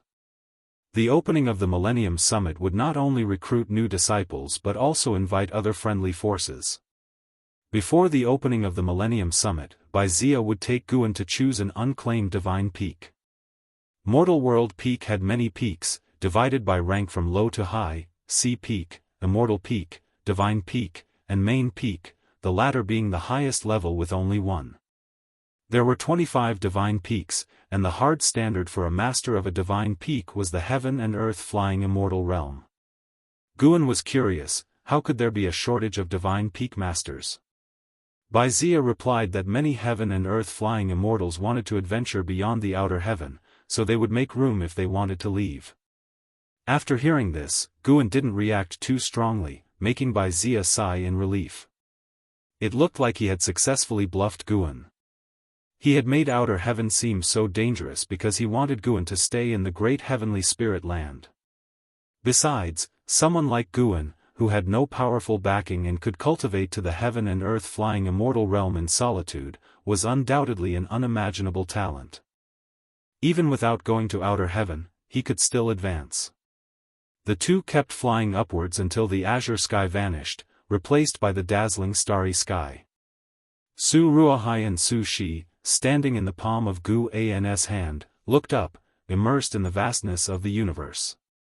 Guan followed Zia into a grand hall, placing Su Ruohai and Su Shi on the ground, asking them to follow behind him. The grand hall was spacious, with giant, majestic statues lined up on both sides, and the ceiling was engraved with various grand scenes. Su Ruohai and Su Shi proceeded cautiously, not daring to make a sound, staying close behind Guan. Moving forward, Guan saw 25 bluish-purple crystal columns, with the power of rules surging within, containing countless restrictions. It seemed that Mortal World Peak might be hiding a divine immortal of wondrous dharma. Even a carefree primordial immortal would find it difficult to construct such crystal columns. Zia stopped walking and pointed to two adjacent crystal columns. These two divine peaks are open for choice, known as Qingtian Peak and Dingtian Peak. He began to introduce Qingtian Peak and Dingtian Peak. Qingtian Peak had over 1 million disciples, and its height was moderate since it had a long history, so the disciples' cultivation levels were generally strong. The height of Dingtian Peak was second among the divine peaks. Because it had experienced internal strife, there was a gap in the disciples' cultivation, with most of them below the level of loose immortals, and resources were also scarce, with many areas left idle. Currently, the number of disciples on Dingtian Peak was just over 200,000. Guan immediately spoke up, "Then Dingtian Peak it shall be, I will see to its improvement and contribute to Mortal World Peak." Upon hearing this, Zia looked at Guan with newfound respect. Afterward, Zia asked Guan to bring out the mortal jade and place it on the crystal column. Having done all this, they proceeded to other palaces for a tedious process to unlock Guan's rights on Dingtian Peak. Su Ruohai and Su Shi also registered in the process, becoming disciples of Dingtian Peak. An hour later, Zia took Guan and the siblings to Dingtian Peak, then left. He didn't support Guan's position, jokingly, "Did a heaven and earth flying immortal even need someone to stand up for them? Who would dare to stir up trouble? That would be courting death." In Mortal World Peak, disciples were not allowed to defile the Peak Master. Su Ruohai and Su Shi looked with excitement at the majestic Dingtian Peak. Guan looked at them and asked with a smile, "From now on, how should you address me?" Su Ruohai quickly bowed and offered his respects. "This disciple, Su Ruohai, greets Master." Su Shi recovered her senses and followed suit, greeting him as Master.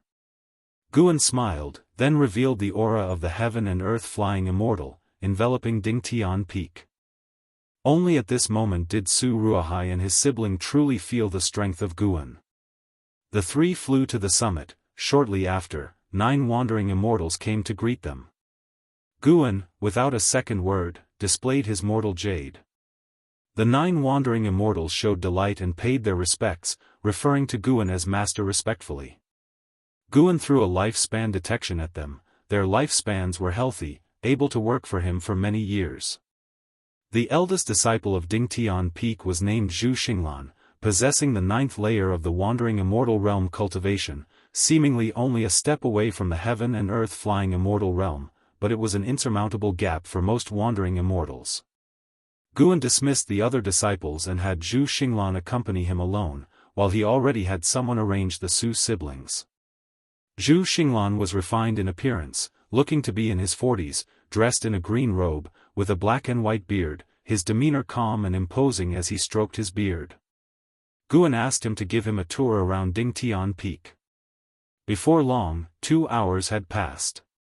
After settling into his new residence, Guan prepared to leave. Before departing, he gave Zhu Xinglan a large amount of crystal stones to buy medicinal herbs to cultivate on Dingtian Peak, making Zhu Xinglan extremely excited, feeling the arrival of a magnificent peak master. Returning to Third Medicine Valley, Guan transformed from the high and mighty peak master of Mortal World Peak to an ordinary valley master of Supreme Sect. In the evening, Guan found stealing the 5 elements and 9-finger Divine Lord, who were still playing chess, truly a waste of time. Guan curiously asked, "Where did Xianxia go?" 9-finger Divine Lord casually responded, "I heard he went to the Millennium Summit of Mortal World Peak, he just left not long ago." Mortal World Peak? MHM, an ancient Qi fortune sect. Don't bother poking your nose into it. You won't encounter it in this lifetime, it's a sect much more powerful than the Great Cold Demon sect. 9-finger Divine Lord casually replied, prompting Guan to stare at him, then he turned and walked away. Stealing the 5 elements then said with a smile, "That's not necessarily true, if he could invent this game, I think he might encounter great opportunities in the future. Who knows? You're so powerful, yet I haven't seen you help him." 9-finger Divine Lord replied, and although he had grown familiar with Guan, he had no intention of changing Guan's destiny. With Guan's talent, even if he was taken to a great sect, it might not be for the best. At least here, Guan could live effortlessly, live happily. Guan, hearing their conversation, thought to himself with a hint of amusement. If I revealed my realm, you might have never even heard of it. Guan hummed and went to chat with Ji Xiaoyu. With some time left before the Millennium Summit, Guan was in no rush to head there. Days later, Guan came to Immortal Seeking Island and made his final deal with the island master. Henceforth, Immortal Seeking Island would belong to him. Due to the calamity brought by the Great Cold Demon sect, the forces behind the island master had already withdrawn, not willing to look back, and could only sell it off to gain as much as possible. Before leaving, the island master said to Guan, "You had better have your backing force send a wandering immortal here, otherwise, you won't be able to keep order." Guan nodded with a smile. After the island master and his people had left, Guan turned to Hu Shaojian and said with a smile, "From now on, Immortal Seeking Island is mine, and I won't treat you unfairly." Hu Shaojian immediately knelt down, banging his head on the ground in excitement. Afterward, Guan summoned the elders of Sea Protection Mansion, briefly instructed them, and upon hearing that Guan would arrange for a wandering immortal to come later, all the elders' expressions became respectful, no longer daring to underestimate him. Guan wasn't just boasting, there were wandering immortals on Dingtian Peak, and he could easily arrange for one. After all, he was using the identity of Meng Lang on Immortal Seeking Island. Time flew swiftly by. Until the Spring Festival had passed, the Millennium Summit of Mortal World Peak was finally about to begin. Above the sea of clouds, Holy Mother of Western Spirit stood on a lotus throne, moving swiftly, with Lu Lingjun standing beside her, and a small snake lying on her shoulder, the White Spirit Demon Emperor who had ascended with her. Lu Lingjun's beautiful eyes widened as she saw the peaks through the clouds, feeling as though she was witnessing the immortal realm of mortals. The White Spirit Demon Emperor flicked its tongue curiously and asked, "How does Mortal World Peak compare to the Great Cold Demon sect in terms of strength?"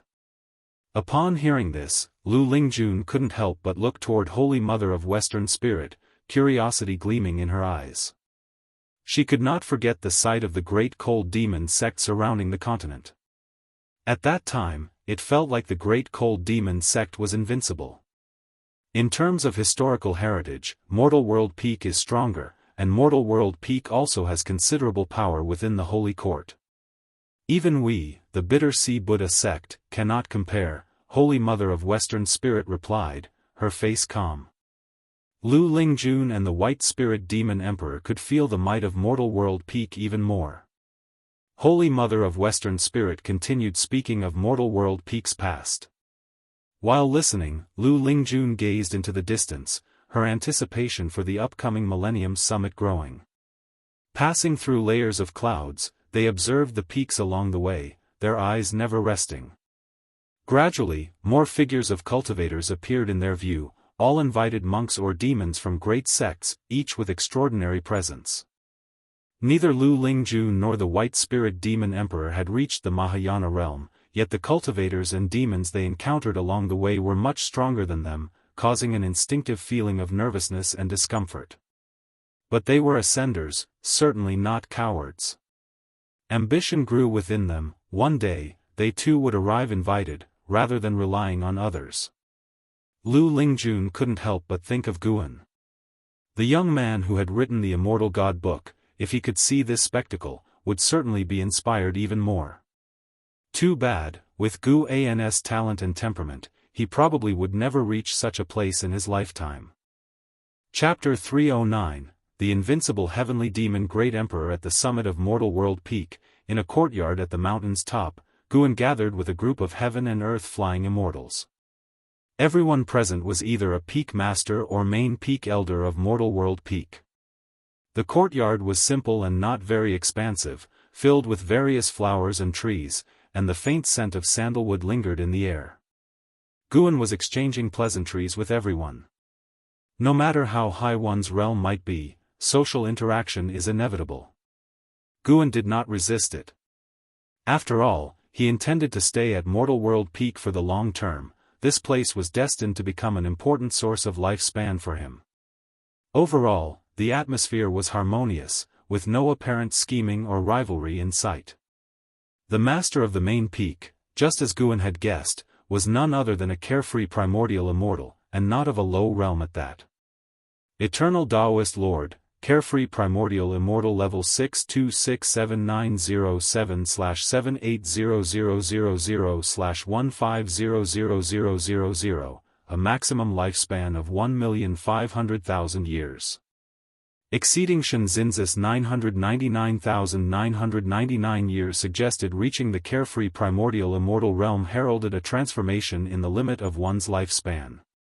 With just level 6 of Carefree Immortal achieving 780,000 years of lifespan, the Divine Immortal of Wondrous Dharma must certainly surpass 1,000,000 years, and the higher Tao Void Mysterious Immortals would have lifespans of several million years, or even more. Guan was unable to even estimate how long the Divine Thought True Immortals had lived. They were ancient beings to him. Compared with them, Guan was like an infant.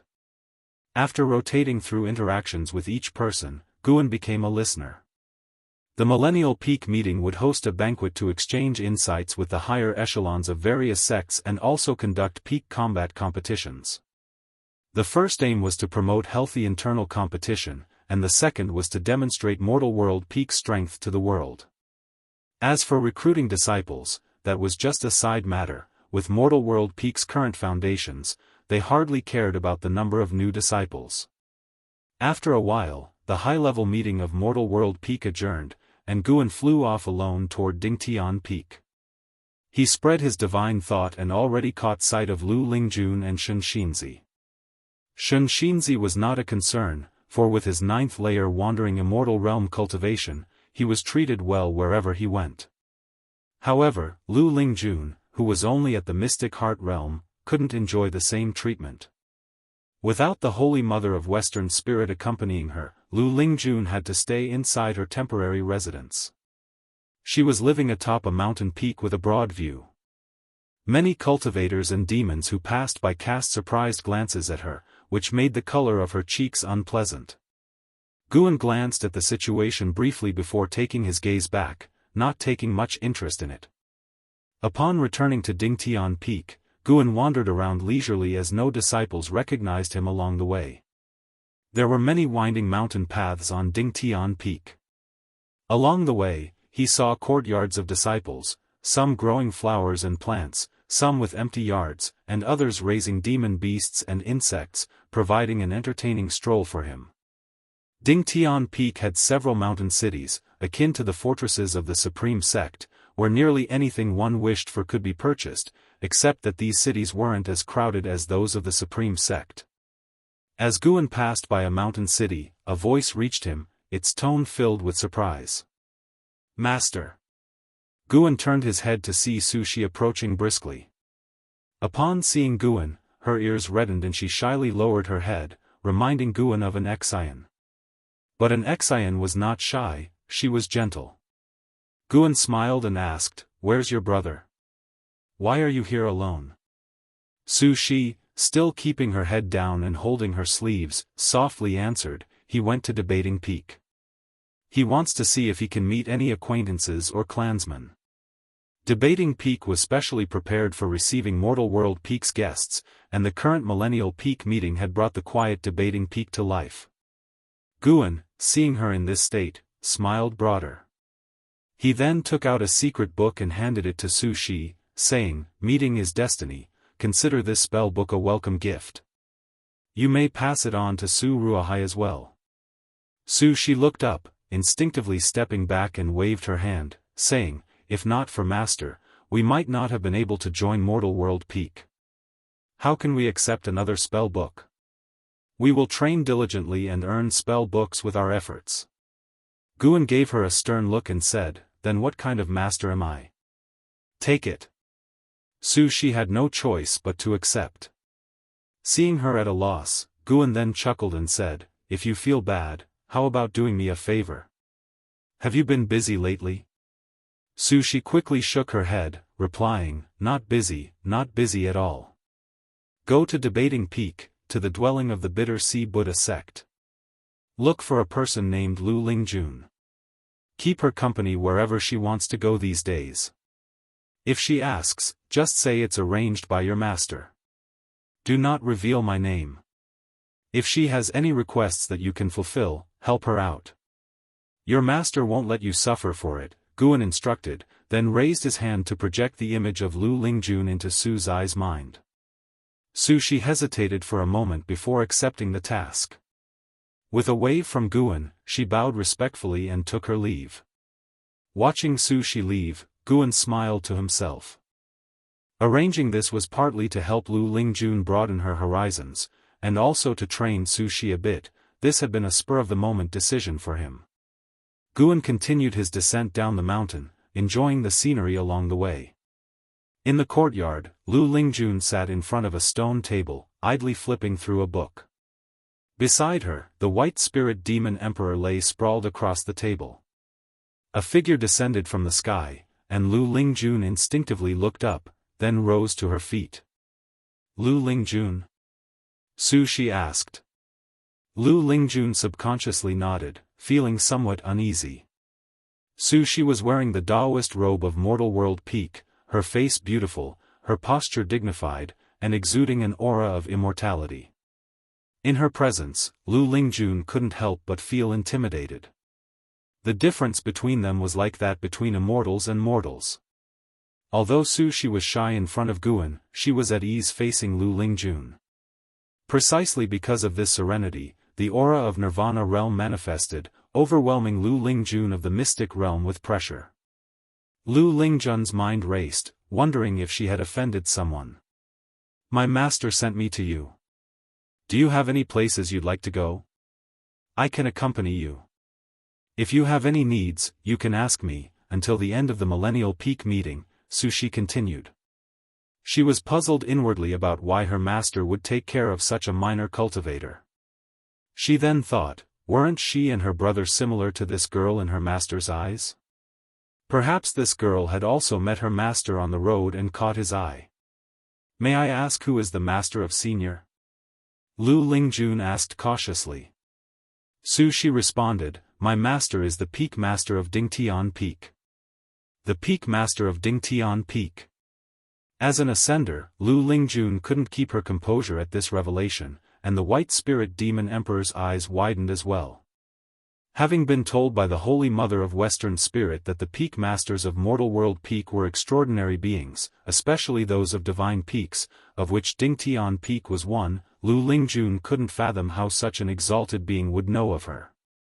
For a moment, Lu Lingjun felt nervous and unsettled. At dusk, Guan returned to Third Medicine Valley. Ji Xiaoyu came to greet him, curiously asking, "Where have you been these past 2 days?"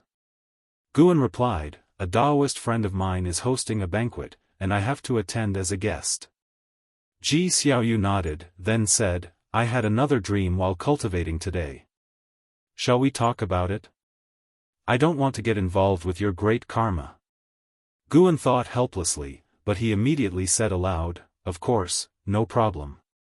They both ascended to the upper floor. After Ji Xiaoyu set up restrictions, only then did she sit down at the desk, frowning slightly as she said, "I dreamed that I was in a dimly lit space surrounded by stars, some of them immensely vast. I was surrounded by many demons and fighting, outer heaven." Having never been to outer heaven, the mortal spirits of this world couldn't imagine what it looked like, so Ji Xiaoyu could only describe it as a dimly lit space.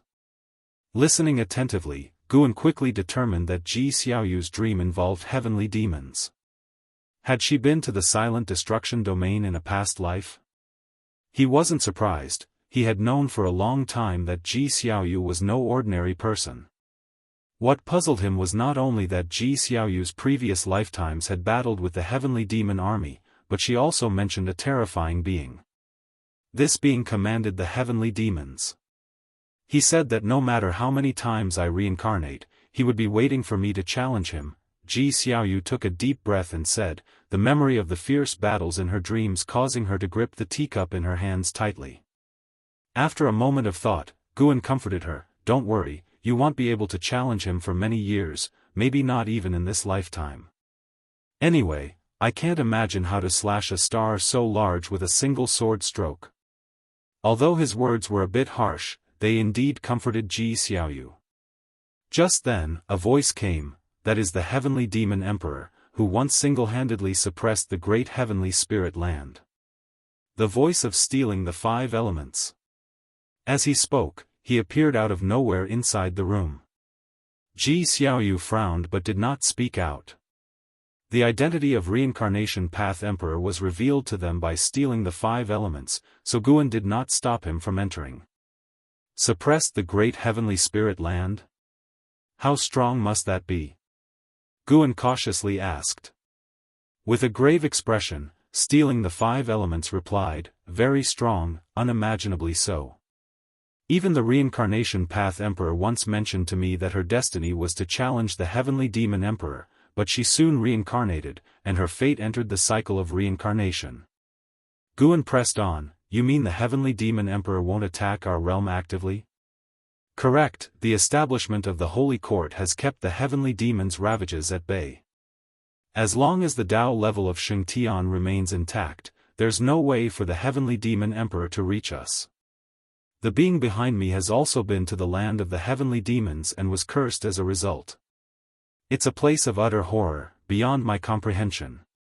However, seeing her growth rate in this life, it will be hard to encounter heavenly demons without 30,000 years, said stealing the 5 elements, casting a glance at Ji Xiaoyu. Guan did not speak further, but adopted a shocked expression. It was entirely normal for a mortal to be shocked upon hearing of the existence of heavenly demons, or so stealing the 5 elements thought Guan should seem. After hearing this, Ji Xiaoyu returned to calm. Stealing the 5 elements continued to describe the might of the heavenly demons. A good while later, he left. The room fell silent. Guan sighed and said, "He said that not even the sword Venerable Fudao could defeat the heavenly demon emperor. This is a good thing, at least you don't have to worry for now." Looking at him, Ji Xiaoyu's gaze was serene as she said, "I had hoped to lead a peaceful life and pass away peacefully, but after what he said, I suddenly don't want to die. I want to cultivate to the level where I can meet that heavenly demon emperor." Taken aback, Guan replied, "Having a larger goal is certainly a good thing." Ji Xiaoyu rose from her seat and turned to leave. Just as she reached the door, she turned her head back and said, "Why don't you give up either? I've dreamed of many people. Some started from nothing and ended up shining brilliantly. If you could be by my side to fight the heavenly demon emperor, wouldn't that be wonderful?" With that, she turned her head and pushed the door to leave. Chapter 310 Why don't you give your place to me, heavenly demon great emperor? Guan looked at the moon outside the window, his lips curving into a smile. If Ji Xiaoyu really could achieve it, according to stealing the 5 elements, she would need to cultivate for 30,000 years. 30,000 years. I wouldn't even know how terrifying I would become by then. The mere heavenly demon great emperor, easily squashed. By then, they'll pretend to be weaker than Ji Xiaoyu, let her fight strenuously, and step in when she almost can't hold on. The thought is quite exhilarating. Guan even laughed at the thought, choosing not to get up and close the door but instead pulling out a book to read. The Millennium Peak Conference had begun with cultivators of various ranks competing near the debating peak, making it a lively place. During these days, with Su Zai's company, Lu Lingjun explored Mortal World Peak, greatly broadening his horizons, and their relationship had also grown closer, though Lu Lingjun still addressed Su Shi as his senior. The competitions between peaks continued for half a month, with Gu An's Dingtian Peak ranking third from last among the divine peaks, which he didn't feel too strongly about since the disciples of Dingtian Peak were used to it. That day, the grand banquet of the Millennium Peak Conference began, with tables set up all around the debating peak. Guan then attended the banquet under the starlit sky, the banquet located above a sea of clouds equipped with a powerful formation, only accessible to those at least in the heaven and earth flying immortal realm. Xianxia of the wandering immortal realm couldn't participate, which actually relieved Guan. If Xianxia had come, he wouldn't have attended.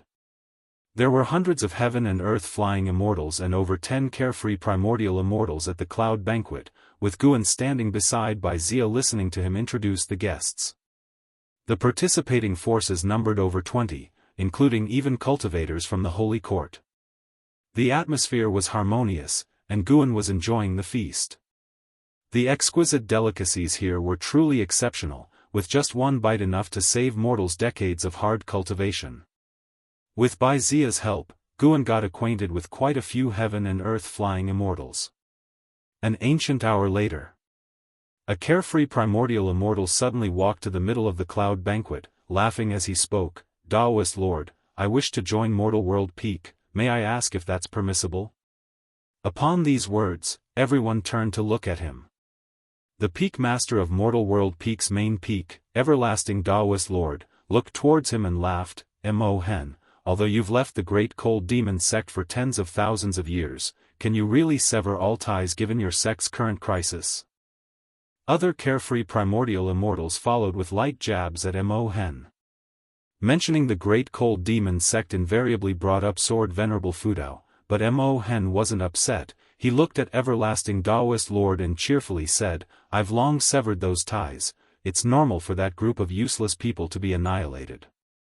Don't provoke me, Sword Venerable Fudao isn't someone I can afford to antagonize. I advise you all to speak well and avoid substantial karmic retribution." Hearing this, other carefree primordial immortals stopped making fun of him. Even they did so, not to mention the heaven and earth flying immortals. Though all were present at the banquet, the division of hierarchy was clear, and heaven and earth flying immortals were definitely not the protagonists. Everlasting Daoist Lord pondered and said, "The position of the peak master of Qingtian Peak is still vacant, would you accept that?"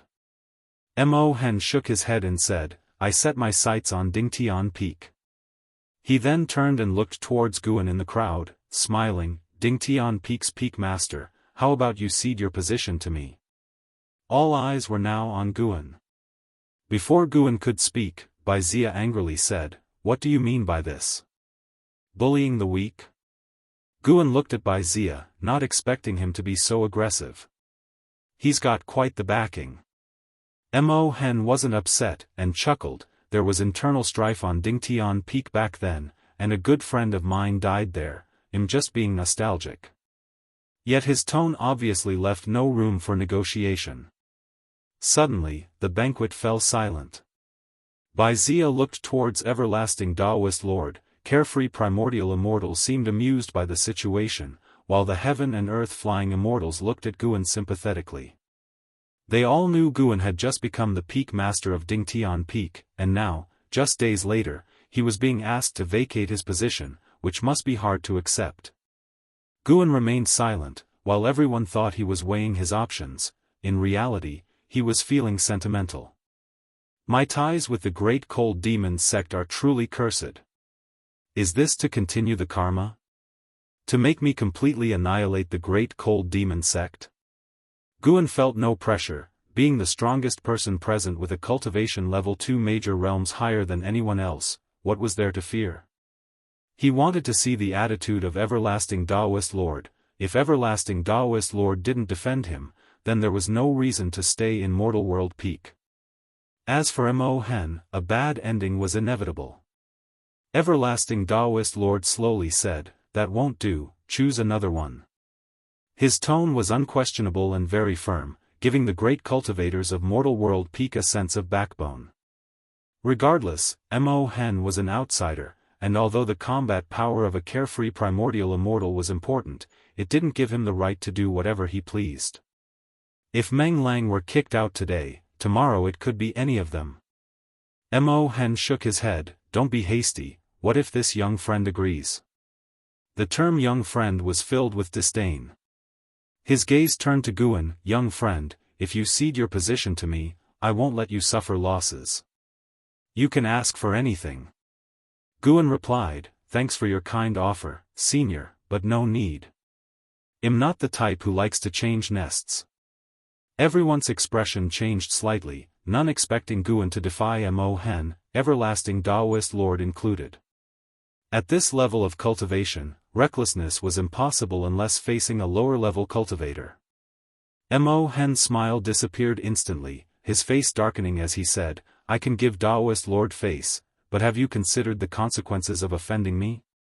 Everlasting Daoist Lord frowned, appearing suddenly in front of Guan, looked at Mo Hen, and said coldly, Daoist friend, you are going too far. Mo Hen stared at Guan with a cruel smile, blatantly threatening him. Mo Hen harbors hostility towards you, despising you deeply. Would you like to conduct a lifespan detection on him? This constitutes deep hatred? Typical of a demon cultivator, heartless and ruthless. Sigh. Guan sighed deeply, attracting everyone's attention. He walked past everlasting Daoist Lord towards Mo Hen. What are you doing? Baizia hastily grabbed Guan. Since Baizia had brought Guan into Mortal World Peak, he felt dishonored and angry over Guan being bullied. Everlasting Daoist Lord spoke, Meng Lang, in Mortal World Peak, no one can harm you, and should anyone cause you harm outside, Mortal World Peak will not simply let it go. Guan smiled at Baizia, then broke free from his grip, turning towards everlasting Daoist Lord to bow respectfully, before continuing towards Mo Hen. Mo Hen laughed, not expecting this young man to actually walk towards him. You called me Mo Hen, right? Why must you force me? Guan shrugged and spread his hands, his expression one of helplessness. His steps didn't stop, suddenly erupting with a terrifying aura, causing everyone's complexion to change drastically, including Mo Hen's. With each step Guan took, his aura surged, quickly surpassing the heaven and earth flying immortal realm and continuing to rise. How is this possible? A carefree primordial immortal widened his eyes in disbelief. Others were similarly shocked, and Baizia was dumbfounded. When Guan reached Mo Hen, his aura had reached the 9th layer of the carefree primordial immortal realm, with the strongest present only at the 6th layer, and Mo Hen himself only at the 4th layer. Guan lifted his chin, looking down at Mo Hen, asking, how did you address me just now?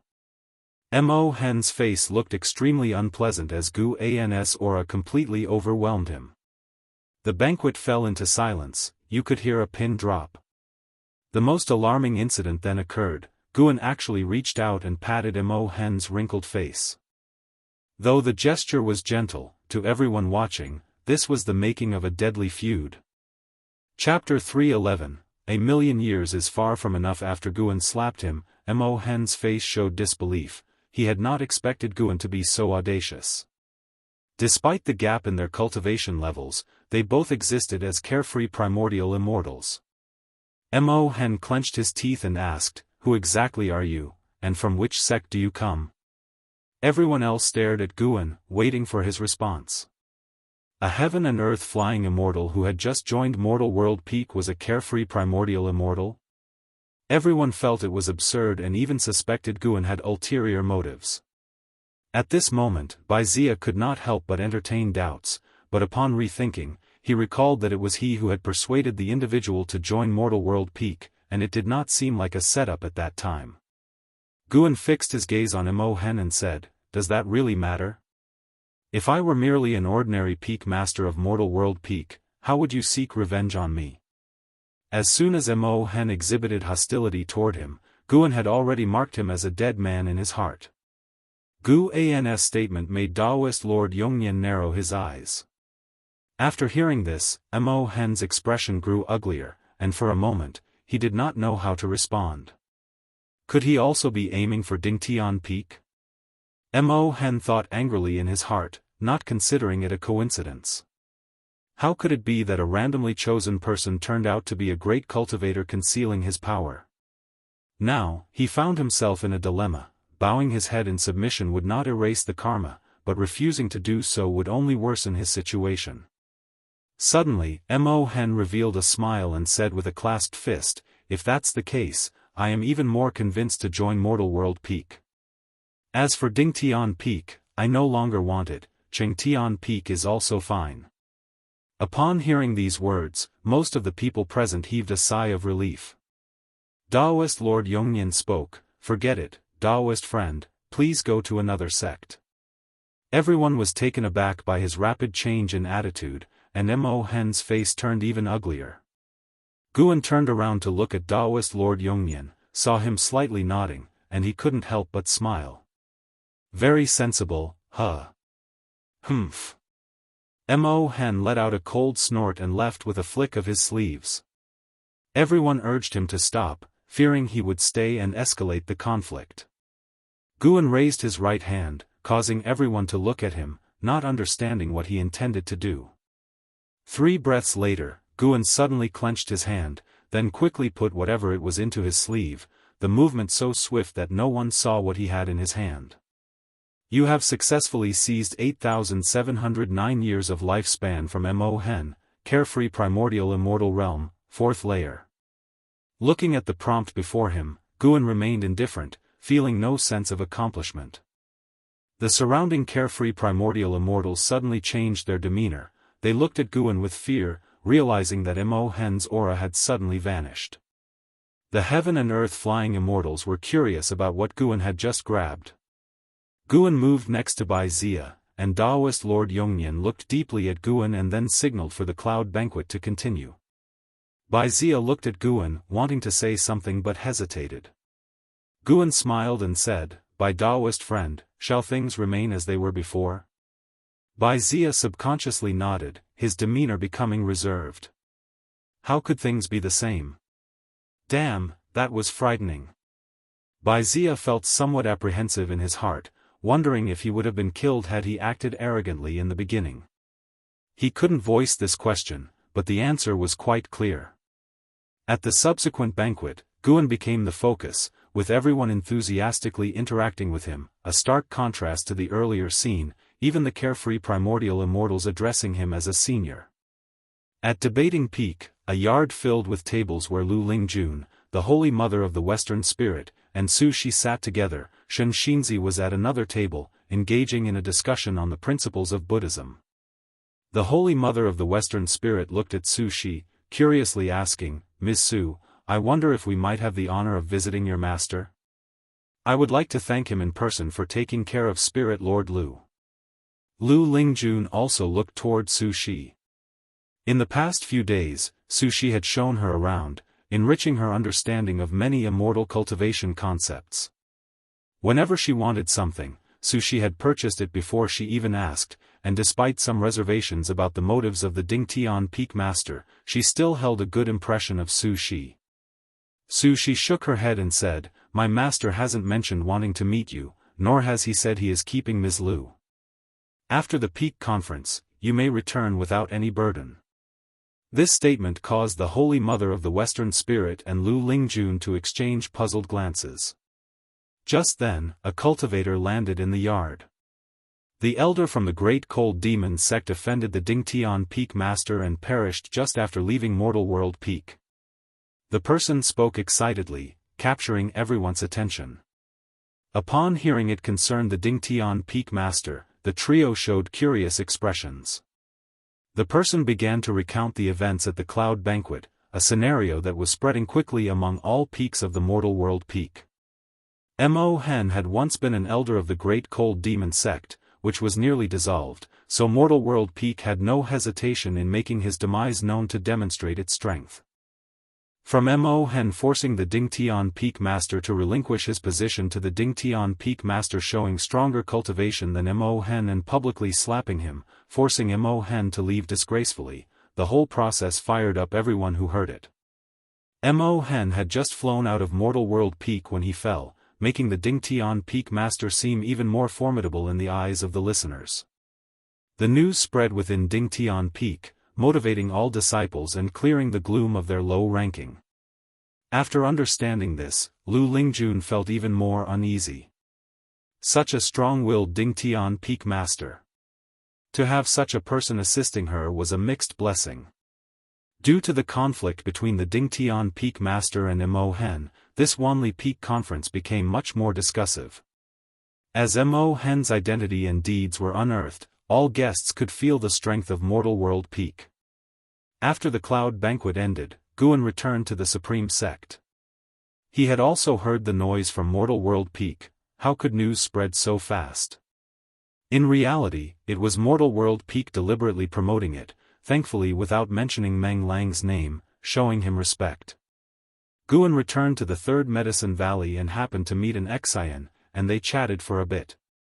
Master-disciple discussed ordinary matters in the valley, and Guan found talking about lives' minor details more interesting than discussing major worldly affairs. Those carefree primordial immortals always talked of grand principles and the world's populace, floating aloft. In the divine exotic realm under the blood-red firmament, Zhang Buku stood by the seashore practicing his divine skills. Behind him, the divine exotic realm master sat before the divine exotic life tablet, looking up at the heavens, lost in thought with a vacant gaze. Zhang Buku finished his maneuver and turned to face his master, asking, "Master, the great calamity has ended, and you have reached agreements with various sects across the sea, why do you still look so troubled?" Thinking about how sword_exempt_title_converted the Great Cold Demon sect stirred his blood. Since he began walking the path of immortal cultivation, he had often heard of the deeds of Sword Venerable Fudao. He never imagined that wherever he went, Sword Venerable Fudao would still be revered by all as a supreme great power. Divine Exotic Realm Master slowly retracted his gaze and said, "Just like Master, the Great Cold Demon sect is but a pawn. This matter cannot end so quickly. The commotion is too large, and the Holy Court will surely investigate. When the storm settles, more trouble will come." Zhang Buku disagreed and said, "If there were an existence behind the Great Cold Demon sect capable of contending with Sword Venerable Fudao, wouldn't they have acted long ago? Perhaps they are investigating Sword Venerable Fudao's identity and cultivation level." "Master, don't worry. Wouldn't it be better for you to focus on cultivating and strive to break free from destiny on your own?" Zhang Buku advised.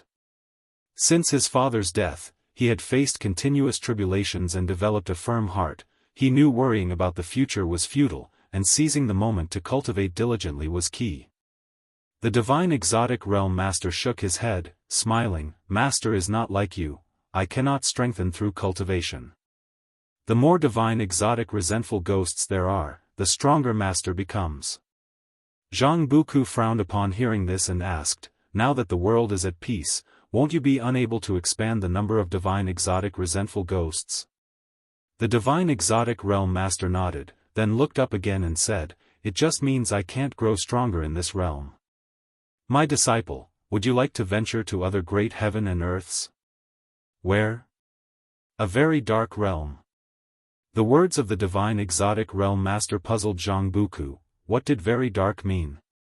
Was there a place darker than the divine exotic realm? Time flew by, and 7 years passed in the blink of an eye. On this day, Lu Lingjun returned. She saw Guan playing Go with someone and couldn't help but shake her head and laugh.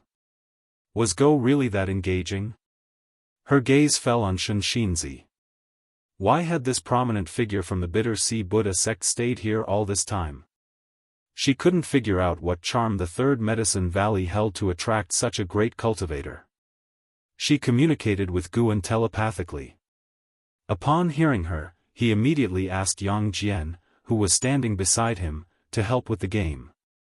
Seeing Yang Jian prepare to play, Lu Xianxia from the Holy Court approached. Over the years, he always tried to flatter Yang Jian, a demeanor that led Guan to speculate, but Guan had kept his thoughts to himself, pretending not to know.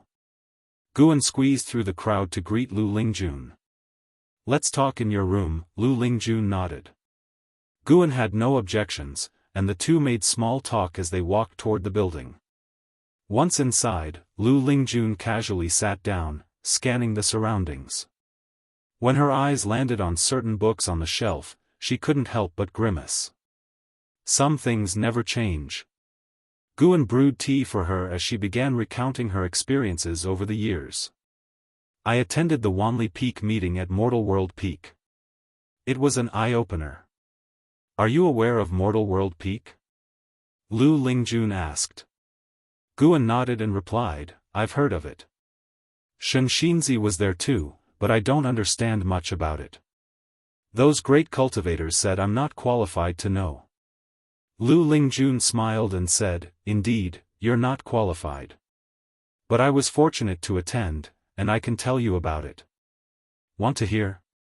Guan, carrying the hot tea, placed the cup in front of her and said, Of course, I want to hear. Go on. Let's see if you will try to impress me. Lu Lingjun began from where she first learned about the Wanli Peak meeting, and Guan sat down to listen attentively. She didn't hide the Dingtian Peak Master's protectiveness toward her, even her language seemed to steer, seemingly eager to see Guan's reaction. Guan kept a normal expression, silently criticizing in his mind. Are all women like this? Previously, Jiang Qiong also used sword Venerable Fudao to pressure him. After some time, Lu Lingjun remarked reflectively, the strength of the Dingtian Peak Master is unimaginable. The elder from the Great Cold Demon sect was killed just like that. I wonder when I could reach such a realm. Guan joked, practice cultivation for 180,000 years. Lu Lingjun glared at him and retorted, easy for you to say. 1,000,000 years might not be enough, you have no idea about the vastness of the Immortal Path realm. Chapter 312, The shock of Hu Shaojian appreciation flickered in Guan's eyes. He hadn't expected Lu Lingjun to have such a keen self-awareness. Lu Lingjun, seeing Guan's expression, felt rather helpless. Was this guy always so calm? She glared at Guan and said unenthusiastically, Don't you long for it after hearing all that? Guan replied, Of course I yearn for it, but over the years I've heard too many tales of immortals. At best, I take them as entertainment. Could a great man like myself even dream of such things? Lu Lingjun felt his words were somewhat odd, but she was too lazy to argue and continued to talk about her observations from Mortal World Peak. Although Guan had been there at the time, hearing it from Lu Lingjun's perspective offered a different view of the scene. The two chatted for over an ancient hour, and Lu Lingjun expressed her desire to stay temporarily in the Third Medicine Valley, to which Guan agreed. Guan stretched in a languid manner as he looked out the window. Tomorrow he could go to Dingtian Peak to pick medicinal herbs. He had ordered Zhu Xinglan to establish a medicine garden, and the first batch of medicinal herbs was already ripe. Regarding the medicine garden on Dingtian Peak, Guan had no intention of prohibiting other disciples from picking the herbs so as not to arouse suspicion. After all, Mortal World Peak was now a first-class sect with close ties to the Holy Court, and he had to be careful.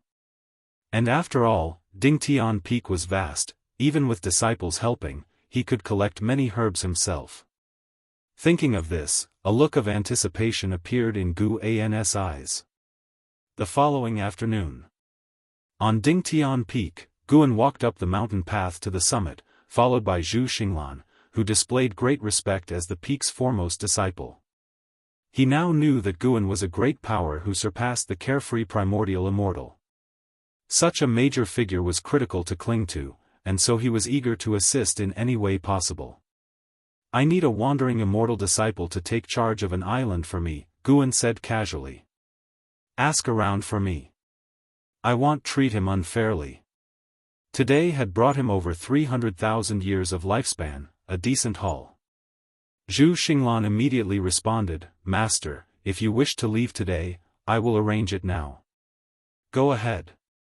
With Gu An's consent, Zhu Xinglan vanished on the spot. Guan walked to the courtyard and sat on a bench, looking up. Ever since his last breakthrough, cosmic wars had erupted from time to time outside, with increasing numbers of heaven and earth flying immortals coming and going. Guan also caught sight of the visage of a heavenly demon. The heavenly demons appeared no different from living beings, and included many of the human race.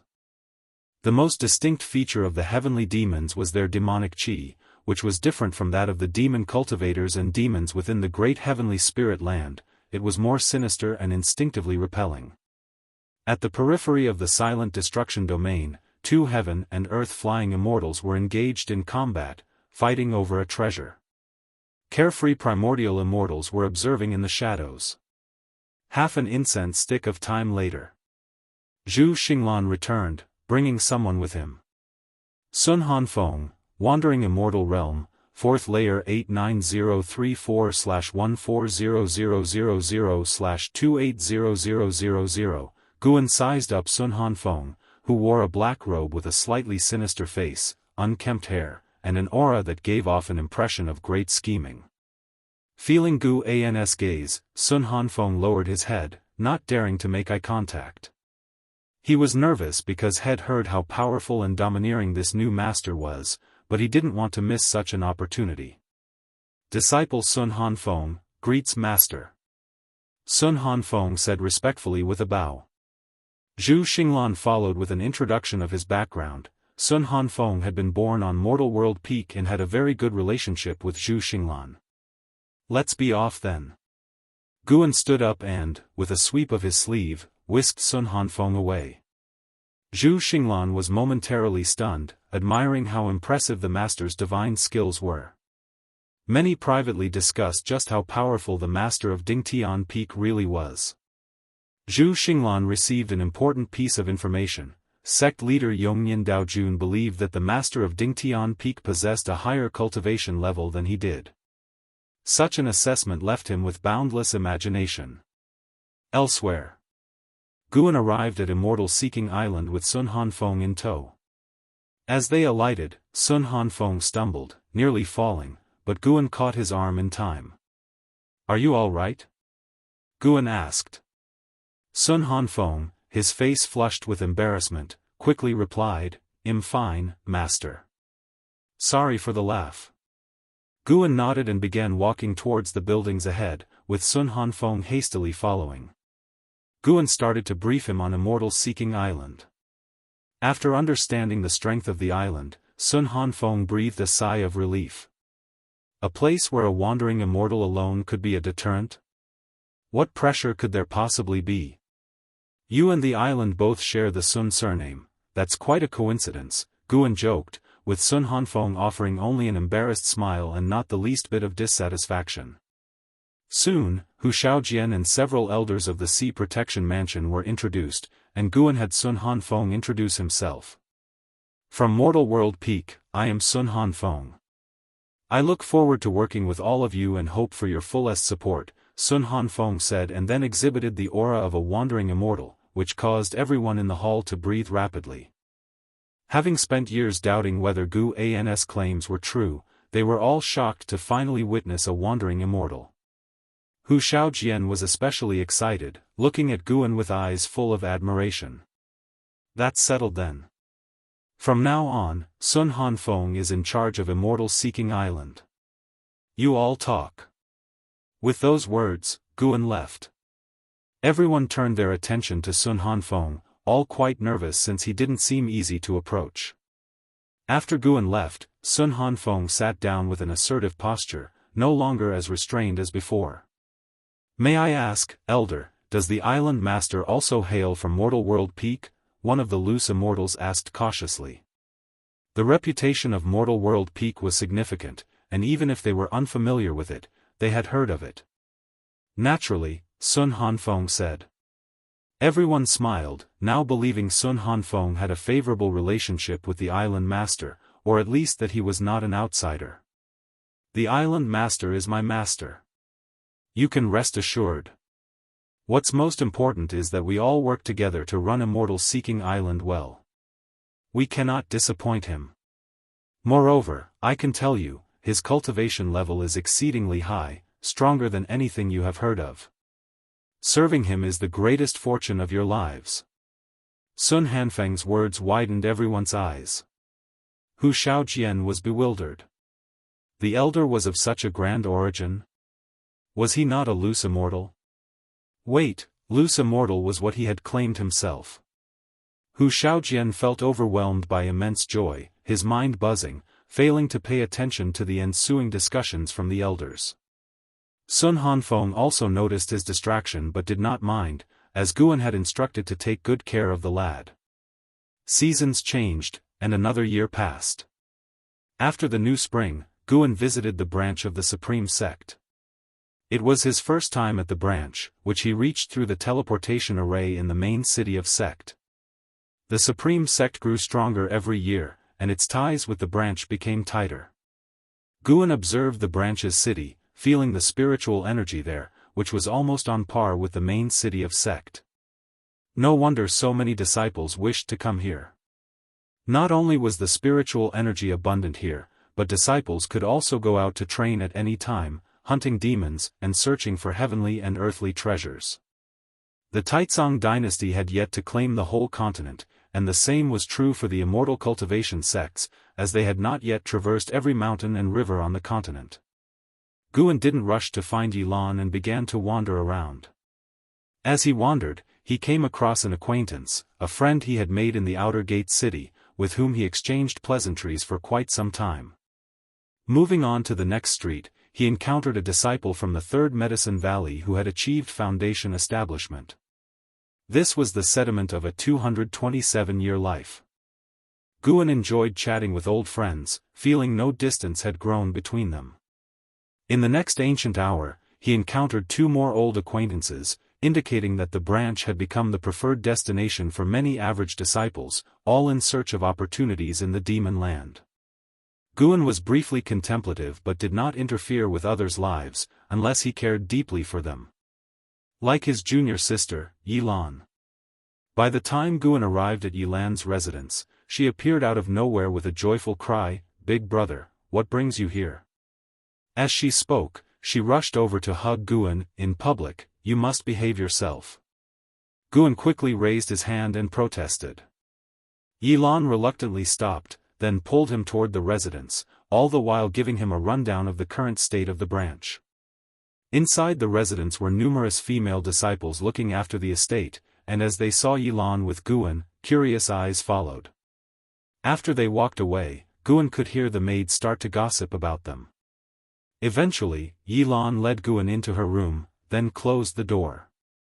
As the two sat down to chat, Yilan finished sharing her experiences and began to inquire about how Guan had spent his years. Guan recounted his life, and although it was mundane, Yilan's face remained lit with a smile.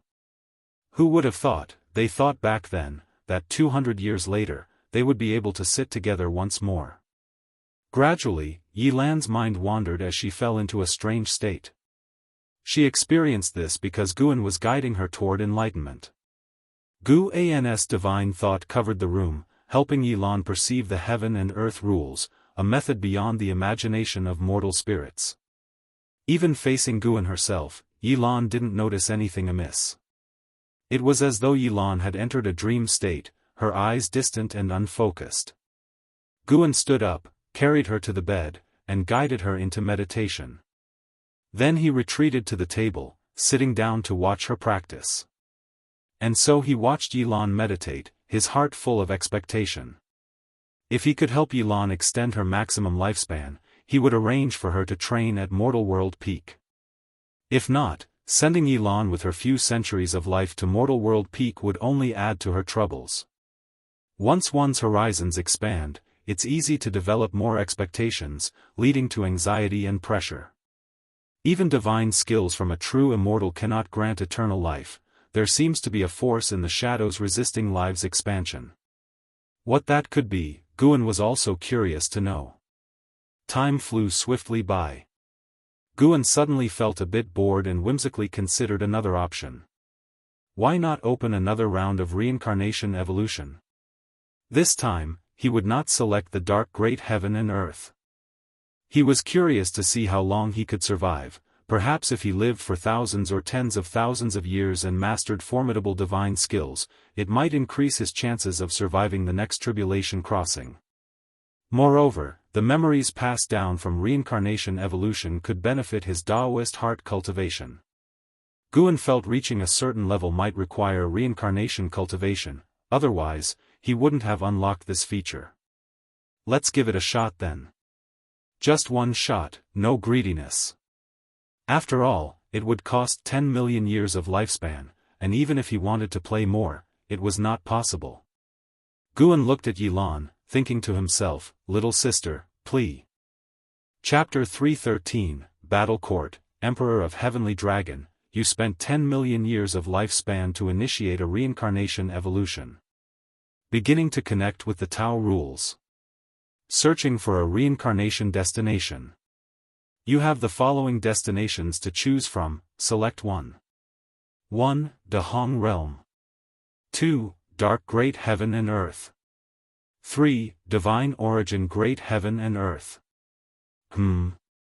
There's a dark great heaven and earth again? Guan looked at the prompt before his eyes, immediately feeling aggravated. Black Profound Emperor, you wait for me, our blood feud from 2 lifetimes cannot be resolved. Guan hummed in his heart and then chose Divine Origin Great Heaven and Earth. He always felt that Great Heaven and Earth seemed more advanced, something like a realm, similar to where Lu Lingjun and Blood Prison Great Saint came from, the lower realm. As Guan was thinking, prompts began to appear in front of him. You've chosen to reincarnate into the Divine Origin Great Heaven and Earth. Due to the strength of the Tao rules in this realm, you temporarily can't initiate the life-stealing ability, nor can you activate phased features. Reincarnation evolution begins. In the first year, you were born into the dragon family of the Divine Continent, and your parents bestowed upon you the name Longzhan. At the age of 3, you awakened the true bloodline of the dragon family and, with the help of your clan, you tempered the dragon blood true body. At the age of 8, your family arranged for an immortal master for you, and you officially stepped onto the path of immortal cultivation. At the age of 9, your father took you to court to meet the Emperor of Divine Dynasty, who wished to betroth the 7th princess to you. Your father thought to let you decide, do you accept? The prompt stopped there. Guan had just been wondering how he had turned into a dragon, he preferred being a human. The appearance of Divine Dynasty signified that dragon was only a surname. Guan hesitated for a moment and decided to accept, wanting to tread carefully in this life. You accepted the arrangement of the Emperor of Divine Dynasty, and you shall marry the 7th princess, Han Jiao, when you turn 16. The Emperor of Divine Dynasty was overjoyed, generously rewarding you and making a decree to announce this to the world. At the age of 13, while accompanied by your clan for training outside, you tore apart a 4th-order demon king with your bare hands, shocking your clan. At the age of 16, you and Han Jiao got married in a ceremony, officially becoming the prince consort of the Divine Dynasty. The Emperor of Divine Dynasty conferred upon you the title of Mighty Holy Duke, granting you the Divine Dynasty's chief fortune. You became famous throughout the world, entering the ranks of the top-tier talents. At the age of 18, you decided to venture into the world to grow stronger. You left with Han Jiao's reluctant farewell, and in the same year, she gave birth to your son, named Long Xian. At the age of 20, you reached the edge of the divine continent and saw an evil dragon ravaging the city. You stepped in, subdued it, and unexpectedly discovered you could absorb dragon blood, making your chi blood even stronger. At the age of 21, you encountered an old Daoist who wanted to read your fate. Do you accept? It stopped again, suggesting the old Daoist was no ordinary person. Guan hesitated for a moment and chose to accept. You agreed to let the old Daoist read your fate.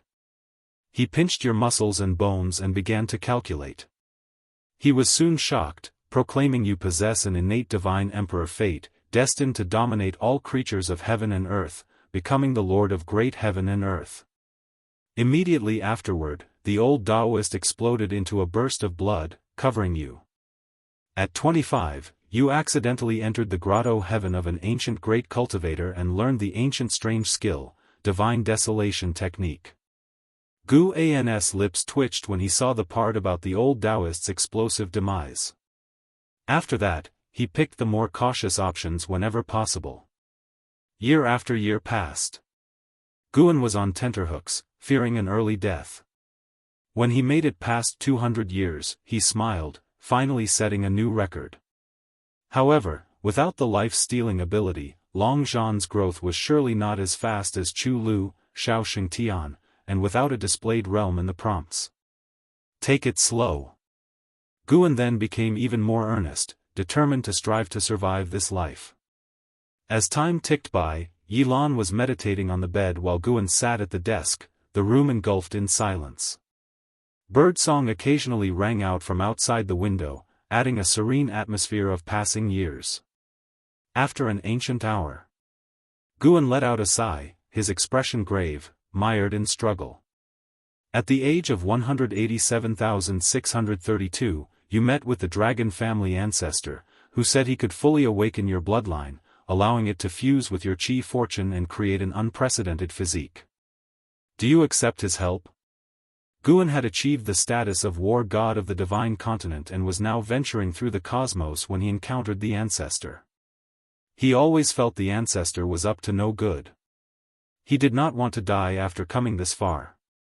If the ancestor was benevolent, he wouldn't make things difficult for a descendant who refused him. If malevolent, not trusting him might lead to disaster, but trusting him could lead to plummeting into the abyss. Do not accept. You refused the help of the dragon family ancestor. The ancestor was enraged and attacked you, intending to suppress you. After a great battle, you escaped with severe injuries. At the age of 187,633, you met with Fairy Ziyuan, who fortunately saved you. Your injuries were healed thanks to her. Next came adventure. Fairy Ziyuan began to follow him on adventures, making him less lonely. As for his wife, Han Jiao, he had gone to bid her farewell when he was 100,000 years old. They had been parted by yin and yang. It was because of this that he left his descendants behind and ventured alone into the cosmos. Guan became more relaxed in his subsequent choices, as Long Zhan grew stronger and always managed to escape from death. Half an ancient hour later. At the age of 350,896, you unified a small universe, established the battle court, and married Fairy Ziyuan. You self-proclaimed as the Emperor of Heavenly Dragon and crowned Fairy Ziyuan as the Heavenly Empress. Quite impressive. Guan suddenly felt a sense of achievement, as if unlocking an epic achievement in a game. He could persevere further. Guan rubbed his hands together and continued to read on. One 10,000-year span followed another. After tens of thousands of years. At the age of 360,000, you broke through your own shackles, achieving the Tao Void mysterious immortal realm, shocking the cosmos. You regained your life grid. Do you activate the life-stealing ability? Here it comes. It's here. Guan chose to seize without hesitation. You activated the life-stealing ability. You sacrificed a universe of living beings, resulting in a massive surge in lifespan. Sacrificed? Gu An's face turned pale. How could he be so reckless? At the age of 360,001, just as you transcended the 9 heavens of immortal path and became one with the immortals and gods, a terrifying hand reached across the river of time and snuffed you out. You were executed by the Annihilation God Emperor. Reincarnation ends. What the hell? It ended so abruptly. After he activated the life-stealing ability, Guan hadn't even made a choice. Guan immediately vanished from the room and appeared on an island overseas, initiating the lifespan barrier. He then sat down and looked at the last few prompts, grinding his teeth. Good. Very good. Annihilation God Emperor. Another name was added to Gu An's list of grievances. Following that, a huge influx of memories flooded into his mind. It was the entire life of the Emperor of Heavenly Dragon, Long Zhan.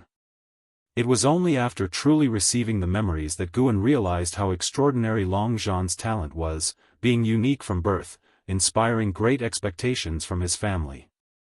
The love between him and Han Jiao also left Guan deeply moved. Once Long Zhan ventured into the cosmos, his life became even more extraordinary, his story deeply touching. Within the memories, Guan also saw Fairy Ziyuan, incomparably beautiful and with a grace none in the world could match.